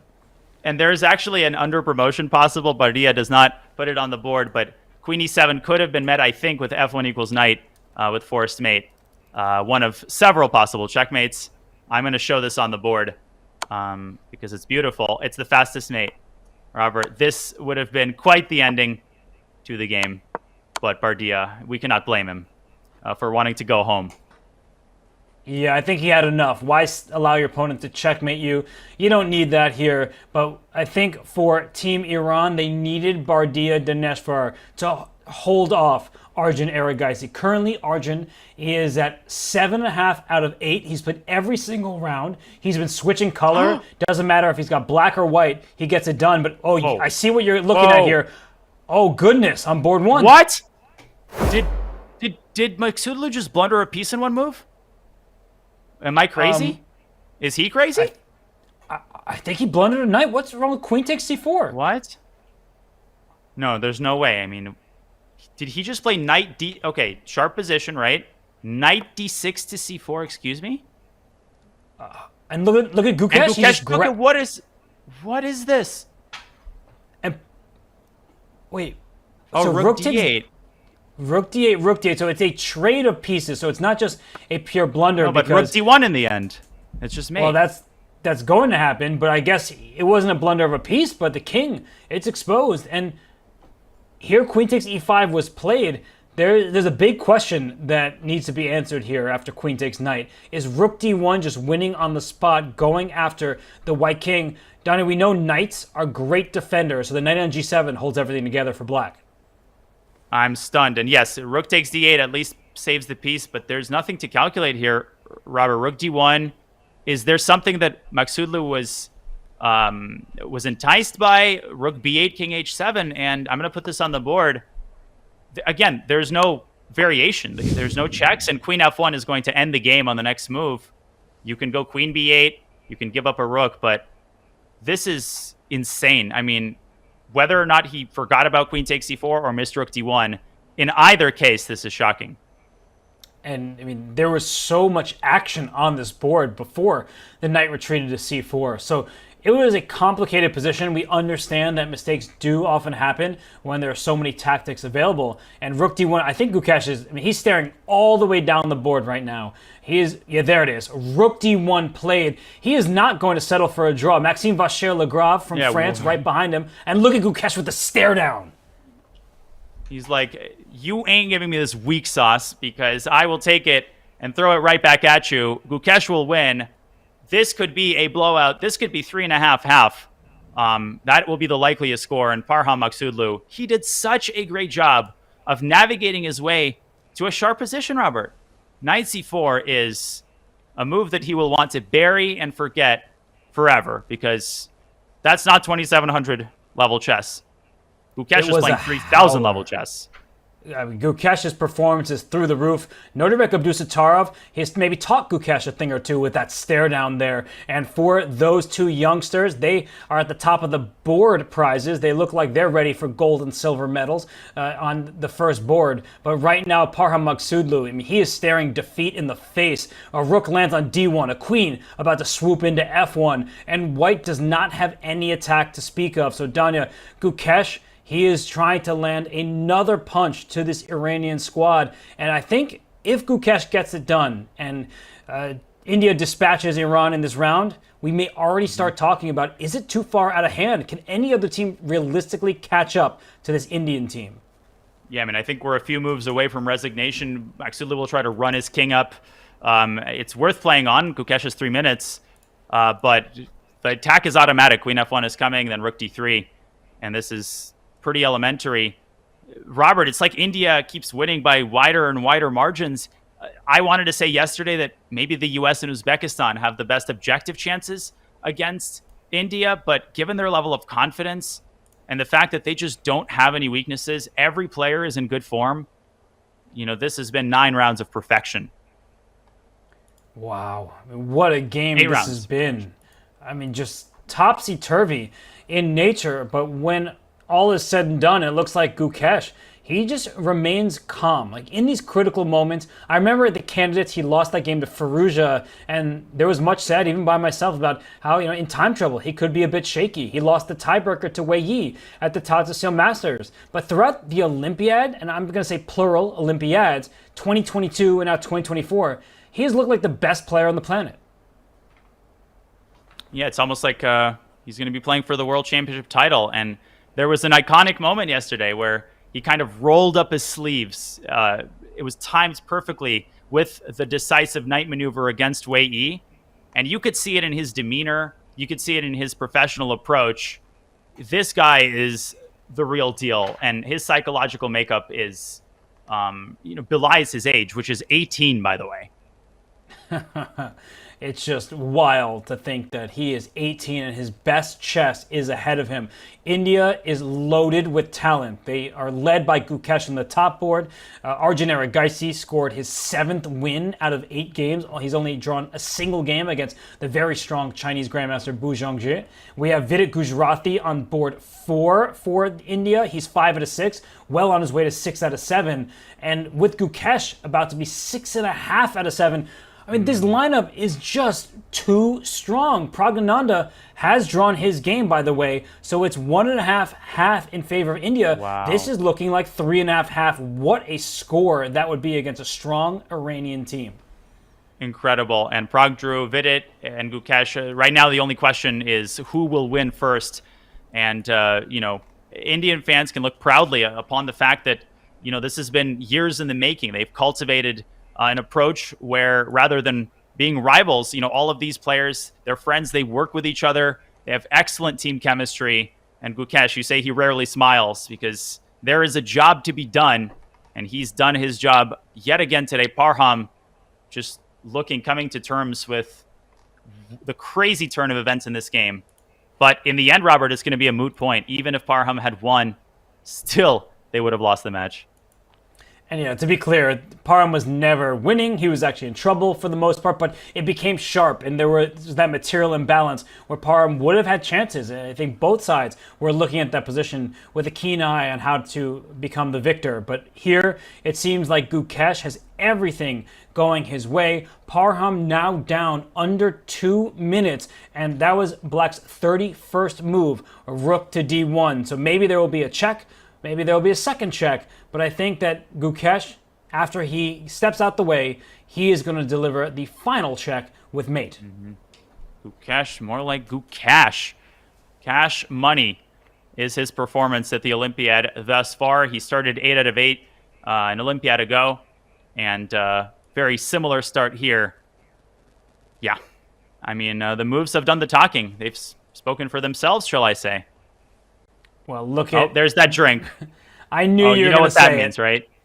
It means he knows that the game is his. And we've been talking about Arjun Erigaisi and his rise. He's nearly 2,800. Gukesh, before this game, 2,780. So with the 4+ points that he will gain from this victory, he's going to be at 2,785. These Indian superstars, they're young. They were... led as a nation by Vishwanathan Anand, who's inspired everybody in his home country. There's a reason why India has all these young superstars. They're investing in their talent. And whether it's Gukesh, Arjun, Praggnanandhaa, we can't forget about the Nihals of the world. There are so many superstars on the rise from India.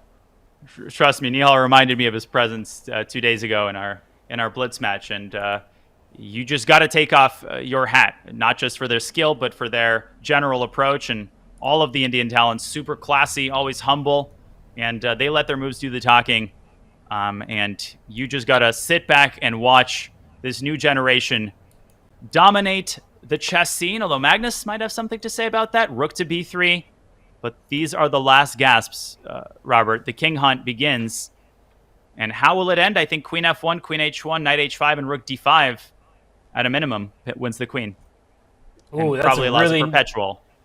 That would be a really nice sequence, if not for, as you said, potential perpetuals. That was a tongue twister. What do you see, Danya? Okay, this is totally irrelevant, but can I show this while we're still on this board? There's a crazy idea. So queen f1 is played, king f3. So this is definitely not the best. I think probably black has a better move here. But I was looking at knight h5 and rook d5.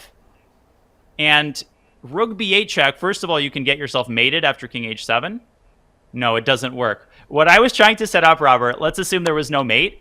Black wins here with an incredible move, knight g7.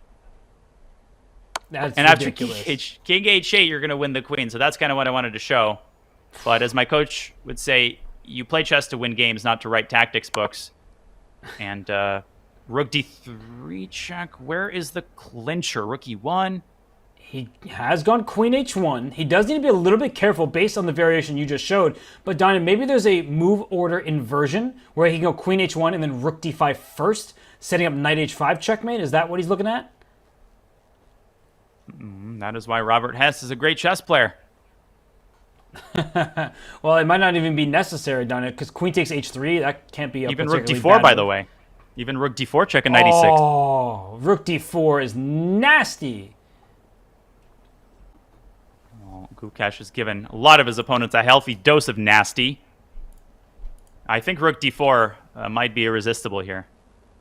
Well, he's looking at the clock. You saw him glance at his time. He has 2 minutes, 40 seconds remaining, so plenty of time when he knows that he has many winning options. The last thing he wants to do is walk into a counter attack. So Danya here, he can just take a pawn on h3 that continues to hunt the white king while taking some material. He does play rook d5 first, just hitting the queen on e5 and protecting that loose f5 pawn. Excellent. And rook d4 was inaccurate because white would have grabbed the rook, and sometimes, you know, those rook and multiple pawn versus queen positions can be hard to convert.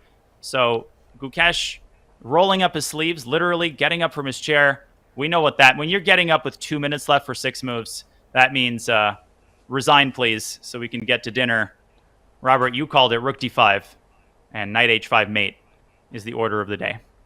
And sometimes that order of operations is important, as we have seen in this tricky tactical sequence. And Parham, I mean, you could see it on his face. He knows that this game is out of reach for him. I mean, he is such a fighter. No matter what tournament, no matter what time control, Parham Maghsoodloo will fight to the bitter end. Unfortunately, the end is near in this game and in this match. As Team India, they remain undefeated, unblemished in terms of their overall team points.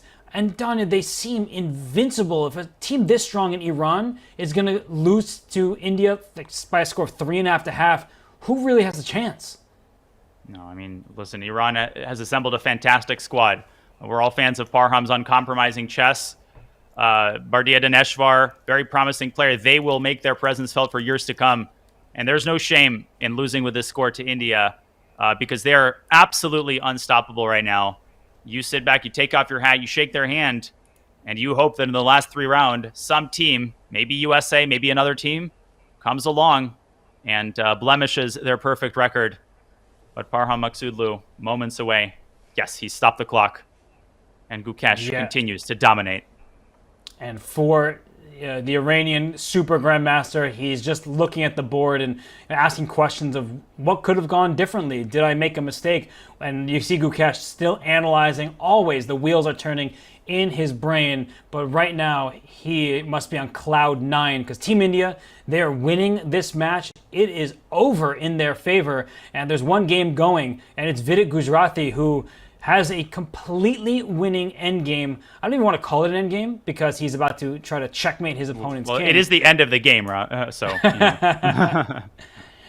So maybe it was an apt way to frame this position. Yeah, and India will be going to dinner together. They can just wait for each other in the playing hall because they all finished within 10, 15 minutes. Forced mate here with Piggies on the 7th.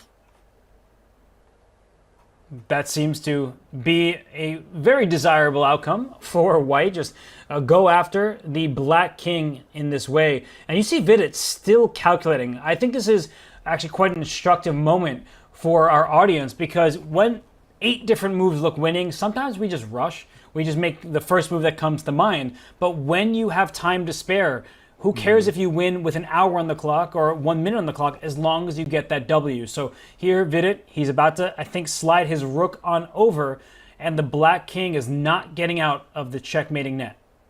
Yeah, wise words, Robert. My dad would always remind me, the only thing recorded is the result, not the amount of time you had left on your clock.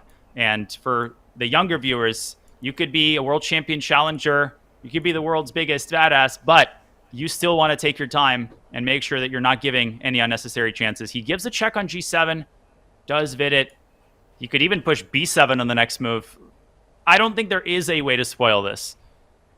No, there's not, because the checkmate configuration already exists. There's a pawn on h6, so white is going to double up the rooks. The black king is in the corner, and they are about to reach move 40. But Danya, I don't think the extra time is going to be a big deal at all. I think both players will maybe even blitz out the end of this game because black's position is completely hopeless. Wouldn't be surprised if he resigns on this turn. Yeah, you can see it in his face. Vidit did it. India did it. 3.5 will be the final score. And Iran will have to regroup and try to redeem themselves tomorrow. What can you say? I think you can just praise this team from India. That's all that we can do. Vidit Gujarati on board 4, 27-20 coming in. There's the resignation. There's the handshake. And Team India officially beats Iran 3.5. And Danya, Vidit Gujarati, he is saying that don't forget about me. He's doing serious damage to the opposition, and he played a very smooth game today. Well, the ultimate sign of a well-constructed team, you could shuffle any of the boards in any order. You could put Hari Krishna on board 1, right? This is a guy who was 27-70. He was on board 4 yesterday, and he'd acquit himself quite well. All of these players have their own unique set of strengths. All of them have been in great form of the Olympiad. India collectively has lost 0 games. You can approach this from many angles, but it all tells the same story. But 3 more rounds, Robert, and they have a big X on their back. How much do you want to be the team that defeats the undefeatable team? Well, everyone wants to claw and chase down this Indian roster, but they are stacked from top to bottom. So we saw what they're capable of in Budapest, Hungary. The Hungarian team, they also are looking ready to try and score a match victory. That would be big news for the home nation. But while we are here, I think we are going to head to a quick break, if I'm not mistaken. And when we return, much more from the Box Sports Hall in Budapest.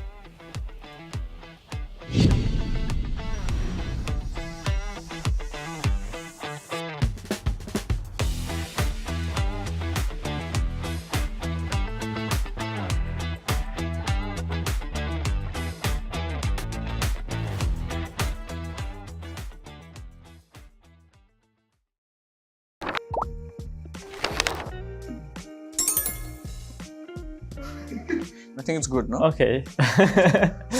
Thank you. I think top 20. Yeah, I think it's fine. I think you'll be top 20. Don't underestimate yourself. No, I think it's pretty fine.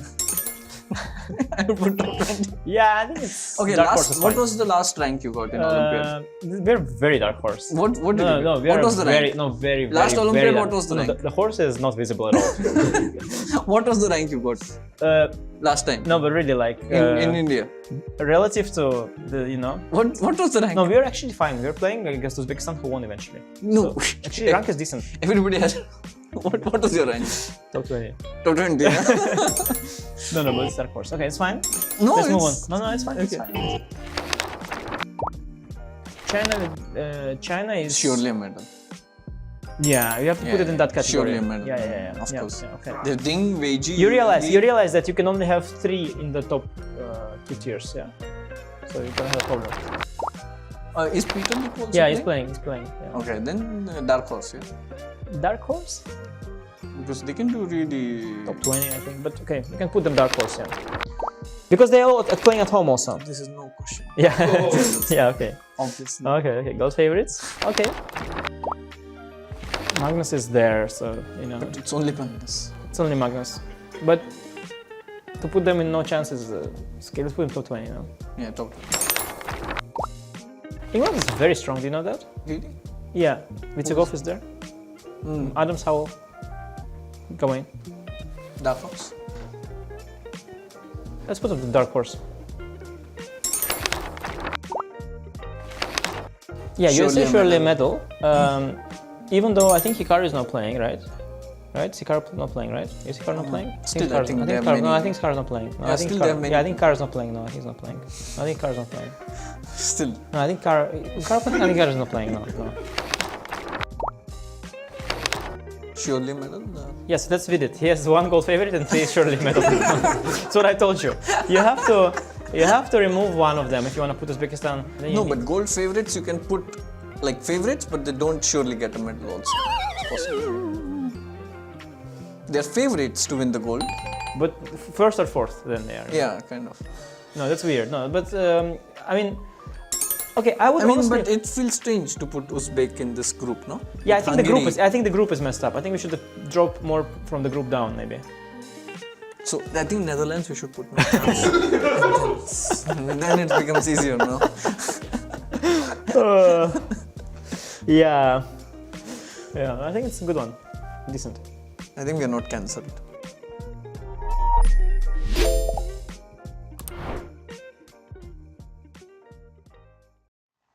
So, I showed you the roulette table. Yeah. It's a gambling. Like when I went to Monaco, it was like full of gambling buildings. Yes. And then I wasn't allowed in because I was under 18. Oh, you know, I was several times playing chess in Monaco before I could go in.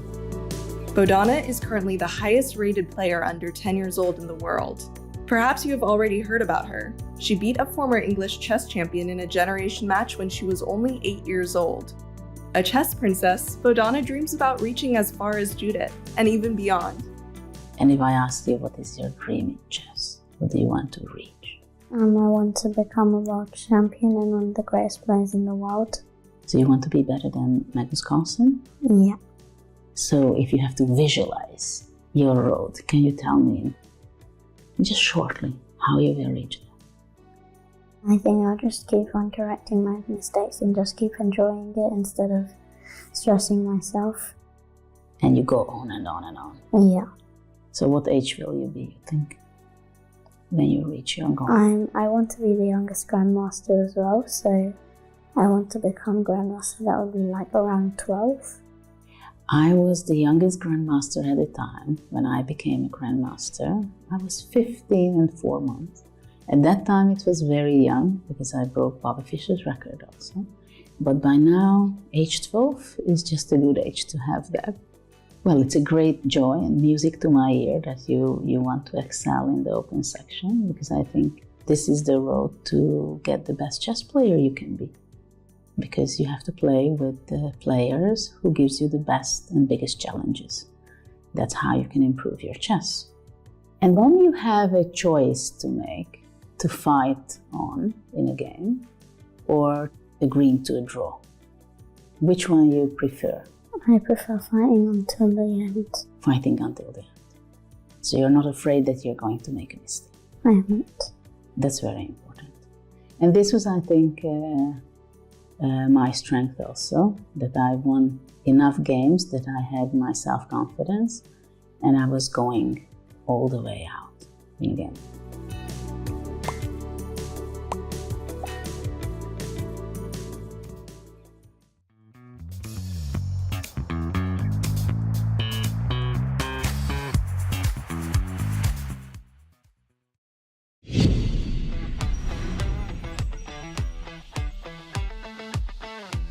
You join us as we resume our coverage of the 45th FIDE Chess Olympiad. To say we are at the sharp end is maybe a little bit of an understatement. We have been poked and prodded, and in many places it hurts. India managing to complete a near clean sweep, 3.5 to a half, dominating the top boards there. Absolutely incredible stuff. I had a fantastic spiel lined up, folks, about how it was going to be really exciting for the chasing pack to maybe catch up on India if they maybe drop a match point. No, absolutely not. We're not having any discussion of that. Just a couple of hours in. They finished 2 hours earlier than they did yesterday, and normally that means 4 Grandmaster draws. 3.5 to a half. Robert, what have I just seen? You've seen dominance on display. We are treated to watch this Indian squad compete from board 1 to board 4, and even their reserve board. They are strong. They are firing on all cylinders. Their team chemistry is off the charts. We may be seeing one of the best Olympiad teams in history. And if we take a look at the results as they currently stand, Danya, this arguably backs up the point. Take a look at this. These numbers don't add up to 4. There's a lot of chess being played in this hole, except for India, Iran. It's unbelievable how quickly they were able to get to this match result. And you were taking a look at so many of these wonderful lines in these games. The style in which they did it was fantastic. Yeah, I mean, you could slice it and dice it this way and that way, but no matter which board you look at, if you're praying for Amin Tabatabai to beat Prague on the black side of a Catalan, that means the match is going off the rails. But this India squad, John, let me just quickly tell you, it reminds me of the 1983 USSR team, which had 3 world champions: Karpov, Kasparov, Tal, Polugayevsky, Belyavsky, and Yusupov. And they cruised to a commanding victory. I mean, this is the kind of squad we're talking about. Incredible. And look at that graphic. Yes, so this is particularly important, folks. There have only been five teams in history that have won the open section and the women's section. We have the Soviet Union, Russia, Hungary, China, and Ukraine. We are now needing to get to a point where we have to talk about this, Robert. India are in danger, maybe not to them, of adding their name as the 6th team on this list to be able to accomplish the same feat, because they aren't just ahead, they're running away with it at this point. They're cruising, but you can't take your foot off the pedal. Not when other teams like Uzbekistan, the USA, they remain in wait, and they would like Team India to think they're too far ahead and that nothing can go wrong. So while Team India, I just said it before, they are one of the historically best teams that we've ever seen in the Olympiad. Danya made a point of some of those Soviet teams with 3 world champions in their lineup. I think this Team India could have 3 future world champions in their lineup. That's how strong they are, and they are not going to stop for anyone. Well, we managed to catch up with one of them. We are now going to be going into the next games. Spoiler alert, folks, you're going to be checking out Norway, Vietnam next, although I'm not going to be bringing you through the moves. Of course, we have Robert Hetz and Daniel Naroditsky to do that. But just before we do that, Mike Klein was able to catch up with none other than Arjun Erigaisi himself. Let's see what he had to say. Thanks, guys. We're here with Grandmaster Arjun Erigaisi, who won again. And one thing is very clear. If you're 2,500 or 2,600, you do not want to face this man. There's a lot of things going on. India just keeps on winning, but there's a lot of other subplots with you. For example, have you thought at all about getting to 2,800? No, not at all. I'm just not thinking about it at all.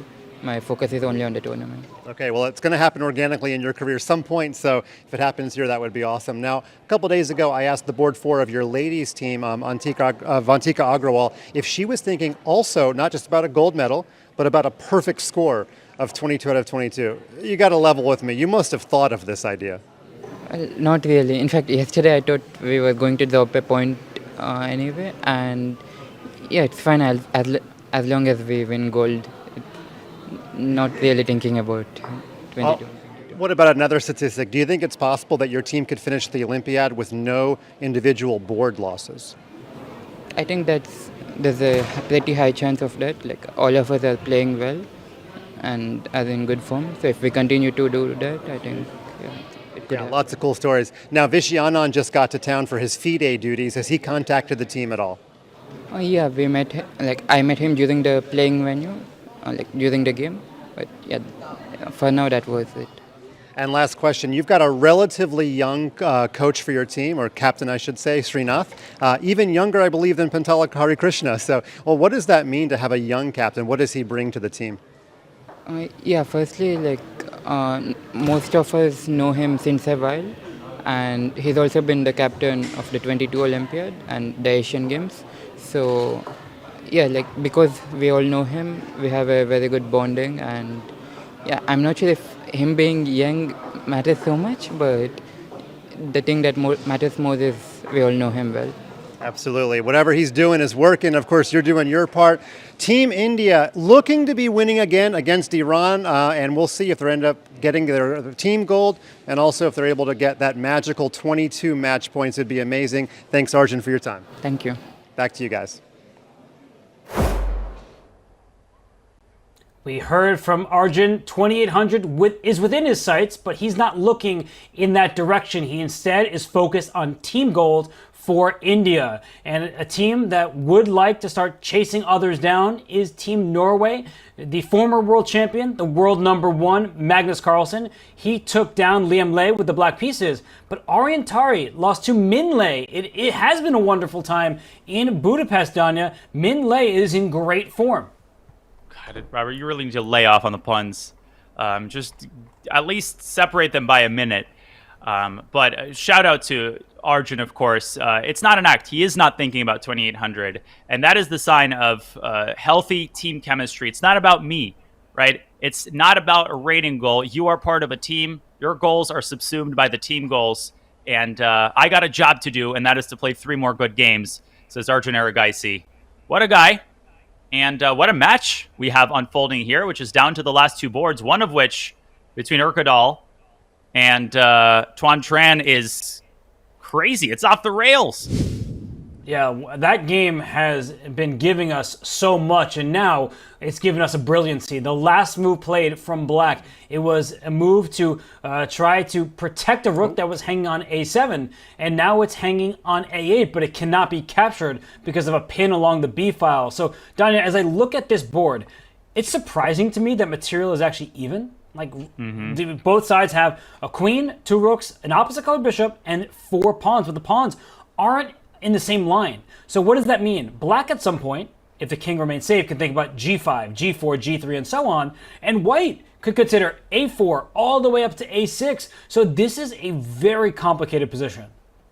It is indeed, and I think the computer has maybe had too many espressos, because double exclam on an only move, I don't know about that.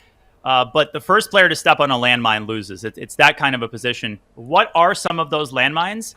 I think one of them is rook takes d6, which I think allows queen e7, and suddenly the bishop is in the crosshairs. And the worst thing is now, 2 pieces, 2 rooks for the queen. Oh, I'm good. No, you're not. Queen a7 is a Forkovich, and then Magnus Carlsen would expel you from his team. Can white try to move the queen out of the pin? Another landmine. Can you tell me why? I mean, queen c7 looked like a very good move, so I'm not really sure, but maybe it's because white's king lacks defender, so rook h8, just slide on over to the other side of the board, and black is taking over, Danya. The h-file is super important here. God, so isn't that such an easy move to miss, rook h8? Because you're not even looking at that file, unless you're Robert Hess. Well, I only was helped by the fact that you made a very natural move and the engine said black is suddenly much better, but an exchange was hanging on a8. So it was by process of elimination that black's next move is likely to be rook to h8 to save that rook on a8. And that means, Danya, that white could be in some danger. I'm throwing the evaluation in the live position out the window. Black could win this game in a few turns if white doesn't keep his king safe and sound. Maybe it's time for Agnes the A-pawn to just rumble forward, because that has the positive byproduct of opening up a potential evacuation route. But if you're going down that path, things aren't looking good. You read my mind, Robert. Rook h8 is sort of a positional threat. And yeah, I mean, a4, rook h8. I was looking at this line, takes, and a5. But you are going to get mated here. There is absolutely no way that this king, all by its lonesome, is going to survive against black's literally entire army of heavy pieces. No, I don't see a move here. How does white maintain equality? Well, the rook on e8 would be hanging if not for the pin. So a move like queen g1 comes to my mind. I know it seems odd, and retreating moves are often hard to play, but queen g1 protects the rook on h1, so no longer is there rook h8 ideas, because now I can take your rook on a8. I've already defended against your threat. And after queen g1, could we see some kind of weird repetition, Danya, of like queen g1, rook a5, queen b6? Is that something that is a potential outcome of this game? Queen g1 is a sick move. It solves both problems. There's also the move rook d8. Same idea, but this time with the other rook. Let's dance. And of course, this is not as calamitous for white as the other trade on the h-file, but still not great. But yeah, could see rook a5. And I think the decision could be informed by the other board, where the Vietnamese Grandmaster is pressing Johann Sebastian Christensen. I think Norway's in some trouble here. This game is super complicated. It's delicate, this position. One wrong move could lead to an advantage for your opponent. And both sides, they have similar time, so they will need to use that wisely. And let's zoom out of this game, because as you said, it's 1-1 in the match. Min Lei wins for Vietnam. And Magnus Carlsen on board 1, he does what he often does, and he won against Liam Lei, this time with the black pieces. So you said that Nguyen is he's pressing, and I agree with you. I looked at this board here. Black pieces more active. King is more into the game here. So Johann Sebastian Christensen, he needs to hold this endgame, but he doesn't look like a player who's particularly happy to be in his position. He definitely isn't. And as we zoom in to that board, a quick update. USA has concluded its match, and the hero is Levon Aronian. The other 3 games, as expected, have ended in draws, and Benjamin Gladura is seconds away from delivering a clutch victory to seal the deal for Hungary. But this game and its outcome might seal the deal for this match. Black is obviously pressing. He's more active. But is there a way to make progress? That's the essential question, because it does look like Black's pieces are in pretty optimal squares. So what more can you do? Can you get that Black king in? Well, king b6, king c5, that looks like a good starting point. But the knight on e3 makes sure that the king can't infiltrate via those loose light squares. So maybe there's a knight trade that Black needs to offer at some moment, because when you evaluate these positions, you think, what trades benefit me? What helps my opponent's drawing chances? I do think at some moment a knight trade may be required for Black to try to press on. And Black does have an on-demand rook trade, but that doesn't really achieve much. I like the look of king b6. Just start with an improving move and basically ask White, how are you going to sit? Because it's very easy to accidentally, play a move like rook d1 and walk into this tactic. These endgames, it's much easier, much harder to do nothing than it appears, Robert. Are you saying it's easier to do something than do nothing? Not in real life, on the chessboard, I mean. In real life, I'm a world's leading expert in doing nothing. Well, I got it. So chess doesn't really imitate real life after all. So that that expression, we're going to throw it out the window. But it doesn't Gary over. Oh, well, let's head over to a different matchup, because while Johann Sebastian Christensen, he is going to try to hold and hope that Frode Erkedal can even win that game, the very complicated game on the 4th board. This matchup, it is a little bit further down the tables. Let's go to table number 2, where Armenia and Hungary square off. The host nation, it looks like, are we tuning in at the moment where the game has ended? Benjamin Gladura? He was much, much better with the black pieces. He, in fact, wins that game for Hungary.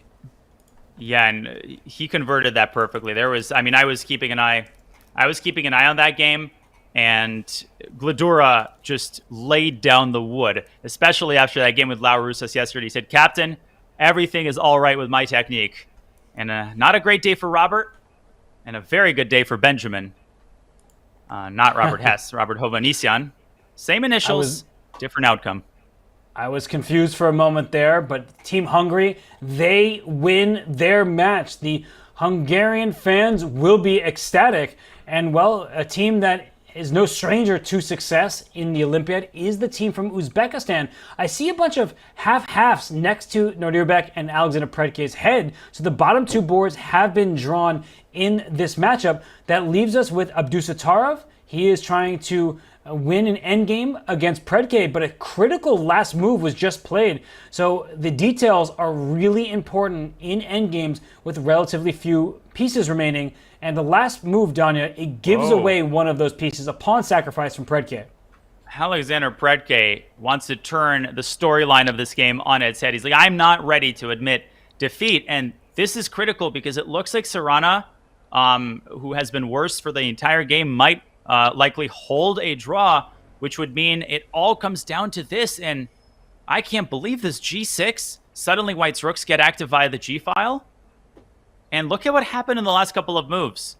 Robert, if we rewind to this moment, I was looking at this during the previous break. Apparently, rook to a3 is the secret sauce for black. And you may ask, what is the difference between rook a3 and rook a8, right? The difference, and I actually don't know the answer to this question. I will seek help from my Silicon Fiend. Here you play rook takes a4, g6.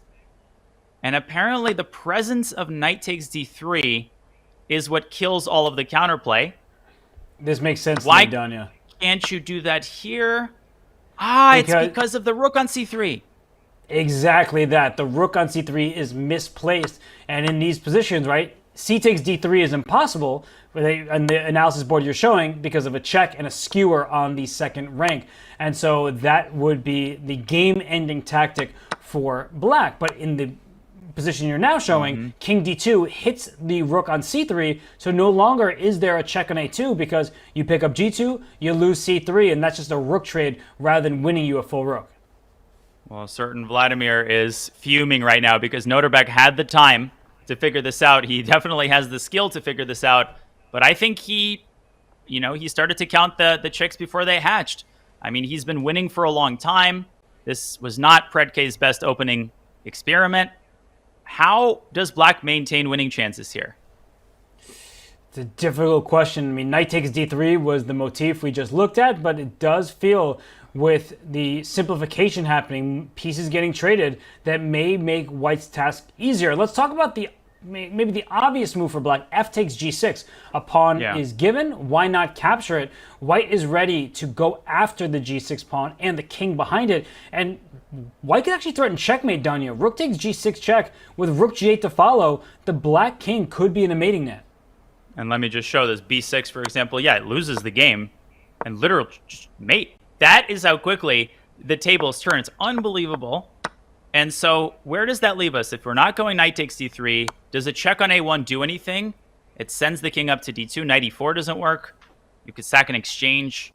I don't like the... Oh, wait. Rook takes d3. C takes d3. There's rook a2.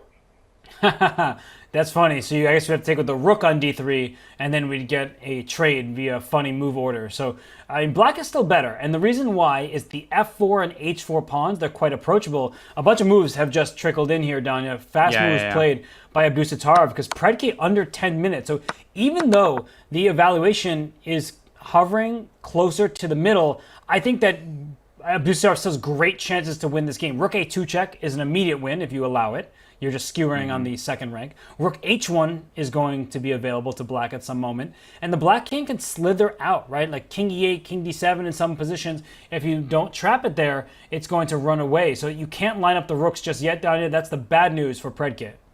Yeah, any open-ended position is going to be so hard to defend. They've already made time control. That's come and gone. This is 8 minutes for the rest of the game. Now, the instinct move is rook f to g3. We will then get a check on a2 and likely a further liquidation. But no, then White loses the d-pawn. If I didn't see the eval bar, I mean, 0.4, do you see some like magical resource here that saves the day? I thought I saw briefly that arrow, the blue arrow. There it is. Rook f g3, the only move, but it allows Black to go up a pawn, and the liquidation should help in the defensive task, so the White king is in some trouble. But Danya, it seems like you asked the question, but you've also spotted the answer. I'm sorry to keep cutting you off, Robert. I just think there's a key resource. Again, I'm not using the engine here. This is guesswork. But after rook takes g2 and rook takes d3, I think it may have to do with the move rook to d2. Paradoxically, the pawn endgame is drawn because the d4 pawn is a sitting duck, and Black is unable to save the pawn, and then White's rook gets active, like rook h3, rook d4. Maybe Black is in the driver's seat, but there's no question that White can draw this with a move like b6 or king e2. They're going down the line. Predke has found it. Predke is an amazing defender, and he also is great in the endgame. So he is looking at this variation, and we see that the rooks are off, one pair, and rook takes d3 check. The big question for Predke is, does he have the resolve to play rook to d2? And now that we're here, it doesn't seem all that difficult because the White king is very quickly going to scoop up the d4 pawn, and that would be an immediate draw. So I think Abdusattorov, we know him, Danya, he always looks for more. There could be a decision to actually leave the d3 pawn on the board. A move like rook b3 is available if you want to pick off the b pawn instead of the d pawn. So I think that Abdusattorov, he needs to keep the game going to give his team a chance. Yeah, rook d2 is not an immediate draw. You're absolutely right. Rook b3, and I'm going to make maybe a prediction you'll disagree with, but I think his winning chances are at least at 50%. Time pressure for White. Noterbeck, I've seen him do this so many times. He finds ways to keep the game going, and in a tactical slugfest where White is dropping a bunch of pawns, you know, you're going to have to find many, many more precise moves, but hats off to Predke for even getting this far. And I think we can just go through a sample line very quickly, and Black will be a pawn ahead. Rook takes d3 check, rook d2, the only move that we're talking about for White. Rook b3, you take d4, I get b5, and, you know, White can give a check on the 7th rank, things like that, but if the king goes to e8, I'm going to keep my e6 pawn defended. You go for the h pawn, I go for the f pawn. So this is going to be a very difficult endgame to hold, even if the engines, they say, yeah, no problem, I got this under control. If f4 drops, e5 might be next, and we could see black have 2 pawns in the center against a lone h pawn, and rook n2 versus rook n1 has a tendency in some positions to be a win for the side with the connected pawns. Others, that h pawn as a decoy could suffice. So I'm just saying, I'm trying to broad strokes paint the picture here. It's a very difficult position for white. Mm-hmm. And I'm putting some moves on the board, just a bunch of natural moves. I'm not even sure why the wrong website accidentally transitioned to the live game. But people, you get the point. This is not a dead draw, and you cannot just say, 0.5 when it was -3 earlier, draw. That's not how Rook Endgame works. That is 2750 GM will not let you off that easy. Noterbeck doing the right thing. He's pausing. He's reassessing the situation, coming to terms with the task in front of him. And this game is going to go on for a while. That's for sure. And he wants Bredke to try to visualize the future from here. They're both doing that. But what he doesn't want to do is make a couple quick turns and then get to a position where it's an easy draw for white, or an easier draw, I should say. So he's trying to keep the pressure at its highest point. And you see him, he's trying to, convince himself that he's got those good winning chances. He knows that his huge advantage is not quite so big anymore, but he knows, of course, he's still pressing, and there's a big moment for Serbia. And huge developments in another match. Netherlands is getting destroyed by Georgia. Or no, wait, sorry. They are getting destroyed, but they might win the last 2 games? Wow, okay, so you're telling me that Georgia, we already saw Jordan van Forest lose for the Netherlands. Erwin Lamy suffered defeat at the hands of Luka Paichadze. And it does seem, though, like Anish Giri is better, that game is continuing. It's a material imbalance where Anish, he won white's queen, but the position remains locked up. So there is some hope for Georgia to create a fortress on the top board. And then board 4, it looks like Benjamin Bach is he's just winning. Yeah, I had the players reversed in my mind, but can you believe it's 2-0 when Van Forest was winning and Erwin Lamy made a incredible howler in what seemed like a position he could have drawn? I don't know if we have the time to show how quickly this went astray for Erwin, but the Netherlands just cannot put things together to in this Olympiad thus far. Robert, this was crazy. So I'm going to fast forward to the critical position. It was this one. The bishop on f5 is toast, but Erwin Lamy had to find bishop d3 check, giving the bishop away on his own terms and creating a target on b3. And this is a draw. He should be able to save the game. Instead, he goes into the pawn endgame, and I think he forgot about b4. He had to play c5, and he's just lost because if he takes on f5, yeah, white breaks through. Wow. Unbelievable. And white promotes first. And I think that's a good moment to show that the box, right? You try to think, can my king chase down the enemy pawn? When the pawn was on a5, the black king would have to get to d5, and you see that it's not there in time. So it has to be a square. The king is not there, and that leads to a win for white. And that's bad news for the Netherlands, and Erwin Lamy is going to be kicking himself for that oversight. It's 2-0 currently, whereas, rightfully should have been 1.5, half the other way around, but Georgia has some incredibly tricky players. I think it's all going to come down to Anish Giri, because is Benjamin Bach winning for sure? Yes. I think so. Yeah, he is definitely winning for sure. You just tuned in there. You see on the right-hand side that the evaluation is all the way up because white has an extra knight. And then Anish Giri is better, but as we were talking about, the board on the left-hand side of our screens there, it's an extra queen for a rook and a bishop, but it's a locked up board state, and that's bad news for Anish because he's going to struggle to crash through. He may ultimately do so, but it's not going to be the simplest task. Yeah, just looking through the game, Chedlishvili in time pressure in a borderline lost position just found move after move, and I mean, this could end up being a fortress. We know someone who doesn't believe in fortresses. I called this game earlier. I thought it was over. No time and no position. But Chedlishvili against MVL came back from a bad position, almost saved that game. This time, can he pull off the heroics? Do you see a path forward for Anish? Maybe one that involves optimizing his knight. Well, sometimes to win a position like this, you may consider giving up your rook on h5 for that really strong knight on g5, and then try to get your queen into h3. So there are some ideas where black actually gives up the rook, or as I see you highlighting, knight h7, and similar idea, just remove white's best piece from the position, but you have to time those things accurately, otherwise it could really backfire. Yeah, and sorry, I just quickly looked over at the Indian women, and they're in trouble, actually, because Monika Sochko won on board 2 against Vaishali. But we'll get to that soon. Let's just finish the discussion of this game. Where would you rank Giri's winning chances? Do you think it's 50-50, or is it higher than that?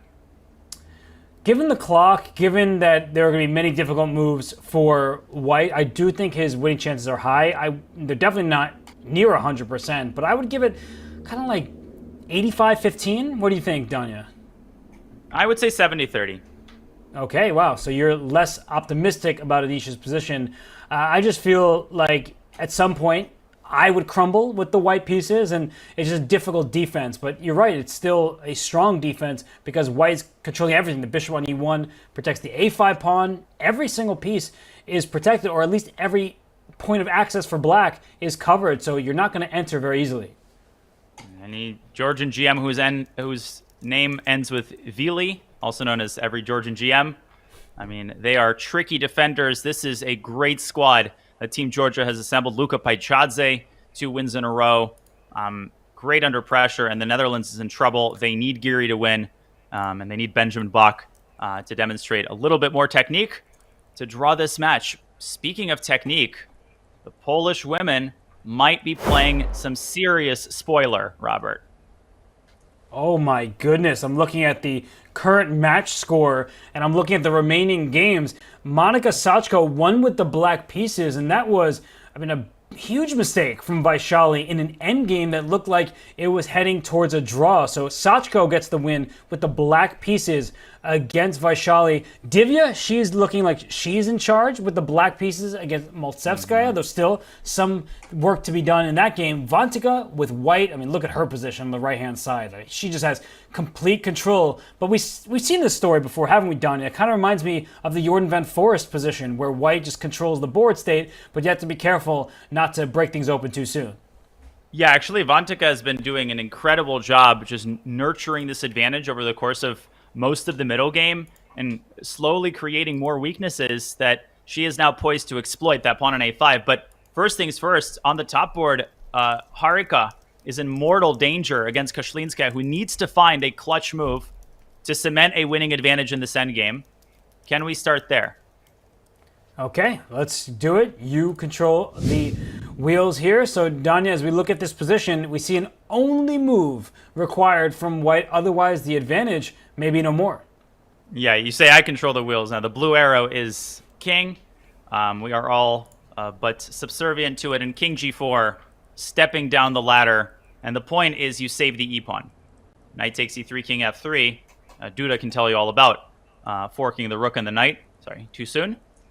But if you allow the king to step back to f3, this knight is on the worst possible square. White's got 2 passers.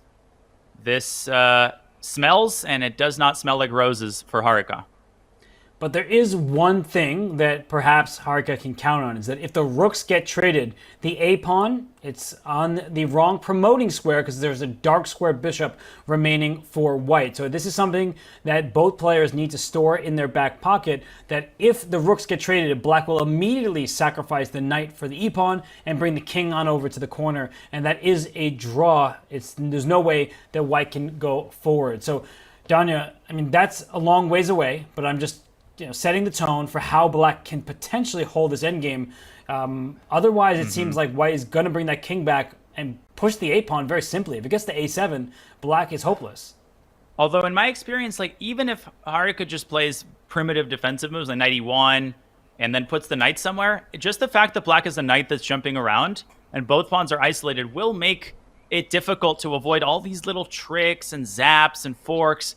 And sometimes the knight can give itself up for the remaining 2 pawns to reach a theoretical draw. So the technical task is difficult, and this is after king g4, which has to be found just to unlock that in the first place. And king g4 does feel like quite a natural move. You could give a check with your rook, but that may only help the black king step forward. So I'm looking at this position. I'm looking at the clock. I mean, Harika does have legitimate chances to hold. King g4 is required right now for Kashlinskaya. So let's actually zoom to the other boards as well, just so we can get a fuller picture, because Vaishali, she had a misstep. It allowed Sachko to win for Team Poland. Do we think that on the other two boards there's any chance for Poland? Because Maltsevskaya looks like, I mean, she's just losing because Divya has all the control of the dark squares, but that black king on d7, Danya, it is quite exposed. That will allow white to deliver a bunch of checks. This is like out of some Nimzovich textbook, good knight versus bad bishop. It's like a caricature. I mean, look at that knight on e5 and look at the bishop on g2. And I don't think Maltsevskaya will want to look at her position for too much longer. Of course, she should keep playing. As long as black's king is still subject to some checks. Queen a7 check, forcing the king back. But, I mean, one way or the other, black either will set up some sort of mating attack or set this a-pawn in motion. Like, what's the easiest way to win this if white plays, let's say, queen b6? It's a good question, because it looks like the black king is just trying to play, keep away, stay away from me. But king f8, king g7, king, can the king be safe over there for the time being? I don't actually know where the black king belongs. Oh, I mean, I think there is kind of a target position formulating, which is to play f6, cemento.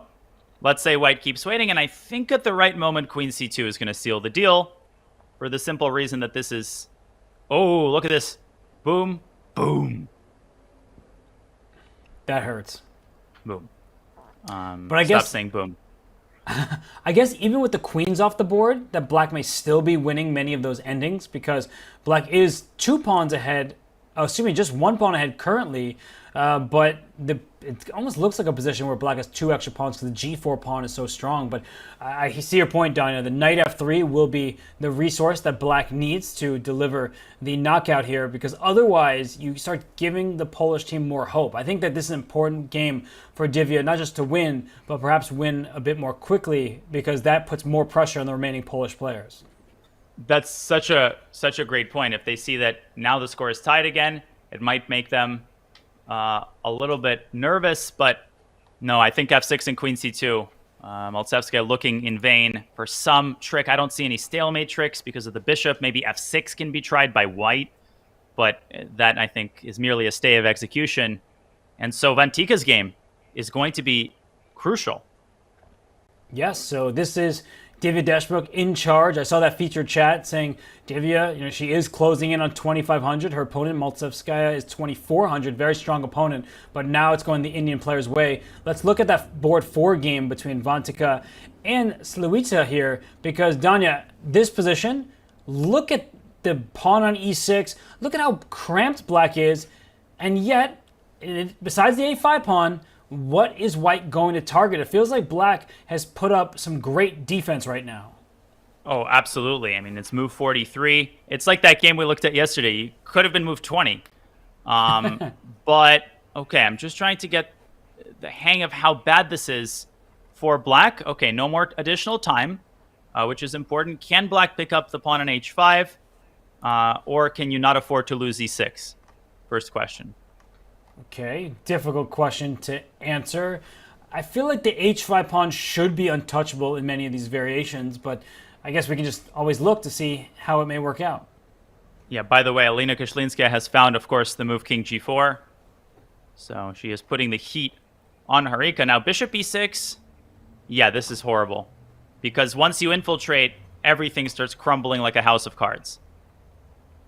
Yeah, I mean, the king on h8 isn't safe either, and don't be surprised when white plays d5. You already drew the arrow as I was going to say it. Even if it's a pawn sacrifice, it just rips open the black king, and that g7 bishop is an important defender. So h5 looks untouchable. I think we both intuited that wouldn't be a pawn that black wants to capture, but how scared does black have to be about bishop takes a5? I know the d4 pawn is threatened in return, but there may be a moment where white says, have the d4 pawn, because when I take a5, I'll take your knight on c7, then e6 drops, and it seems like everything will fall apart for black. Yeah, this is the wardrobe that allows white to step into Narnia. And the bigger question, what is white's next move? This is what you're saying. Like, is white planning bishop a5 on the next move? In other words, if black makes a waiting move, which, by the way, is not that easy to do. Okay, queen f6. No, but I don't like this waiting move. Me neither. This just looks wrong. Can you take on a5? I mean, this is the question that we're asking. Yeah, well, now black just walked into it because rook takes d4 is a lot less effective because of this alignment, Robert. I mean, queen steps away somewhere. Queen c2 and there's no knight d5 because of bishop d8. Oh! That board vision. No chess without Hess. No pins without Hess. Oh my gosh. Yeah, I mean, Slavichka, this is the thing. You know, making a waiting move when you're this cramped. And if you drop back, then you lose e6. Bishop takes a5 is game, I think. So I think that's game. Oh, queen e6 was played. I thought that was just a random move that you were suggesting. It was played. Oh, okay. Well, if that's the case, then bishop takes a5 is even more appealing because of the tactics that we were just looking at. So, I mean, if not for bishop takes a5 done, is there a slower, improving move? Can you start with queen c2, for example, just to get out of the rook on d7's vision? Can you start with rook c2? Queen c2, sorry. Oh, queen c2, okay. Yeah, I mean, I don't see why not. This pawn is obviously cannot be defended. But with 8 minutes left, I would get down to business. I would try to clarify the situation, and I would not resist this juicy morsel.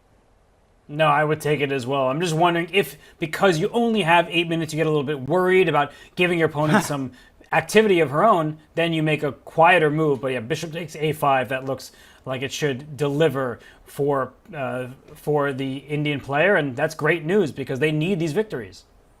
And Vantika came through clutch yesterday. She was in time pressure for most of the game and demonstrated filigree precision. Here again, just playing like Karpov, needs a little bit more technique, and that will help India out tremendously if Divya can put the finishing touches on her effort, and it's all down to the top board, which Poland would need to win. Wow, the tension, the fatigue. We're 4.5 hours into the round. Here she goes. Bishop takes a5. And Alfred is no more.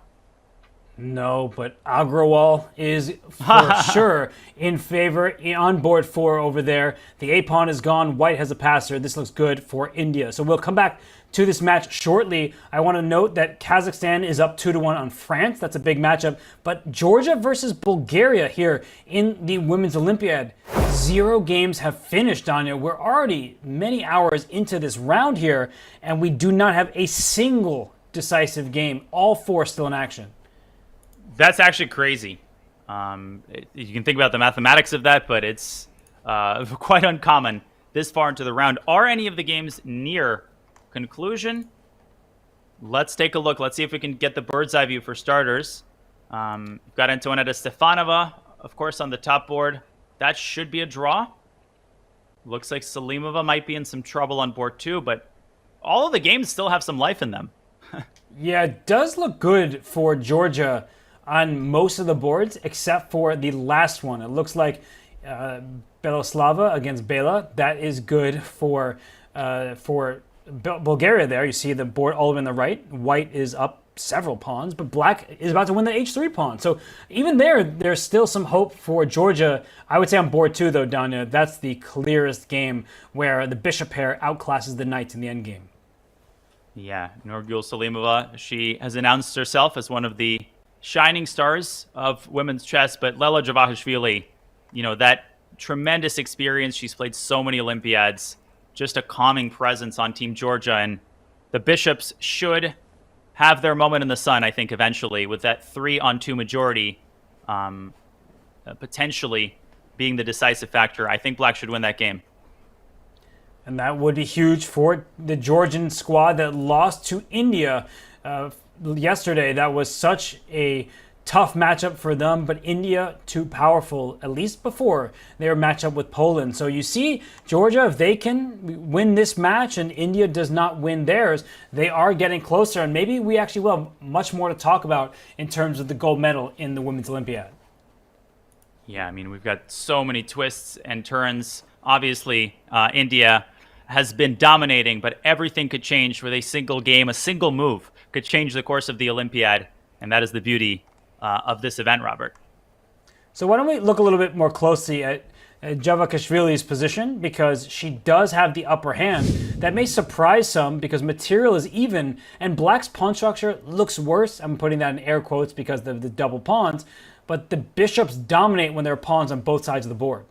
By the way, Kashlinska made a pretty big error, but that game is going to go back and forth. Anyway, in terms of Javakashvili's winning chances, I just feel like White's collapsing. There's too many sources of pressure here, Robert. The knights are too restricted. And I'm anticipating king g6 on the next move. Do you want to put this bishop on f4? Like, how do you bring the straw house down? You're huffing and you're puffing, but what's the decisive blow?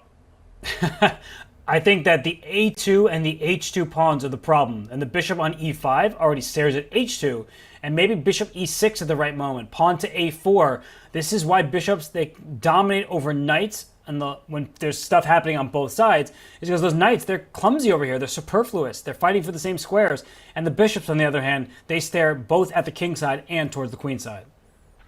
All right, Mr. Dvoretsky, I agree, and you can see the frustration on Salimov's face. She's tired of this position. She's tired of staring at those bishops. And you don't get this endgame imbalance often. I don't think I've ever had two knights versus two bishops in my OTB career. So some really interesting action here. Knight d5, trying to activate her knights, but does this hasten the defeat? I'm wondering if at some moment Black could even consider taking on f5. I would not personally do that, but there you could see an argument if the Black king could quickly go e8, d7, and up to d6, just to kick that White knight out of d5. Because the h2 pawn down here, that's a permanent weakness that White is going to be saddled with. But king g2, pawn h3, maybe that's the start of how White gets back in this. As a matter of fact, you could go after the other knight as well. Bishop c6 could be a very savvy resource here. And this is a trade that I would very much entertain. With king f6 to follow. Maybe also king e6 is the more patient approach. And the Gordian knot here is going to be undone eventually. This is not looking good for White. This is knight looking good for White. She might save the game. She might save the game. She probably won't. Speaking of saving the game, I think we do need to do a check-in to Kashlinska's board because she apparently has made a very big mistake. All right, let's quickly dive back into India versus Georgia. Alina Kashlinska, she's been the side for choice throughout pretty much this entire game. It was a smart opening decision by her. Harika was saddled with the weaker pawns, less activity for pieces, but she was just trying to cling on to hope. So as we look at this board, king g4 was played, right? That was where we left it. But after the next couple turns, Danya, it feels like an incorrect check was given. You see the question mark there. It's allowing Black to get a centralized king, but this game, I mean, equal zeros, I think this one could go on for a long time unless Black is ready to try to take on e3 and go rook a1 or something like that. Yes, you called it a long time ago, Robert. I'm so impressed. The wrong color pawn.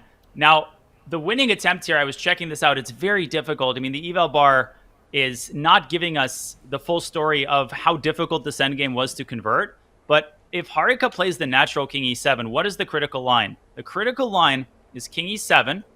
Now, and of course, I've forgotten the critical lines. Now I have rook to check F3. again. Yeah, rook f3.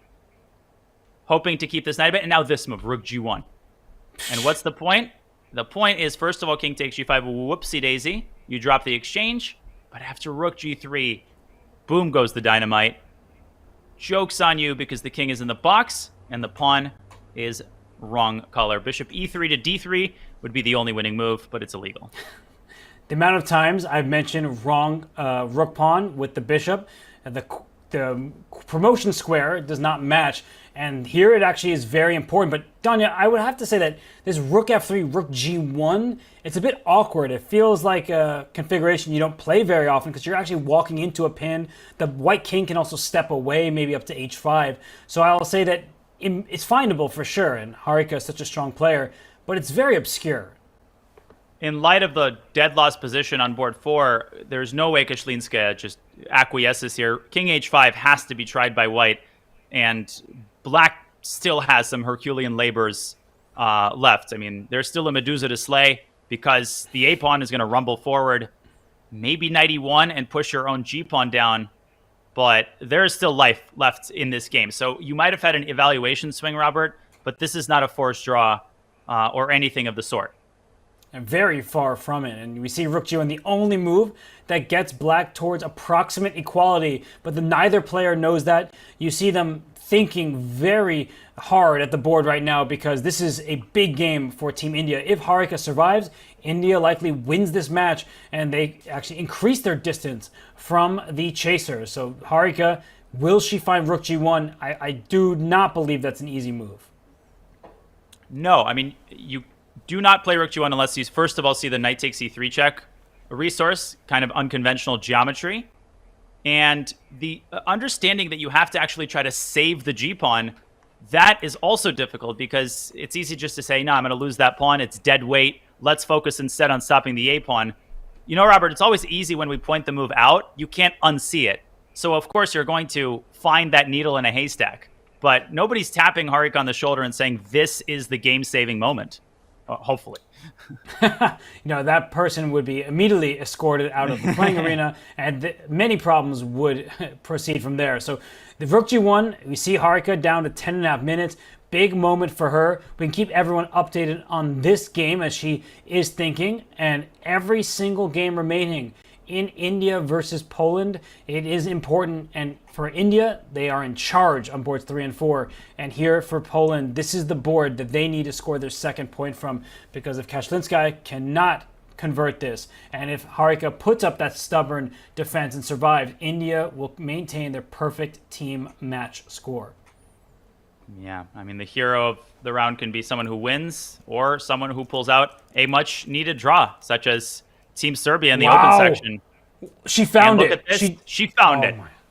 She just played Rook to G1. This is not a natural configuration of walking your way into a pin. But look at Kashlinskaya. She sees that Rook G3 for white, the most natural move, pinning the knight on G2, will immediately allow black to make a draw. So King H5 is forced here. And Danya, I don't think that it's easy for black to secure a half point. The game just continues from here, and there still is quite a bit of work left to do for Harika. And I've played some blitz games with her. She is a fantastic endgame player. You can feel someone's endgame skill pretty easily in short time control formats because their intuition shines through. And Harika is so resourceful, sensing the gravity of the moment. She has to pull out all the stops, and she stops at nothing to find this move with 10 minutes still on her clock. E4, another resource that catches my eye. Can we just finish the discussion by... Oh, still knight e3 check? What am I missing? Wait, Can I just put this on the board really quickly? Yeah, that definitely makes it look challenging. I mean, knight e3, king h5? Yeah, this looks bad because you're going to lose the g-pawn because you have to move the rook out with check. Oh, I guess just rook... I mean, this is a tricky little move, isn't it? So if rook e1 is the... Oh, the white king cannot step forward to f5. That's a pretty important detail. Because knight h4 check is there. Yeah. And black wins. You can't save this pawn. That's crazy. And if that pawn goes, then immediately black can trade rooks and try to survive this game. So, wow, what a moment this is for Alina here, as you're showing every line where black is trying to get rid of those remaining pawns. We did see yesterday, though, Danya, in the late hours, there was rook and bishop versus rook. That's a theoretical draw, but the side with rook and bishop won that game. John, I see you here. You're joining us back in. And I have to ask, I mean, when you look at the tension in this match, we see that Poland is currently leading 1-0, but that's not really the accurate scoreline because India is about to, it seems, win on boards 3 and 4. I mean, when you look at Alina here, what do you think? What have you made of what's happened in the recent few moves? I feel like we are looking at a team who understand the importance of this matchup. It's not just about, oh, we can afford to maybe drop points here and then win our last 3. They're absolutely not thinking about that at all. They are really challenging India and saying, look, we're here to win just as much as you folks are. You've done a tremendous job so far, and we're here to play. I love the fact that the rook walking into the pin has been played on the board as well. And Team Poland, The fight in them has been absolutely tremendous. I've loved your analysis, and I'm loving the contrasting fortunes at the moment between the India men's and women's team. Now, I'm not saying I enjoy watching players get tortured over the board, but there is an extent. This is what the Olympiad is all about, and this is arguably India's toughest challenge they faced yet. Wow. I mean, it's true. They have been in a slugfest against the team from Poland. Alina Keszlinska, she needs to play on. She cannot allow Harika to simplify matters, and I do think that this game could last a while, and that gives her the best chances and her team the opportunity to tie this match, John. So, folks, this is incredible. We might see Poland tie this match, but there could be a long way to go. Do not count anybody out at any point. We're going to be heading to a quick break, so you can go ahead and top up your caffeinated beverage of choice. Non-caffeinated versions, of course, available. And when we come back, we'll be heading to the open section, where I'm just going to tease this before we go because I enjoy it. Uzbekistan needs to win on board 1 if they want to win the match. It's currently 1.5. It's nail-biting territory. See you guys after the break.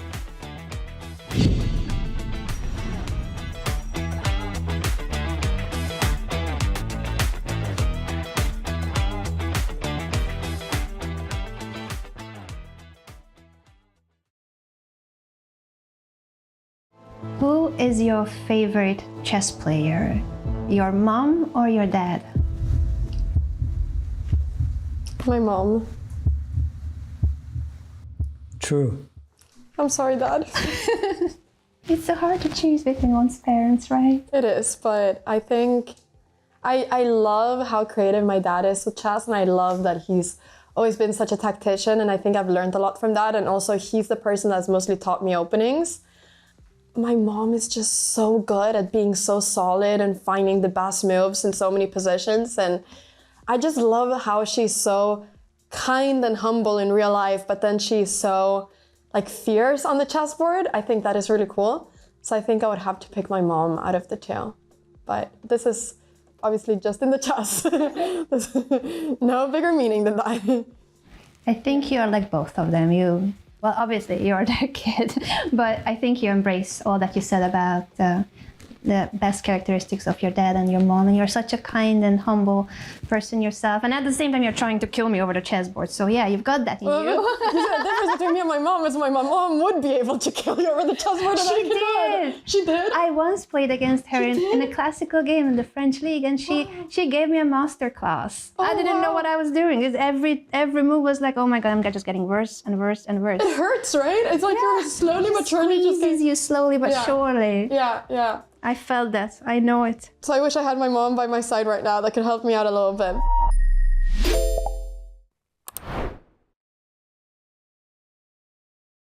Chess with friends is fun, and Discord is your place to talk with friends.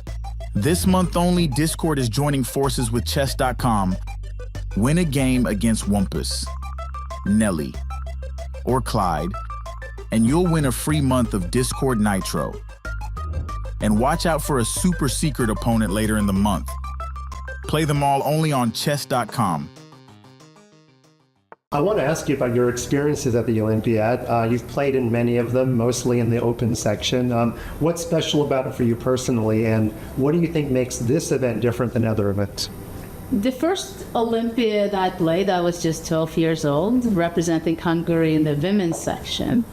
And together with my sisters and the Ildiko model, so it was 4 of us. There was only 3 boards that we played on in those times. So sometimes I could play together with my sisters only, representing Hungary. So that was something very special. Of course, when I was a kid, it was something special. Wow, one day I can play in the Chess Olympiad. I wasn't even thinking about which section or whatever. And it just happened that way. And that time it was very different than later, because when I was 12, I did not speak English. I was not socializing much with other people, so I was just playing one game after another.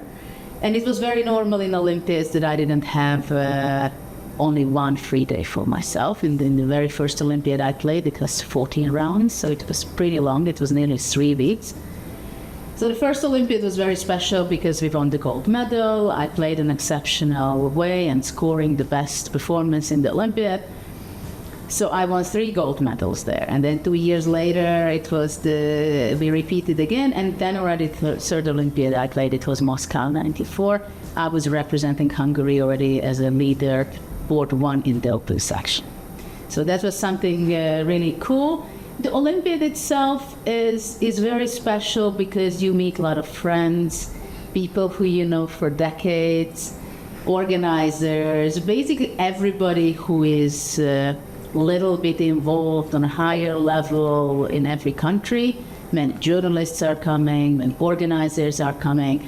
And I'm expecting that to Hungary there will be more people coming because it's a very known city and it can reach out pretty easy. And it's also nice to see countries who are not so good in chess, that the way they admire the top players, of course everybody comes with a camera, they ask the top players or people who they know for autographs or pictures, they hang out.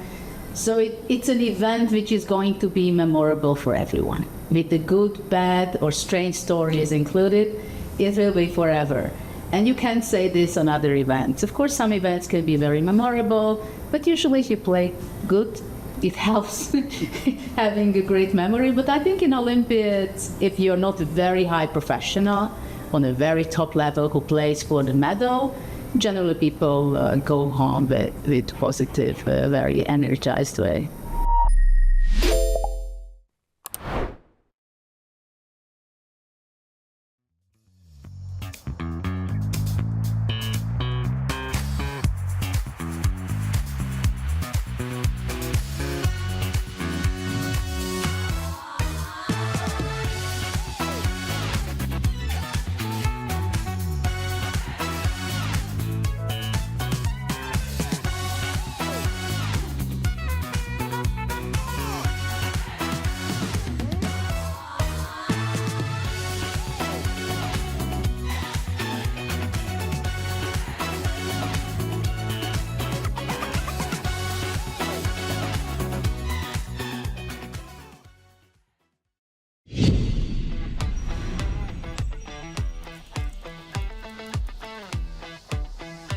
Welcome back, everybody. You can see the playing hall looking ever so slightly sparse, but there are fires raging on some of these boards, and these matches are looking incredibly tense. The boards that are still playing can be deciding results for some of the teams at the top end of the table, no more so than what we are going to go into now. This really is tense stuff. It's 1.5 as things currently stand between Uzbekistan and Serbia, and I cannot believe I'm saying this, but Predke is looking like he has found a way to save this.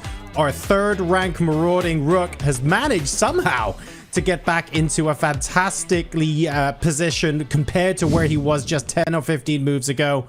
I am John Sargent. Joining me to break this down further in a bit are Robert Hess and Daniel Naroditsky. Daniel, I want to go to you first. How on earth is it possible that Predke found any sort of resource to come back from this position? To me, it was quite clear that he maybe needed to rely on some mistakes from the opposition, but the fact that he even hung in there until he got to that point is impressive.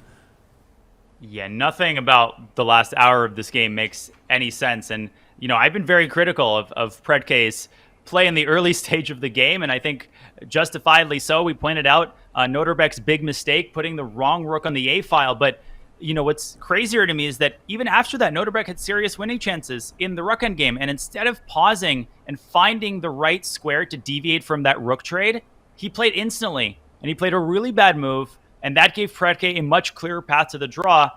In the current position, John, I think the hard part is behind him. Predke just has to keep his composure, but along with Alexei Serrano, who is also borderline lost, this would be an incredible result for Serbia. This would mean all 4 games and in a draw. I'm looking at the board, and a certain former world champion is getting the curse words ready. This is stunning. Let's talk about that match result and the certain former world champion, Robert, for just a moment. Abdusattorov, if you are in the team's shoes right now, how much of this 1.5 so far do we think was, oh, his board looks great, we can afford to make a draw? Did that happen here, or was it a different story?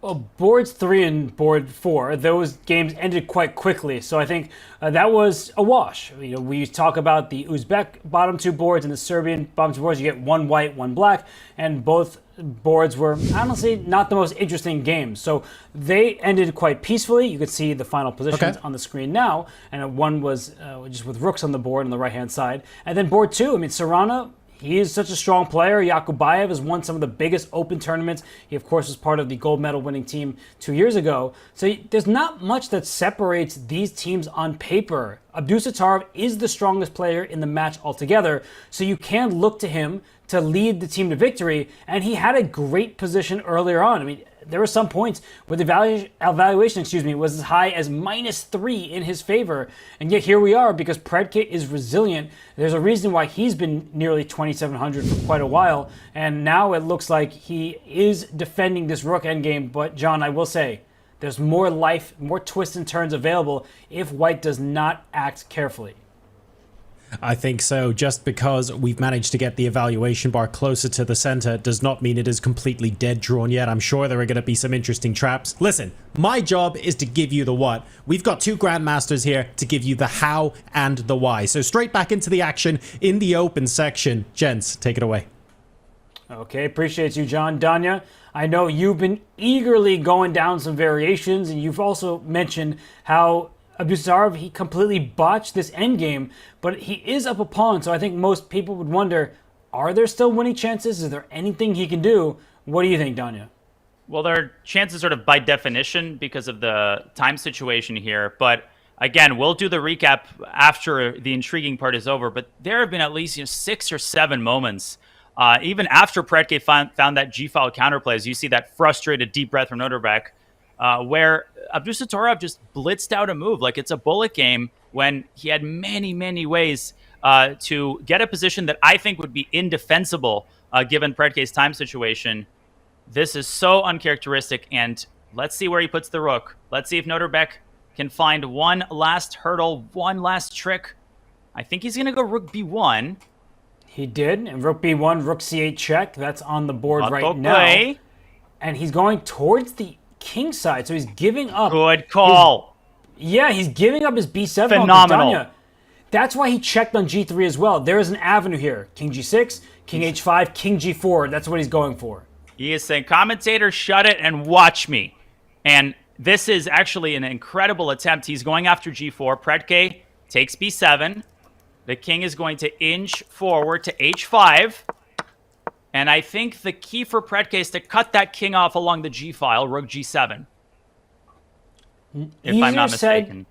Then played. Of course, the king gets cut off, but you're giving up the b6 pawn, which is only 2 squares away from promotion. But the key here, and I think we can show this line quickly, Danya, is if White plays rook b8, hoping to play b7 and then win the game, Black has king g4. And when you play b7, you'll be very sad to note that after king takes f4, you don't have a check. So the rook can move out the way, but then you lose the b7 pawn. You're not moving away with tempo. And this now gets very messy, as you're showing. Even if White loses the e-pawn, sometimes this position is a draw, but it's so difficult to prove, especially in time trouble. Yeah, I mean, all rook endgames are drawn, but this is why you can't trust the eval bar. He has found rook to g7, but this is just step 1, right? This is not the end of the story. Noterbeck can take the pawn on b6, and I think it's a fortress. I think White just checks on g5 and drops away to g8, and Black cannot make progress. This pawn will be defended with the king when the time is right, and Black cannot push h3 because he will drop the pawn. Maybe Noterbeck can try h3 here instead? Oh, I like h3 because the king, there he played it. You cannot play king to g3, rook g1 check would skewer and win that rook on g7. So Danya, I mean, this is going to be, I think, h3, b7, h2, and then b8 equals queen. Whoa, there's like a renegade rook potential here. I'm trying to calculate this. Holy smokes. I'm looking at b7, h2, b8 queen. Now h1 knight is ineffective because White will step forward and then pick that knight off. So Black will take. White will go king g2 to keep the Black king cut off. And I'm looking at this position. Can you play king g3? Maybe even king g3 is a candidate move. But king h1, rook f2. This is what I'm trying to figure out. Where is the draw? So can you, as you said, renegade rook? Can But how? You can't go rook, because just show rook g5 check, king h4, and rook g4 check is actually a mistake here because f takes g4 and now white has a move available to him. That's crazy. But can you just like literally take my pawn? Yeah, this is a draw. This is a renegade rook. Oh my goodness. That's, oh my goodness. That's actually incredible to oh my just give away all of your pawns and just keep giving the checks, because if that rook is captured, the white king is in stalemate. It's a really important lesson for everybody watching that if there's no checks on your king and your king can't move, look for these stalemates that you can just give away your material, because without any pieces left, you can't make a move. 1 minute for Predke to calculate this line. Under a minute now. In Russian, the term is literally feral rook, bешеная ладья, animalistic rook. He needs animalistic precision and calm here if he is to find the sequence. It's not the only move, Robert, but I think it's the only practical way to draw. B7, 30 seconds, the moment of truth, the match in the balance. Here we go. Oh my goodness, and you see his hand on his head. He is still thinking. You see the clock ticking. It's down to about 20 seconds right now, and he is digging deep, trying to I can't watch. Oh, it's really nerve-wracking. I don't think anyone on these two teams can watch because, Don, he's about to hit 10 seconds. Well, he's got to watch his clock. His hands are over his head. He made a losing move. Oh my gosh, the camera is behind the live board. He goes rook g5 check and the evaluation plummets. And now Nodirbek Abdusattorov is winning and he knows it. And now the rook will have to step away and Nodirbek's king is going to cross the Rubicon. It'll break the Maginot Line and win the 2 pawns. Predke senses it too. Oh, it's a Maritzi moment. 1 move away. And it's lost.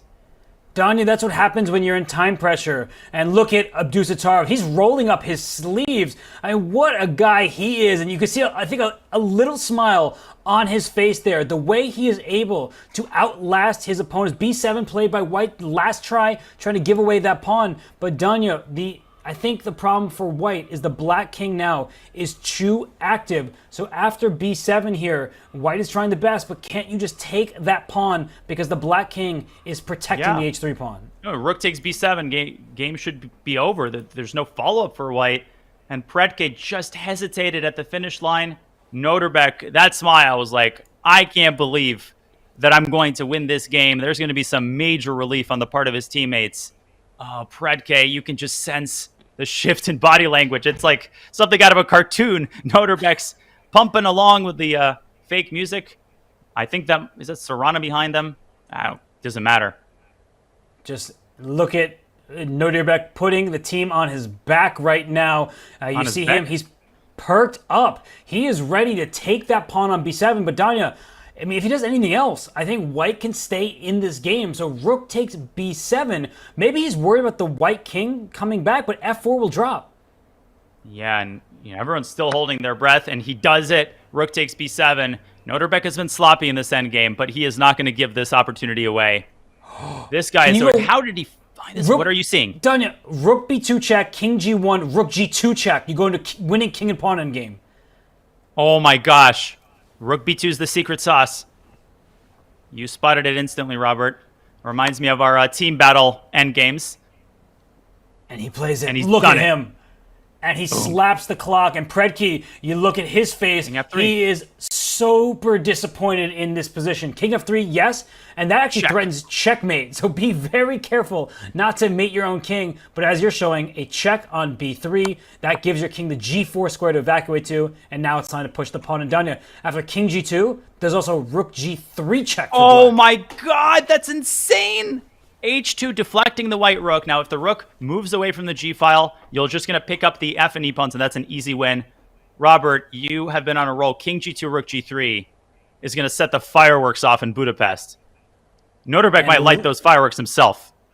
And this gives Uzbekistan a chance. Of course, if he wins the game, they win the match. Those are the stakes. The result of this game determines the match outcome. But if Uzbekistan can win, that means they remain in striking distance. h2 is on the board, and Predke is going down. Clutch Nodirbek for sure. No freaking way. My gosh, my heart can't take this. Noterbek can't take this. He is bopping along, nodding along. Fredke's hands are over his head. King G2 or Rook G3. That is one sexy tactic, Robert. And what defense from Predke all game, but then he gets himself in time trouble. He makes one mistake, a draw turns into a win for Uzbekistan, and now the win is not in doubt. If the rook gives a check, the black king slides over, picks off the first pawn and then the second, f4, then e5. And also, if you try to slide your king over for white, you do have the black king cut off with that rook g3 tactic, forcing into a winning king and pawn ending. Nodirbek's endgame technique, it rivals the best of them, and there's a reason why people look at him and say he fears no one, including Magnus Carlsen, whose endgame technique Nodirbek resembles right now. Well, he's defeated Magnus in endgames. That's why we hold him to such a high standard in the endgame. He holds himself to a high standard. You could feel his disappointment, his disbelief at having let the win slip. Not a soul in the world will blame Predke. You can just commiserate with him. He turned this game around. And Nodirbek Abdusattorov, this is what Wizards do. Right? They find that one last chance. They set that one last trap. And okay, he finds a different way to win. He could have promoted, actually, and gone Rook H3. Ooh, promoting would have been really cool. That would have been very forced. But he says, I have a winning plan. I don't need to go into the king and pawn endgame because the rook endgame is now winning for black. There, we see the hand extend. There's resignation. And there is Uzbekistan taking down Serbia 2.5, 1.5. And there's a smile as they analyze the position. And, I mean, analysis can be saved for later, Danya. Uzbekistan should be jubilant. And they are, I mean, his teammates are jumping on the bed. I haven't jumped on a bed in many years, but whatever method of celebration they choose, the other Nodirbek, they're standing behind him and watching their Olympiad get revived. It's been a topsy-turvy run for Uzbekistan. Beats per minute on his teammates, on the team captain, probably well over 150. And finally, Nodirbek Abdusattorov, he is the team hero. He's just getting swarmed right now.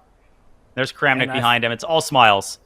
It's a different captain this time with Vladimir Kramnik instead of Ivan Sokolov, but this does take me back to Chennai 2022 when Abdusattorov defeated Gukesh. It was a heartbreaker for India as Ramesh came over and consoled the youngster, but for Uzbekistan there was just absolute joy, and you see Kramnik walking out of the playing hall. Will Abdusattorov be a future world champion? That is a question that many people from Uzbekistan would want the answer to be yes, but we know he's an Olympiad gold medalist. The question now, will it be 2 times? Because Uzbekistan is in striking distance of India. Whoa.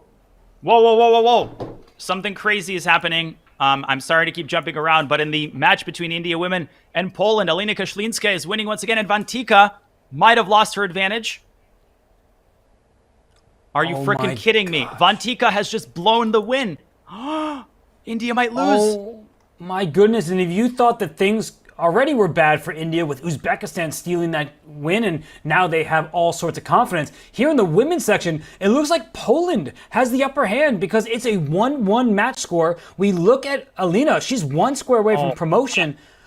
Danya, this is bad news for Team India. No, but I mean, and on board 4, I don't know where to start. Alina has driven her pawn up to a7. She holds the g-pawn in her thrall. She will promote on the next move. This is resignable for Harika. But the most devastating part, the queens are off in Vantika's game. She's got no winning chances left. How in the world? What a wild sequence this has been. I mean, Vantika got scared about her king safety, so she allowed a queen trade. And she also had to lose her extra pawn that was quite passed. So this is a difficult moment to watch if you are a fan of Team India. The good news is they enter the round in the clear lead. So even if they do go down to Team Poland here, they will not be behind them. They will be tied with them. And I was checking the earlier parts of Vantika's game. She simply blundered her extra pawn on a5. She was maybe 1 or 2 moves away from winning. And the time pressure, the pressure got to her. And what a save from Alicia Slivitska. These score sheets are going to get signed. This one's not even the most interesting. Maybe we can watch the end of the Koszlinska game where at least a little bit of precision has to be demonstrated. I'm going to pull that game up momentarily.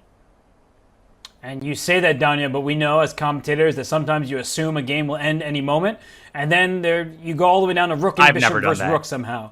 And with this game, I mean, this one should end shortly because white is currently up a rook. If black promotes, white will sacrifice the bishop. It'll be rook and pawn versus knight. And the good news for Kashlinskaya as her king will be able to walk right back towards that pawn. That pawn will remain because a rook against a knight without pawns on the board, that would be a draw. But that e4 pawn, it's the best by test. Great call, Robert. And that white king, it deserves a raise. And it's lowered back to f5, assisting the pawn. I think Harika will stop the clocks right here and right now.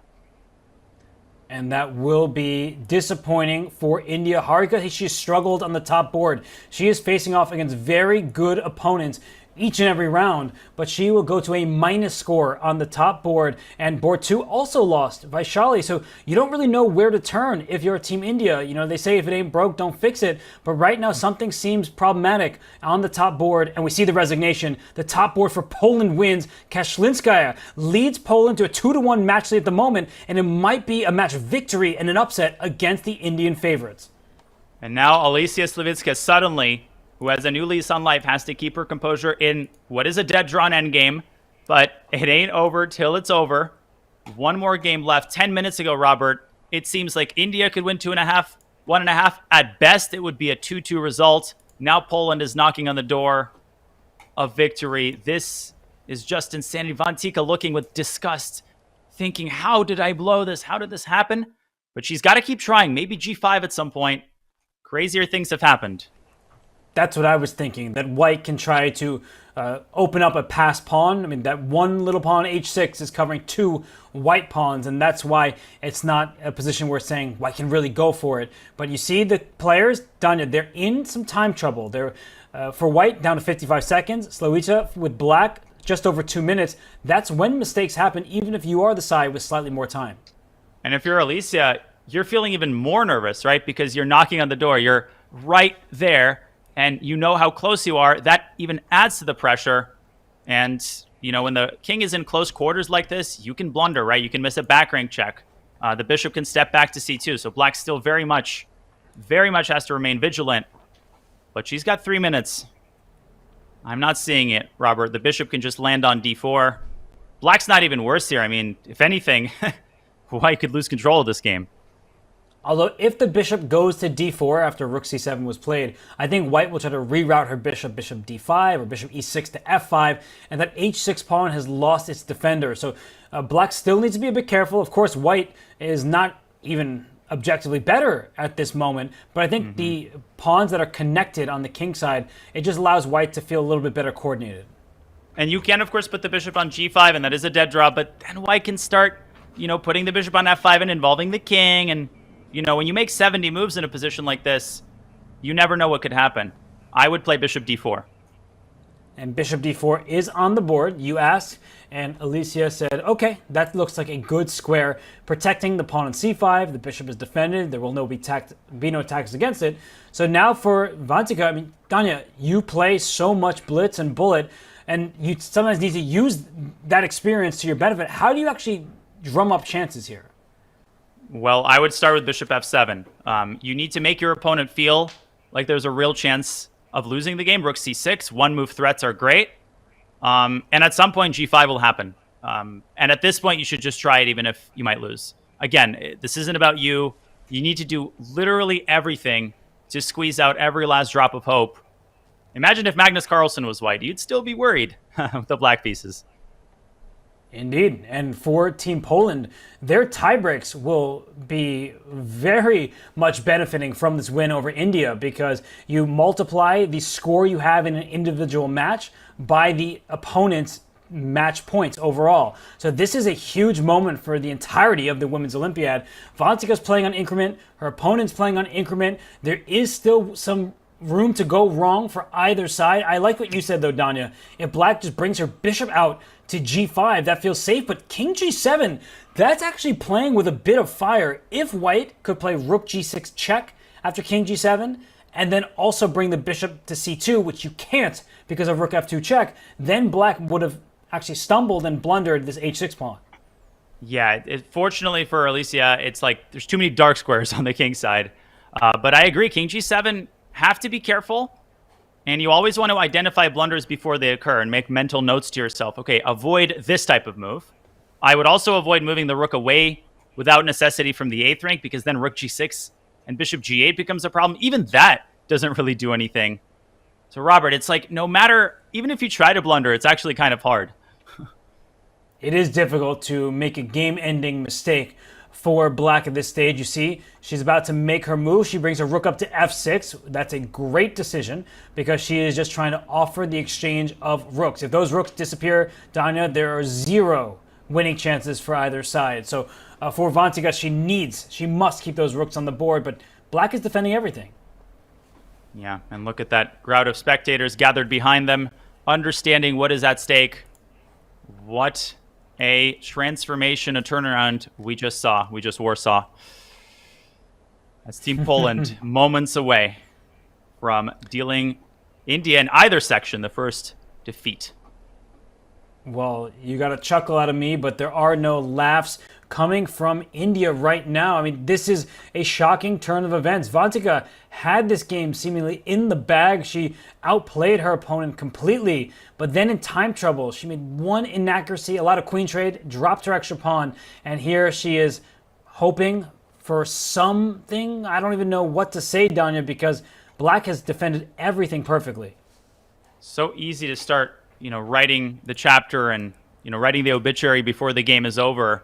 And again, we see how unpredictable the game of chess is.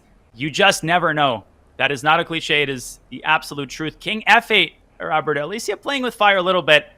Now maybe white can try to get the bishop around to g6. And at that point, it will be time for black to play bishop e3. You do not want to allow g5 with the rook cut off from h6.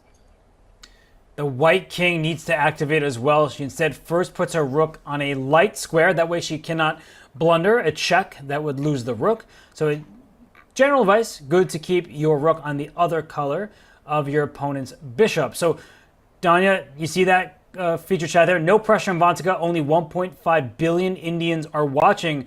Do you think she feels the weight of the nation on her shoulders as she needs to win a position that is no longer winning? I didn't know the newborns are watching from the hospital bed along with the mothers. It's definitely a lot of people who cheer these young players on, who've watched the incredible explosion of chess in India. But it doesn't matter how many people there are. Her heart is beating really fast. Both of theirs are. And Vantika moving her pieces around, just hoping for a blunder. If you want to know how to lose this game, Robert, just imagine it's a Title Tuesday and imagine that your opponent is Hikaru. Bishop e4. Bishop e4, just go to g6. Black will try to get that bishop back to e3 at some point. But Danya, but okay is right. Bishop f5, king f3, king e4. And all you need to win games like this, really, is for your opponent to start fearing you, or start fearing that they may blunder. And if that bishop gets f5, Danya, it does start to feel like a position where black can go wrong. Yeah, and I mean, with a minute left, there's gasoline all over this position, right? There's always grounds for a blunder in a high-pressure situation like this. We're not just trying to manufacture hype. Put yourself in Elisa's shoes. How would you feel? Would you feel confident in your ability to make a draw and win this match? Bishop g6, Robert. I would just get this king back to home base. It needs to get back under supervision and keep that h6 pawn well protected. And one of the issues with playing quickly from the black side is you have like 8 different moves that are all maintaining the equilibrium. But then you think, does this move allow a g5 pawn push? Is my rook going to get cut off if I allow that bishop to f5? You start overthinking, and now black is down under 50 seconds. Yep. Rook, I think that was rook a6 play. That's a surprising move to my eyes. The white king can step forward now. Yeah, and Magnus does this so well. It's really a curse more than a blessing when there's, like, as you said, 8 different moves that drop, because then, you've got the famous paradox with the horse choosing between 2 different haystacks that look exactly the same. You just can't decide. You get paralyzed trying to choose a move at random. And Alicia's defending with some weird moves, but she hasn't done anything actually wrong yet, Robert. And she's going the other way with her king, just trusting her bishop. That's bold. It's especially bold because in some positions, Danya, there could be a rook sacrifice for that dark square bishop, especially if it lands on g5, and the king is far away for black. And here comes the white king, and there is a clear path. King f3 to e4 up to d5. Black does need to be careful now. Team captain Marcin Juba, he's a grandmaster in the playing hall. He might want to shut his eyes because I don't know how you handle this tension. Alicia is pouring gasoline on this position, Robert, for no reason. Maybe even just get your bishop to g5 at this point. You know, but then the white king still goes up to d5, and even if there is no further progress from there, you just start feeling some of that pressure. And we see black bishop f6. So your idea, Danya, she got down to a minute, makes the move, gains that 30 seconds on the clock with each and every turn. Yeah, and I would meet king e4 now with rook d6. Don't just let white get the king to the center, because then there's some mating threats that start rearing their ugly head. Maybe an exchange sack on g5 if the black king is too far away. Vantika, hats off to her for readjusting and continuing to fight and fight. Look at the determination on her face. Like, she is a player who's looking at this board, and she's not saying it's just going to be a draw. I have to relinquish a half point here. She's looking for a win, and there are many people cheering her on. We see the feature chat saying, "Go Vantika, let's go." We'll see if she can keep this up, because Danya, I think the key to a win from a drawn position like this is trying to punish your opponent on the clock. God, the grit demonstrated by both of these players after what we're now 5.5 hours into this incredible round with so many twists and turns. And now you need to be at your most focused, at your most concentrated, with a minute for the rest of the game. Great move by Alicia. She won't cooperate. She cuts the king off. And maybe king f5, but watch black's c-pawn. It'll rumble forward, and if it reaches c3, that's like a checkpoint square. Good point, and great move from Alicia. She is handling her nerves very well. C4, C3 is scary. Danya, you seem to spot something here. Well, bishop f7 stops c4, except it doesn't really stop c4, but the bigger problem is it allows rook d7. If black can swap rooks, the game ends immediately. Okay, so the white rook goes to h7. That's a fantastic move. And the reason why, Danya, I think what you're going to highlight is bishop g5 to protect the pawn, allows the white king up to e5. And we are actually seeing the start of what could be a mating net if black is not careful. I'm trying to calculate rook h7, rook d7, but I don't see Alicia going for this. And again, the pawn, h-pawn, is the wrong color, so black maybe can trade rooks and sack the h-pawn, but no. She's not going to risk it. She goes bishop g5, king e5, rook d7. Black is still holding, but bishop f5 maybe. And here it's coming, bishop f5. It's essential that white keeps that g4 pawn on the board, because without the g-pawn, even a rook trade, black could lose the bishop and it would still be a draw. We've already talked about wrong color corner at least once today. So Danya, bishop f5, the black rook can step up to d4 check. It's just one little check. The white king steps back to f3 or doesn't step forward to e5. That's an easy thing to forget about. The white king may consider going all the way up the board. And hopefully without getting checkmated in the process, because there black can play bishop f4 and rook d6 and then send the c-pawn down. Alicia, I think, should go rook d4, and she's doing the right thing here to calculate. If you make too many waiting moves, you allow white to continue tightening the screws. This is, I think, where the game is made or broken. And thus far, it's been exceptional defense from Alicia. She had a bad position earlier. We saw she was getting squeezed. She was able to go after the white king a little bit. That made Vantika nervous. And then we see in the endgame, she is playing very accurately. She just went rook d4 check. I mean, we can see the nerves. She's shaking right now, Danya. Alicia is shaking with every single move she makes. You can see her body. It's moving. I mean, Noterberg was doing the same thing. You cannot sit still. You're excited. You're nervous. There's this medley of emotions, and you're trying to keep it all bottled up and keep defending. Vantika has to go forward. She has no choice. Bishop f4 check. Bang. Okay, the white king will step up once more. And the good news for Vantika is that there's no rook d7. The bishop on f5 covers that square, so there is no forced trade of rooks. Bishop f4 check on the board. Vantika about to hit a minute herself. She is trying to find the best square for her king. Ooh, and Alicia has built up some time reserves, but there's a trap, Robert. If you go king e6, rook d6, king f7, and c4, suddenly there's rook h8 and rook c8, and black will lose the c-pawn. I didn't see that at first. Uh-oh. Well, that actually would be terrible for black. Objectively, still holdable position, but you start to feel extra concerned when you just blunder a pawn like this. So here's the king up to e6. Danya, I don't see an immediate checkmating threat, so can black start with the c-pawn push? Well, I think the simplest approach is rook d6 check and king c7. If black evacuates the king from the 8th rank, all problems are solved. Actually, black is playing for the win there, but I'm really worried because rook d6 and c4 is so tempting. If black gets the king from the 8th rank, I don't see winning chances for white. This is the moment of truth. Yes, king f7 played, and king c7 is an excellent resource because the white king is in the rook's path. The black king can escape the mating zone, and then, as you said, the black king keeps going forward to b6 and so on. And I don't see how white, maybe done some kind of like rook g7, rook g6 funny business. That would be the one way to try and win. Of course, there's always ways, always tricks. Just don't go c4 if you're Alicia. Hesitation. She's shaking. I mean, she is so nervous because the entire Polish match rests on her shoulders. She's about to grab her king, and there goes the c7. Man, the inner Karpov comes out 5.5 hours into this game. That was a money move, Robert. The king is out of the danger zone. Such a good find from the player with the black pieces. All she is trying to do is avoid checkmate and not drop a pawn. And in fact, Danya, maybe black suddenly will have better winning chances than white because you've got everything defended and that c-pawn can be dangerous.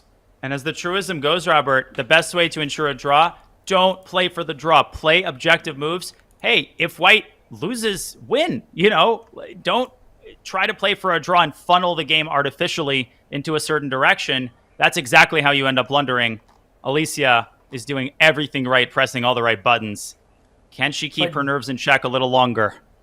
I think the biggest problem, perhaps, for Vantika is she wants to win this game to tie this specific match. But losing this game would be horrible for her team's tiebreaks and fantastic for Poland, which would catch up. So I know, Danya, in the moment, every player thinks about this current match, but you also have to think about the team as a whole. And a draw, while it hands the match to Poland, it also means that you don't drop another half point in the tiebreaks to your closest competitor. You're absolutely right. You have to find the balance, right? You have to try, exhaust all your resources, but don't do anything foolish just to say that, oh, I tried to win. Don't make a self-destructive move because your opponent's 2,400. So at some point, yeah, you have to have the maturity to collect that extra half point. India will still be leading. And Black's king is leading the defensive attempts by Alicia here. King b6, almost ready to play c4. And if I'm Vantika, I'm thinking about keeping that pawn in check with a move like bishop e6.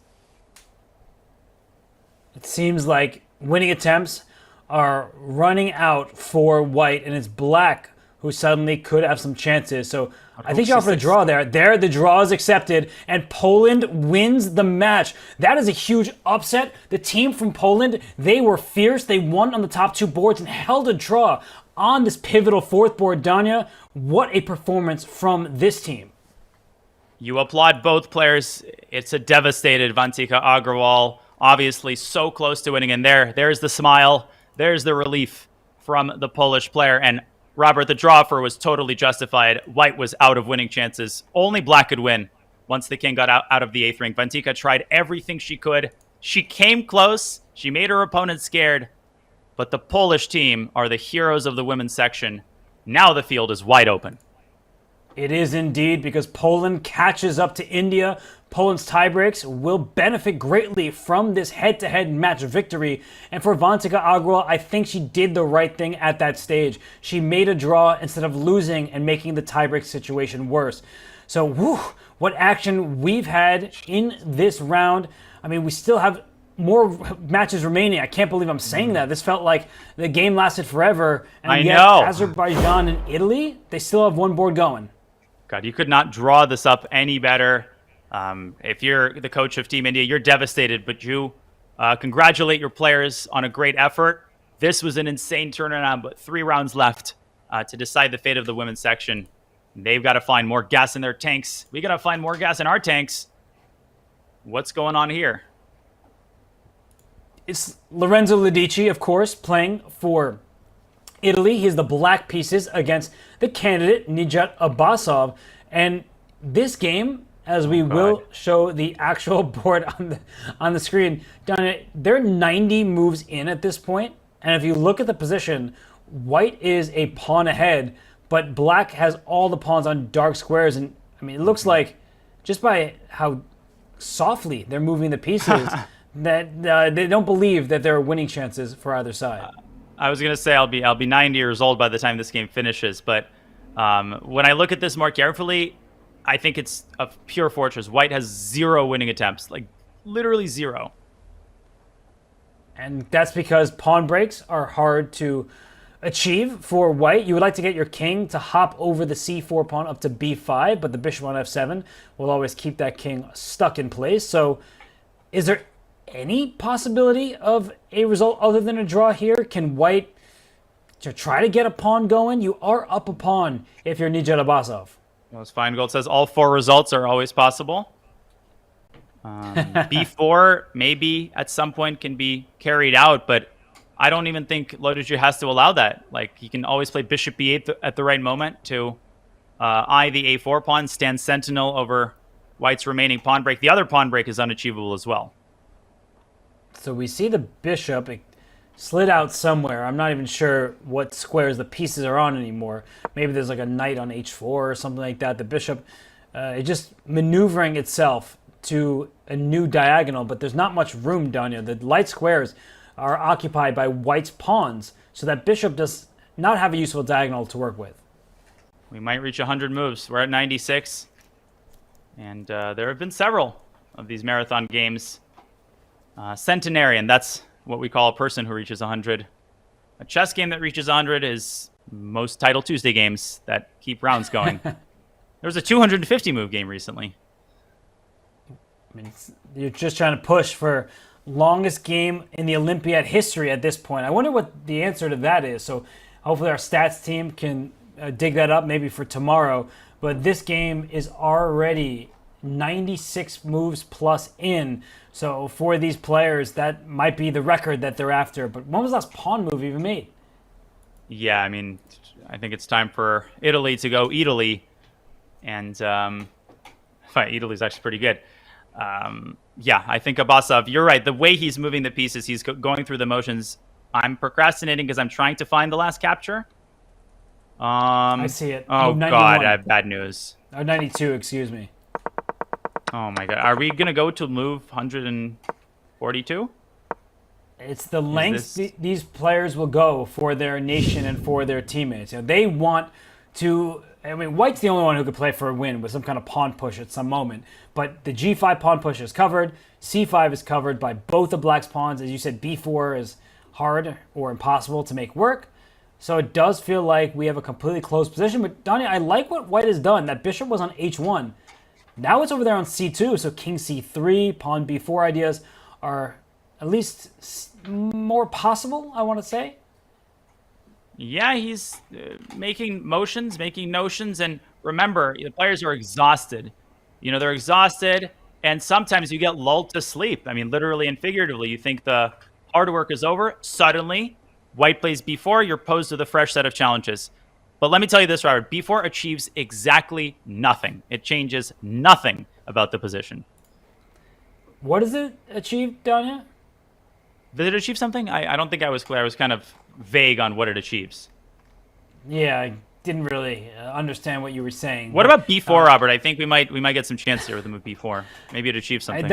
White will need to play for a pawn break at some point. Now, g5 is the pawn break you really want, and that's why the bishop said, you know, go for b4, but I'm not going to allow you to push the g pawn. That's why the bishop went to e3 rather than a3. So, Danya, b4 doesn't really get you anywhere. Black has 16 and a half minutes on the clock because with every move made, they're gaining 30 seconds of time. It shouldn't really help white, who has an extra pawn. In fact, it should help black make sure that he shores up his defense.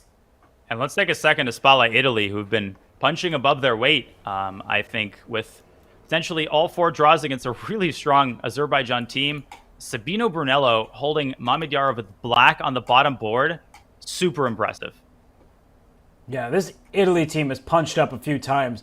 They've really been led by Ledici and Brunello, because Brunello was 3.5 out of 5 entering the round. Ledici 4.5 out of 6, but Ledici's wins, they came against Anish Giri and Peter Leko. He drew against Mickey Adams. So Ledici has been performing not just admirably, but one of the better performers in the entire event. And Brunello, a huge asset. I mean, 25-11.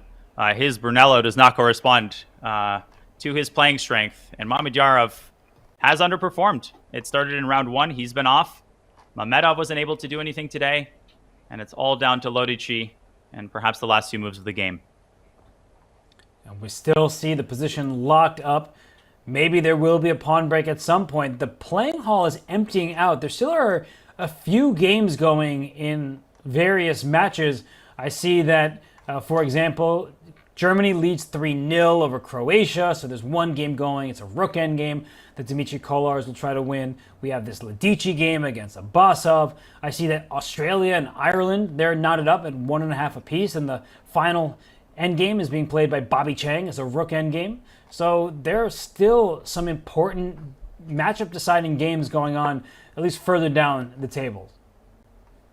Yeah, still some fight left, but largely an abandoned playing hall as all of the players go back to their hotels, analyze their games, convene the team meetings, and start the machinery in preparation for the rinse and repeat for another round. We will rinse and repeat because the move counter has been reset.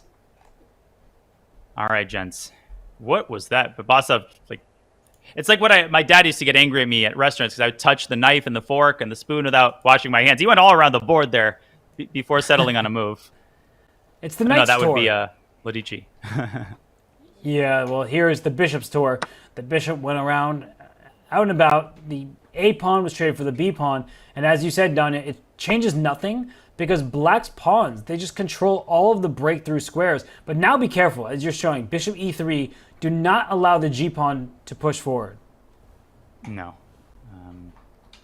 Grandmasters don't do that, except they kind of do. The kind of blunders that we've seen today and yesterday, you can do absolutely anything when you're under this amount of pressure. But he's got this under control. I think we're going to get a draw for here from Abbasov momentarily. Okay, well, while we are seeing the players shuffle, they're repeating the position a bit. John, maybe you can regale us with some awesome tales of what you've seen in this Olympiad or just any notes overall. Thank you very much, folks. I've got awesome tales, but some of them are not Olympiad related and some of them are not repeatable on camera relating to chess events, but I think some of those are also the best ones, right? I think we can all agree. This has been a really epic day. I think the story, it has to be said, Danya, India had a ridiculous amount of drama in both the open section and the women's section. The drama was very different, but they certainly won't be short of talking points at the hotel this evening. Oh, absolutely. I mean, the team captains, they have a tough assignment, right? They're the pep talkers and the moral kind of authority. They tell the players how to act, how to approach each game. They make opening recommendations. And of course, the hardest part of the job when your team loses and you got to console a player, even though you're just as devastated, that's really, really tough. And a big shout out to all the team captains, Narayanan for India, and for Iran, Alexander Grishuk will have to do some pep talking because they've got a great squad, and there's 3 more rounds to redeem yourselves with. Robert, it would be remiss for me not to talk about India's opponents as well. At the end of the day, you are here trying to win every single game you can.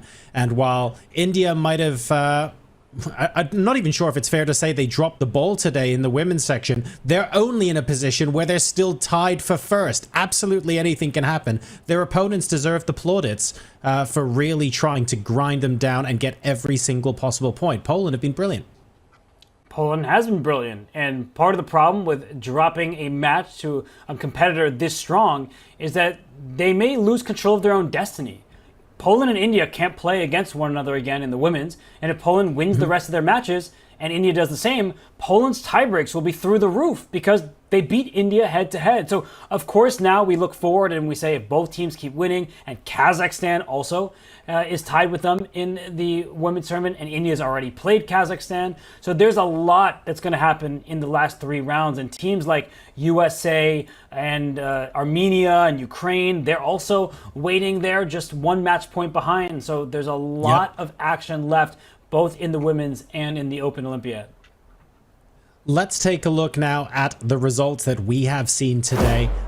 They don't tell the full story. It's going to be interesting going into the final 3 rounds. India beating Iran 3.5 to 1/2 was incredible. But Danya, this potentially opens the door for one of India's future opponents. I know they've played some of the top teams to do what Poland did in the women's section today, for example. And I would say punch above their weight, punch above slightly, because all of these teams are so unbelievably good, and really take the fight to India and take some match points off of them. It's looking less likely than it was before, but as we reach the climax of the tournament, it's always possible.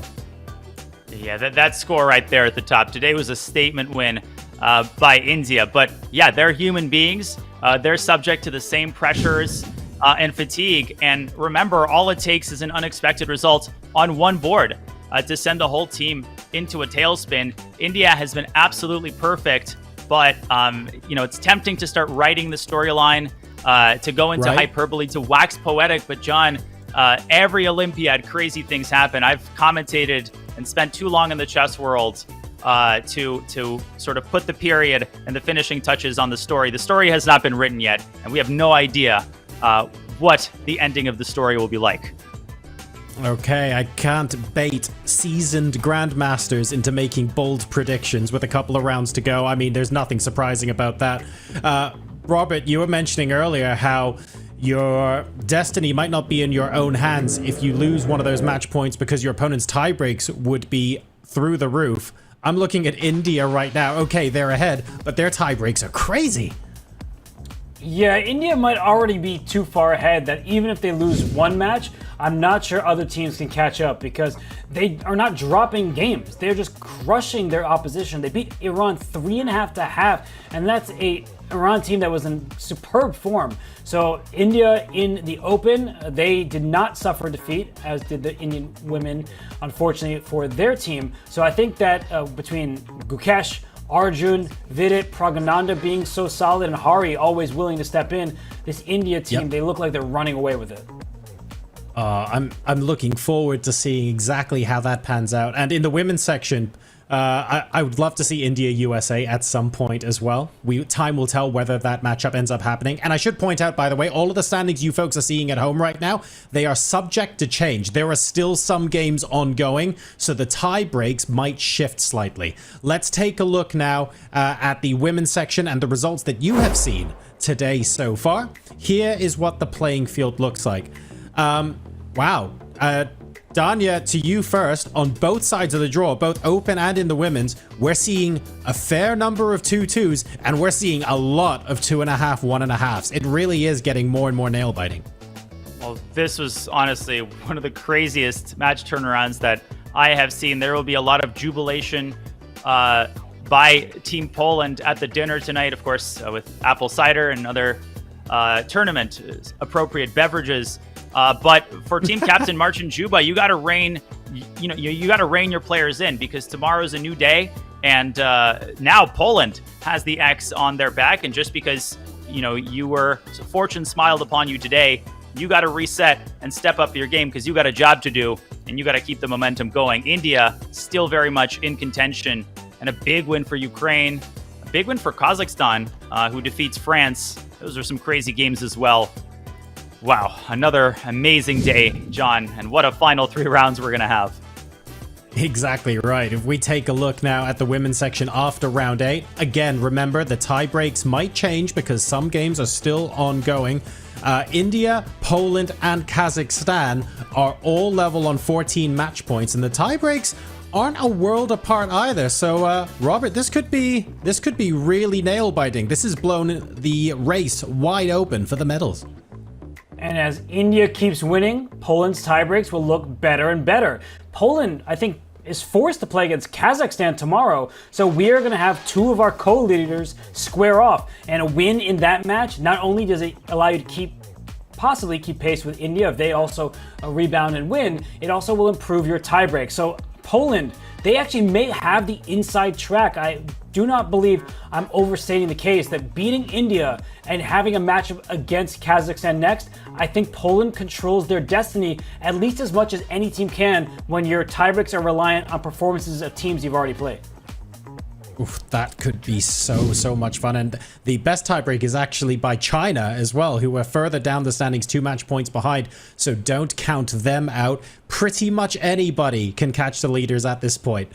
So the race is wide open in the women's competition in the open section. It has to be said that India are very much now the team to beat with 3 rounds remaining. Let's take a look at the schedule for when those 3 rounds are going to be. We start this all over again tomorrow. We start at 9 o'clock in the morning Eastern time and 3 o'clock in the afternoon Central European Summer Time.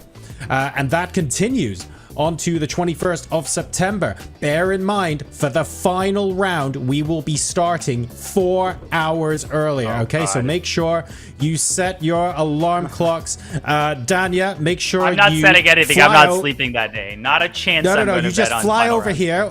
We'll go to the pub and have a nice fry up in the morning before coming back for a nice early start at 9 a.m. Robert and I, we've got you. Don't worry about it. Everything is good. The final round does start 4 hours earlier, folks, so be ready for that. But we're done for another day. It's been high drama. Robert, we'll start with you first. Closing thoughts on today and whether we are expecting something different tomorrow.